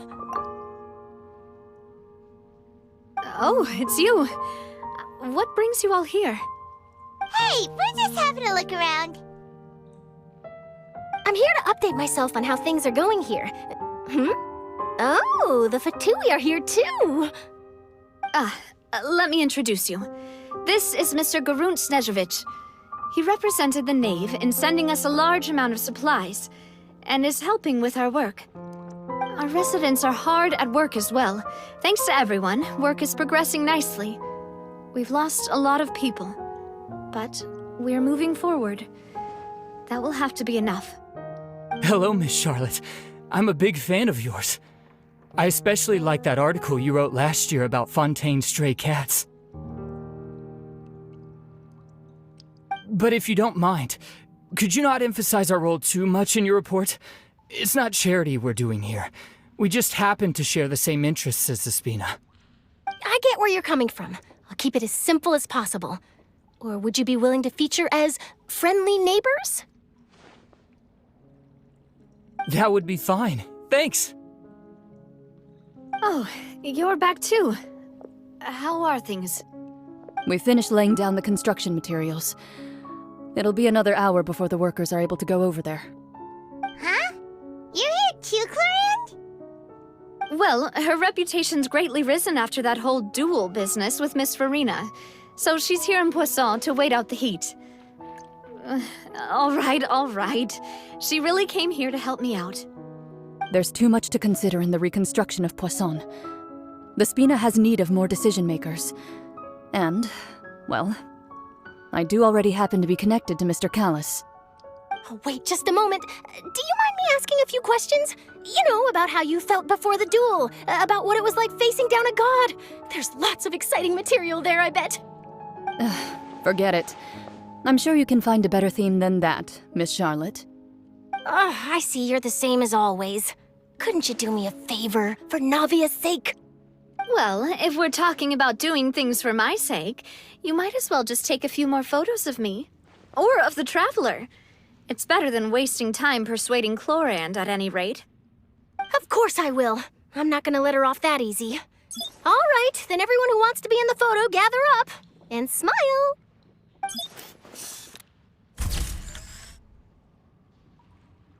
How did it go? Was it a good shot? Did Paimon look cute in it? Not bad. Your addition really helped the composition of the picture. All right, hang on a moment. Let me snap a few more shots.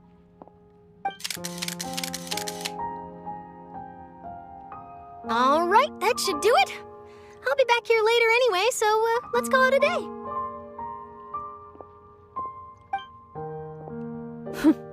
You're very quick. Speed is of the essence when it comes to the news, and freshness is the key. Also, not to brag, but I'm pretty good at building connections. Who knows? I might eventually get that interview with you after all, Miss Clorand. Wow, you really do have that never say die spirit. I'm impressed. I'll hazard a guess that this is how you got that interview at the Fortress of Meripede. Whoa, you're well informed. Let me make a guess, too. I asked Sijuin, who told Monsieur Nervillette, and he told you, right? That's a very complete information chain. In truth, all Monsieur Nervillette asked me was, when did the fortress become so friendly towards the media? I told him that it was best not to speak too soon.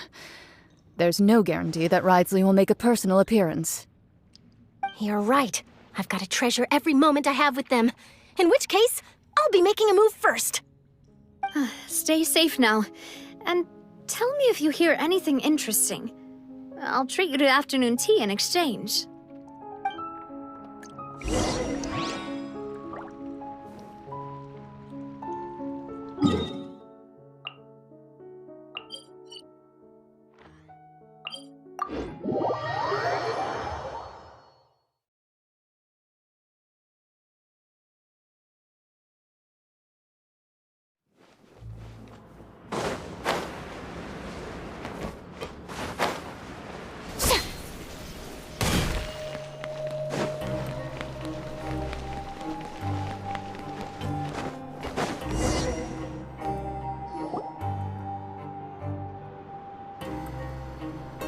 Wow, guess we're here again, huh?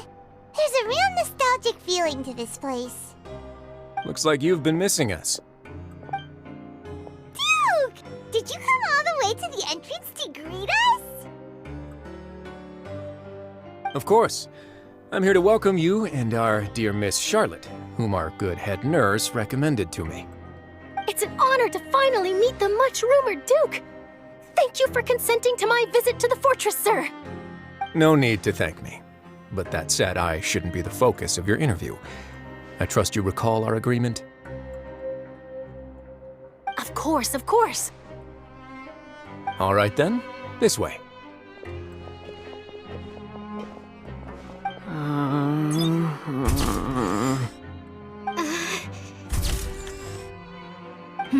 Hey, no need to be so nervous. I've already taken all the photos we need. Miss Charlotte, do these pictures really need to be published on the cover of the Steambird? It would seem that Miss Lorvine doesn't want her face to appear beside that of Mr. Jurier, Sir, please don't say things like that. But it looks like dear Mr. Jurier denies it. Might this interview be very important to you, then? No, I just... This is my first time being interviewed, and I'm very thankful to the Steambird for... Now, I might not look it, but I actually did meet Mr. Edwin once. And I'll be honest, I enjoyed chatting with you more. You've definitely got more of that genius vibe going on. The boat that brought about a miracle, the ark that saved the people. Why, you recreated a myth back there, like an emissary of legend. Still, if I might ask, where's that flying ship now? Huh! Looks like Charlotte's trying to get herself another exclusive scoop. I have to apologize, but that ship is presently in the bowels of our factory. I'm afraid it won't be easy for you to get a shot of it. Really? Well, then in that case, could I have an interview with you to make up for that loss?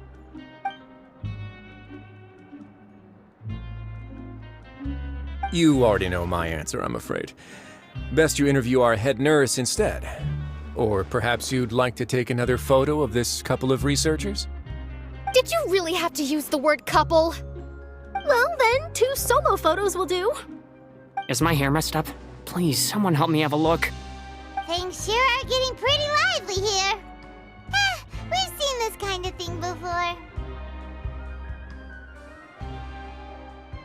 Oh, seems like everyone's here. Would any of you like to try this new drink I came up with? Ah, Sigewin. Hey, Miss Charlotte. Why don't you, take some pretty photos of our head nurse? Sure. Come on, Miss Sigewin, over this way. Let's find a brighter spot. Huh? Sure. Do I have to smile? So, how have things been at the fortress?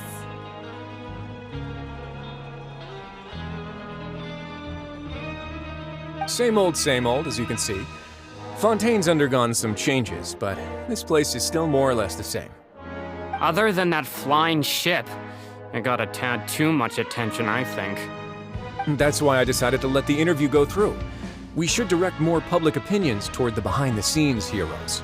Am I right, Mr. Jurier? Miss Lorvine? You're too kind, sir. I believe that you too should have your day in the sun. Not that you would want that, which is a pity.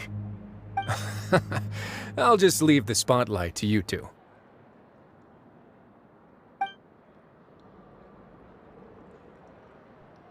I see. Lots of things happened that day, huh? Anyway, regarding that Harbinger, I'm not sure you remember, but his 3 young followers are still waiting for his return. He sure did win them over, huh? I'll tell them that there's good news and bad news. The good being that their boss seems fine, and the bad being that they must face extended sentences for abetting his escape. Oh, actually, what about you? Are things gonna change for you too? What change can there be? The fortress will keep chugging along, and so will my duties. As to what Miss Furina's departure will mean for the nation, and if our laws and governance will be transformed, we'll leave those to the folks in the overworld. Hey everyone, the photo shoot's done. Good. In that case, let's call it a day here. Thanks for your cooperation. Come on, Traveler, let's go. Till next time, everyone. There'll be a next time? Maybe. Who knows? I might write a story about the underwater factory next time. Until then. All right, last stop, the docks.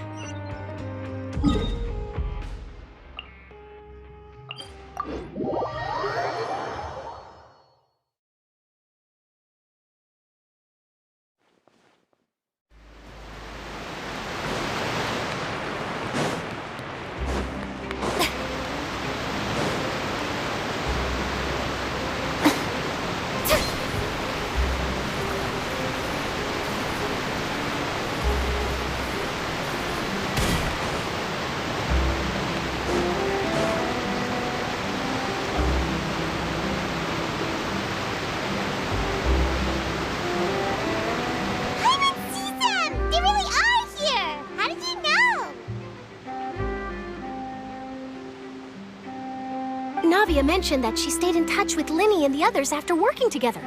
Apparently, they've been at the docks distributing these strange pockets the whole time since. Traveler, Paimon. Ah, and Miss Charlotte, too. Would you like a magic pocket? What sort of gadget is it? It's a wondrous bag that can be used to carry many things. The water level has returned to normal, but if you see any of your things floating around, you can use this to carry them. Or you could trick a friend into doing it for you. Trick a friend? I wonder which of my friends would fall for that.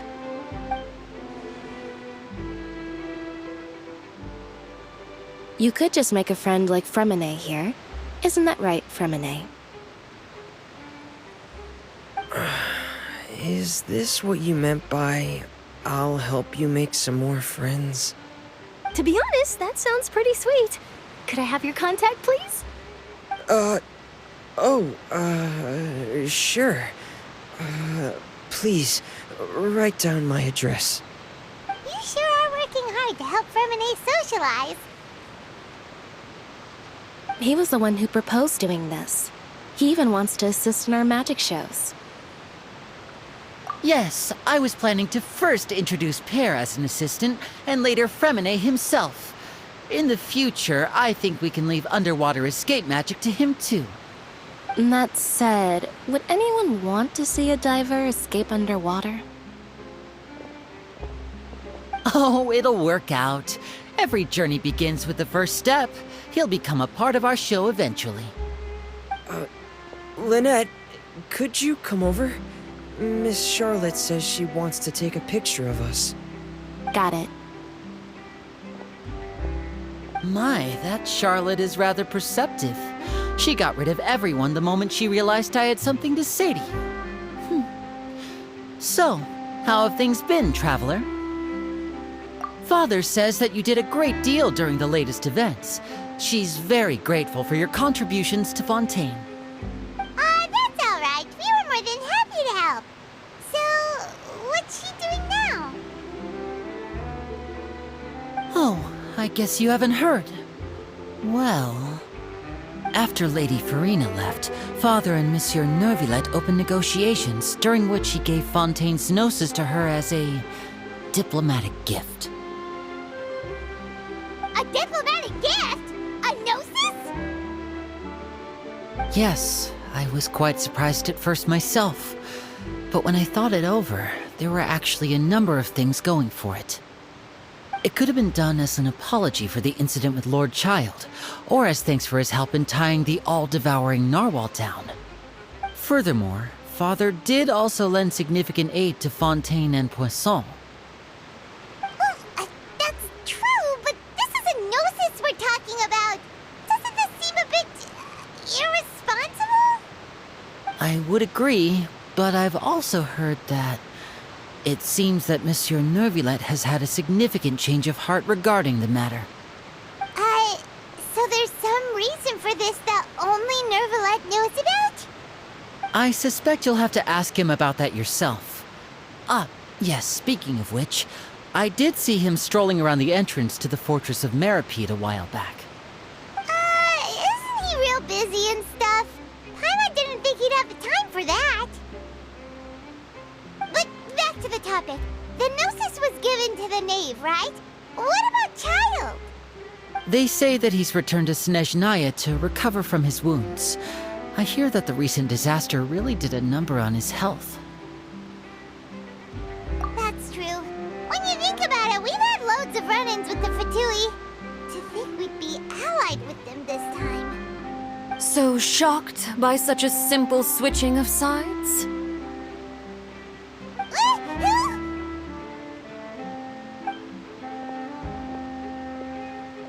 Father! Well, what do you know? Come to the docks to see how my children are doing and meet the Traveler by chance. Please do not pay my accomplishments in Fontaine too much mind. I would have done them regardless. Are you going to take the gnosis back to Snezhnaya?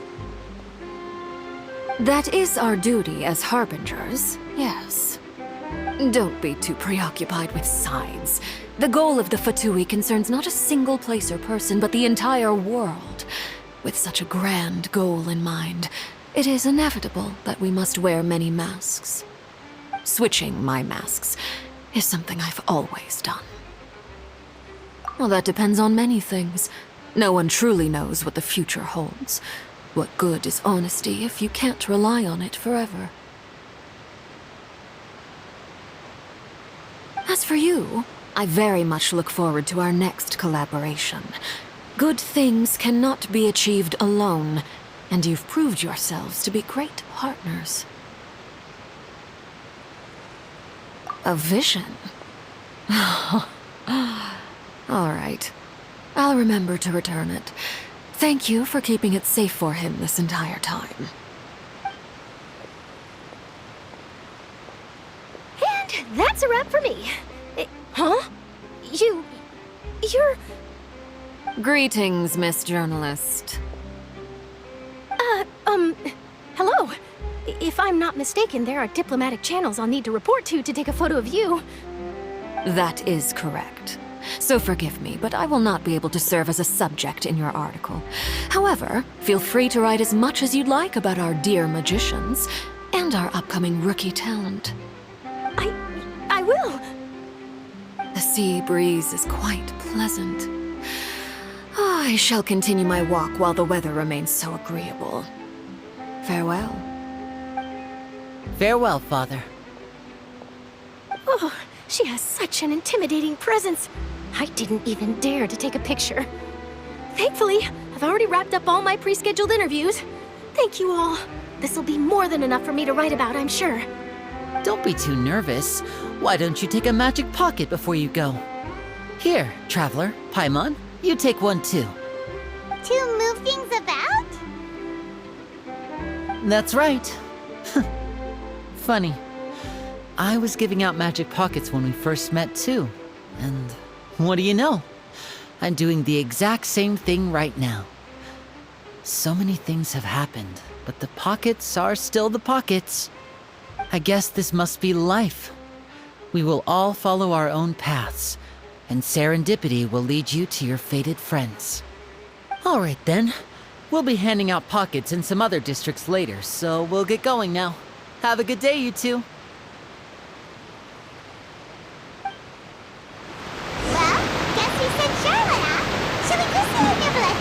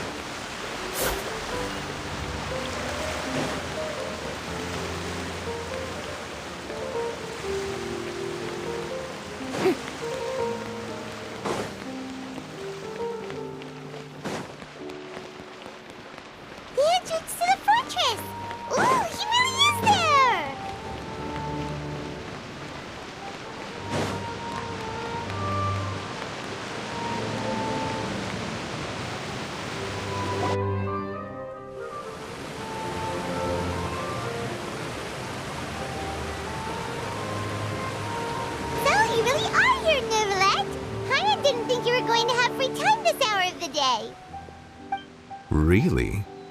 Oh, I suppose you must have met Mr. Linney. He took the time to greet me earlier when he passed this way. In any case, you came at a good time.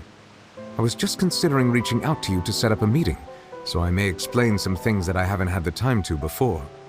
Aw, Paimon's glad that you remembered. Thank you for keeping us on your mind, what with you being busy and all. Alright, let's have it then. How was Fontaine actually saved? The whole business is still quite the mystery to us. It is strange how words can often leave a bitter taste in the mouth when it finally comes time to say them out loud.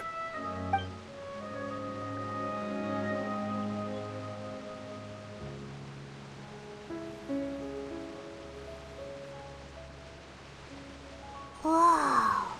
So that's what happened? Focalor destroyed the divine throne of the Hydro Archon and restored your power to you, transforming you into a fully fledged elemental dragon sovereign. But Paimon still doesn't quite get what you did to save the Fontainians from dissolving. For me, the authority of the ancient dragons refers to absolute control over the hydro element. Fontainians were incomplete humans born of Egeria's use of the power of the primordial sea, with constitutions similar to that of mimics. But so long as those primordial energies remain within them, I could use the ancient dragon's authority to grant them true blood, after the fashion in which life was first brought into being on this planet. In other words, when I gave my verdict, Fontainians became true humans, and thus would naturally no longer be dissolved by water from the primordial sea. Focalor must have counted on you to make that decision as well. Your verdict was the key to making the prophecy appear to have come true while saving everyone.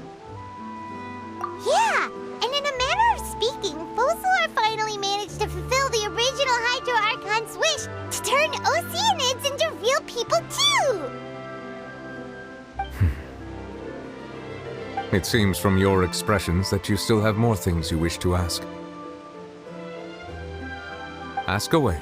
I will tell you the truth as I know it. I have investigated his case along many avenues, and I have learned that he once fell into an unknown chasm when he was young. There, by chance, he awakened the all-devouring narwhal. But whether it be by sentiment or reason, that should not have been enough to consider him the root cause of the disaster. At most, he would have had tangential liability. As for the judgment passed by the Oratrice during the trial, whether it was due to that liability by association, or Focalor deliberately using him to buy time for us on the assumption that he would be able to hold the creature off, I cannot say. Guess Focalor had Fontainians in mind the whole time. In the end, it was thanks to her that they finally became real humans. Hang on a second. Paimon suddenly got another question. Back when Fontainians hadn't yet become real humans, were the children they had also transformed Oceanids? Life has always flowed like water. Do you recall how Fontainians would often come to the Fountain of Lucine to pray for children? Yeah, Lynette said the fountain is where all the waters in Fontaine converge. In truth, even those couples did not know that such prayers were no mere custom, but instead a form of ritual. Those Oceanids who were blessed within the spring water would later descend as new humans in the coming months. Paimon sorta gets it now. Either way, seems like this ritual won't be of any further use, but it'll probably live on as a local custom. Ask away. I will tell you the truth as I know it. Yeah, about that. Risley said Furina has already left. What's that all about? Ah, Lady Furina. The people are only aware that her death sentence has not been carried out. She abdicated the post of Hydro Archon and left affairs related to that title to me, before leaving the Opera House. I related Focalor's words to her faithfully and completely. After hearing them, she seemed neither saddened nor comforted. She simply said that she was tired and needed to rest. Having said that, she then packed her things and moved out of the Opera House, not unlike how an ordinary person might. But she's still got a place to stay, right? You need not worry. I will make arrangements to ensure that she will not want for food, clothing, board, or travel. In truth, I am somewhat happy for her. The wear and tear on her spirit will, of course, take time to heal. But now that she no longer has to play the role of Focalor the Hydro Archon, she can finally lay down her burdens and lead a normal life. What about you then? What are your plans now that you've regained your full powers as the Hydro Dragon? After Focalor passed on, the Oratrice also ceased to function. This matter will directly affect our trials. After much careful consideration, I've decided to take over its role in our courts. From now on, I shall hear cases and pass verdicts by myself. Looks like you're still considering stuff from the perspective of the Udex, huh? As an elemental dragon, there are indeed many things that I must do. But this power and this duty, in a manner of speaking, you could say that both were granted to me. As such, before I attend to my other responsibilities, I must first and foremost continue to serve Fontaine as its highest judge. The duty of the Hydro Sovereign and the duty of the Iudex shall coexist within my person. Additionally, the Hydro Archon's departure has brought about another problem, which is that the Opera House shall no longer produce indemnitium. That's true. That power was derived from the people's faith in the Hydro Archon, wasn't it? Wait, but the various mechs and machines in the city are all still okay. Where are they getting their energy from? As I am now, I have full command over New Musia, and it can serve as a complete substitute. Another reason why I cannot quite leave Fontaine immediately. Wow. This ancient dragon's authority stuff is really quite useful, huh? Ask away. I will tell you the truth as I know it.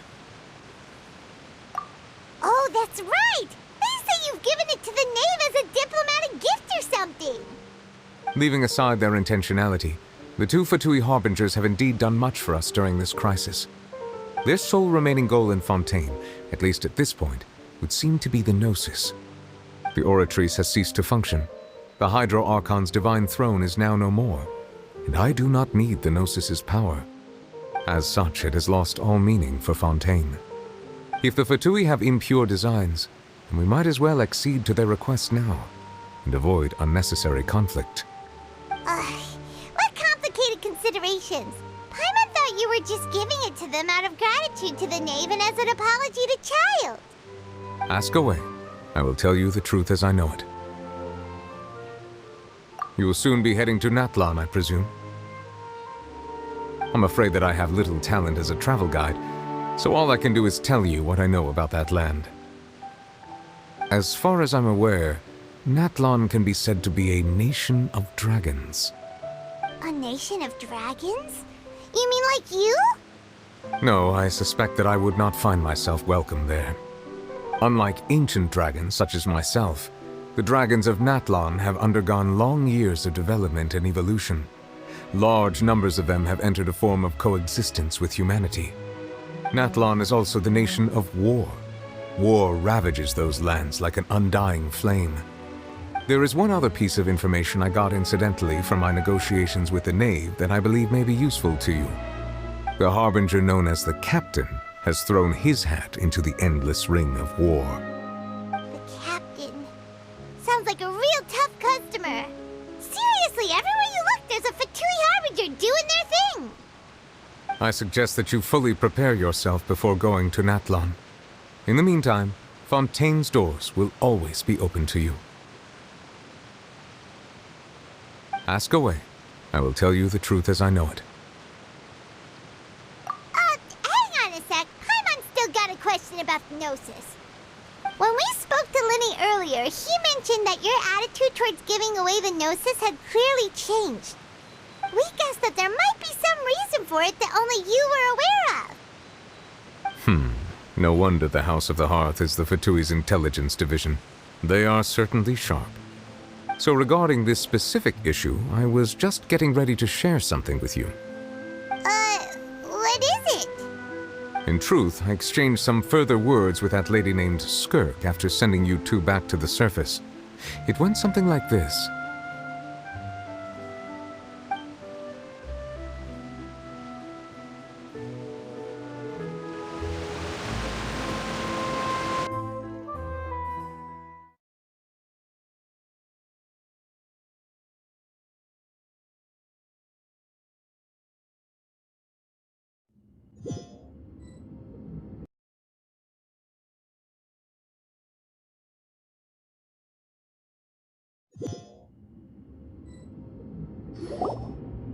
Well, we're going to head topside to see what's going on. You hurry over soon as well, all right, Nervalet? What next? The all-devouring narwhal isn't here, so I'm no longer getting any interference. I can finally catch the scent of your power, what it's made of. It is the authority of the planet's primordial dragons, but with something very similar to a god's curse mixed in. It's quite a novel blend.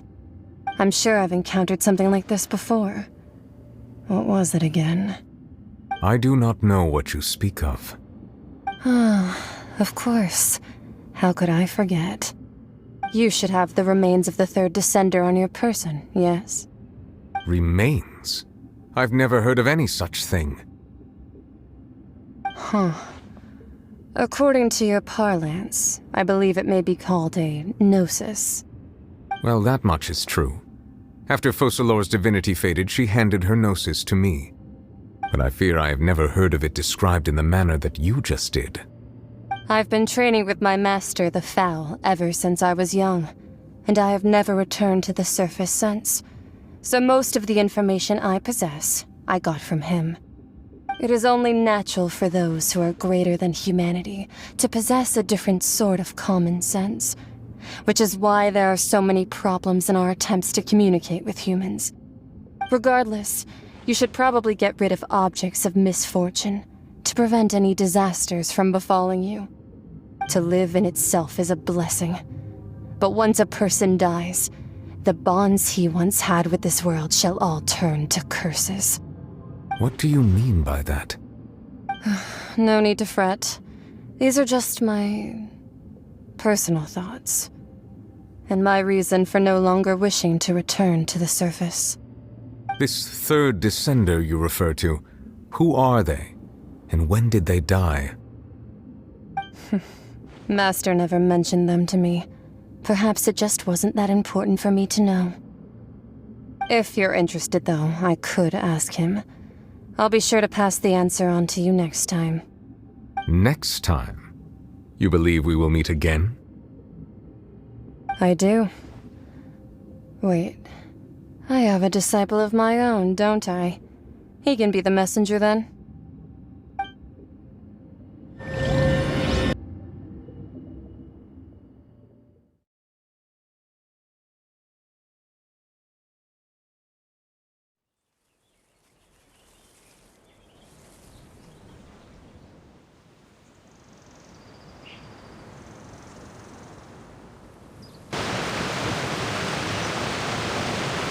That's what she told me.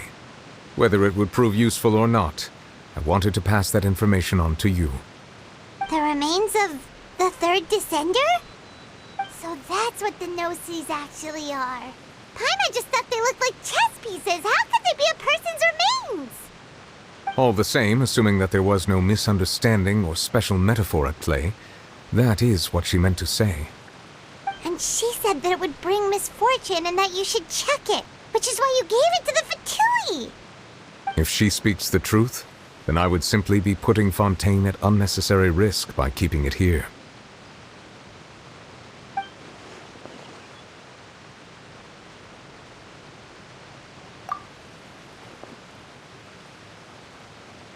I had guessed that you might already be familiar with this concept, but I did not expect you to be one of them. That means that the Gnosis, which are exceedingly element-compatible and can even enhance elemental abilities, do indeed come from the third descender. I wonder, does your body also possess similar properties? Like being able to use elemental powers without a vision. That does sort of count as special compatibility, right? No, let's not think about this stuff right now. It just feels creepy. Comparing the Traveler to the dead third descender and all. That's what you say, but this topic still feels like bad luck. Once Child recovers, let's get some more answers out of him. Or go look for his master and get the answers that way. I too believe it unwise to make too many blind guesses when information is lacking. The same is true of being at court. All right. Whatever the case, it seems like the crisis here in Fontaine's over for now. Yes. All of Focalor's efforts were for this moment as well. But she sacrificed herself in the end as a god, and she suffered through all those years as a human. Was that really what she wanted? I suppose that would be the mystery of a god's will. I suspect not. But once in a while I too would guess that if wishes were like the clouds in the sky, they will one day return to the earth as raindrops. Life flows like water, and rain is the final answer. The water levels may sometimes tilt one way or another, but the rain falls fairly upon all. And what, ultimately, is the difference between the rains that fall upon all of us?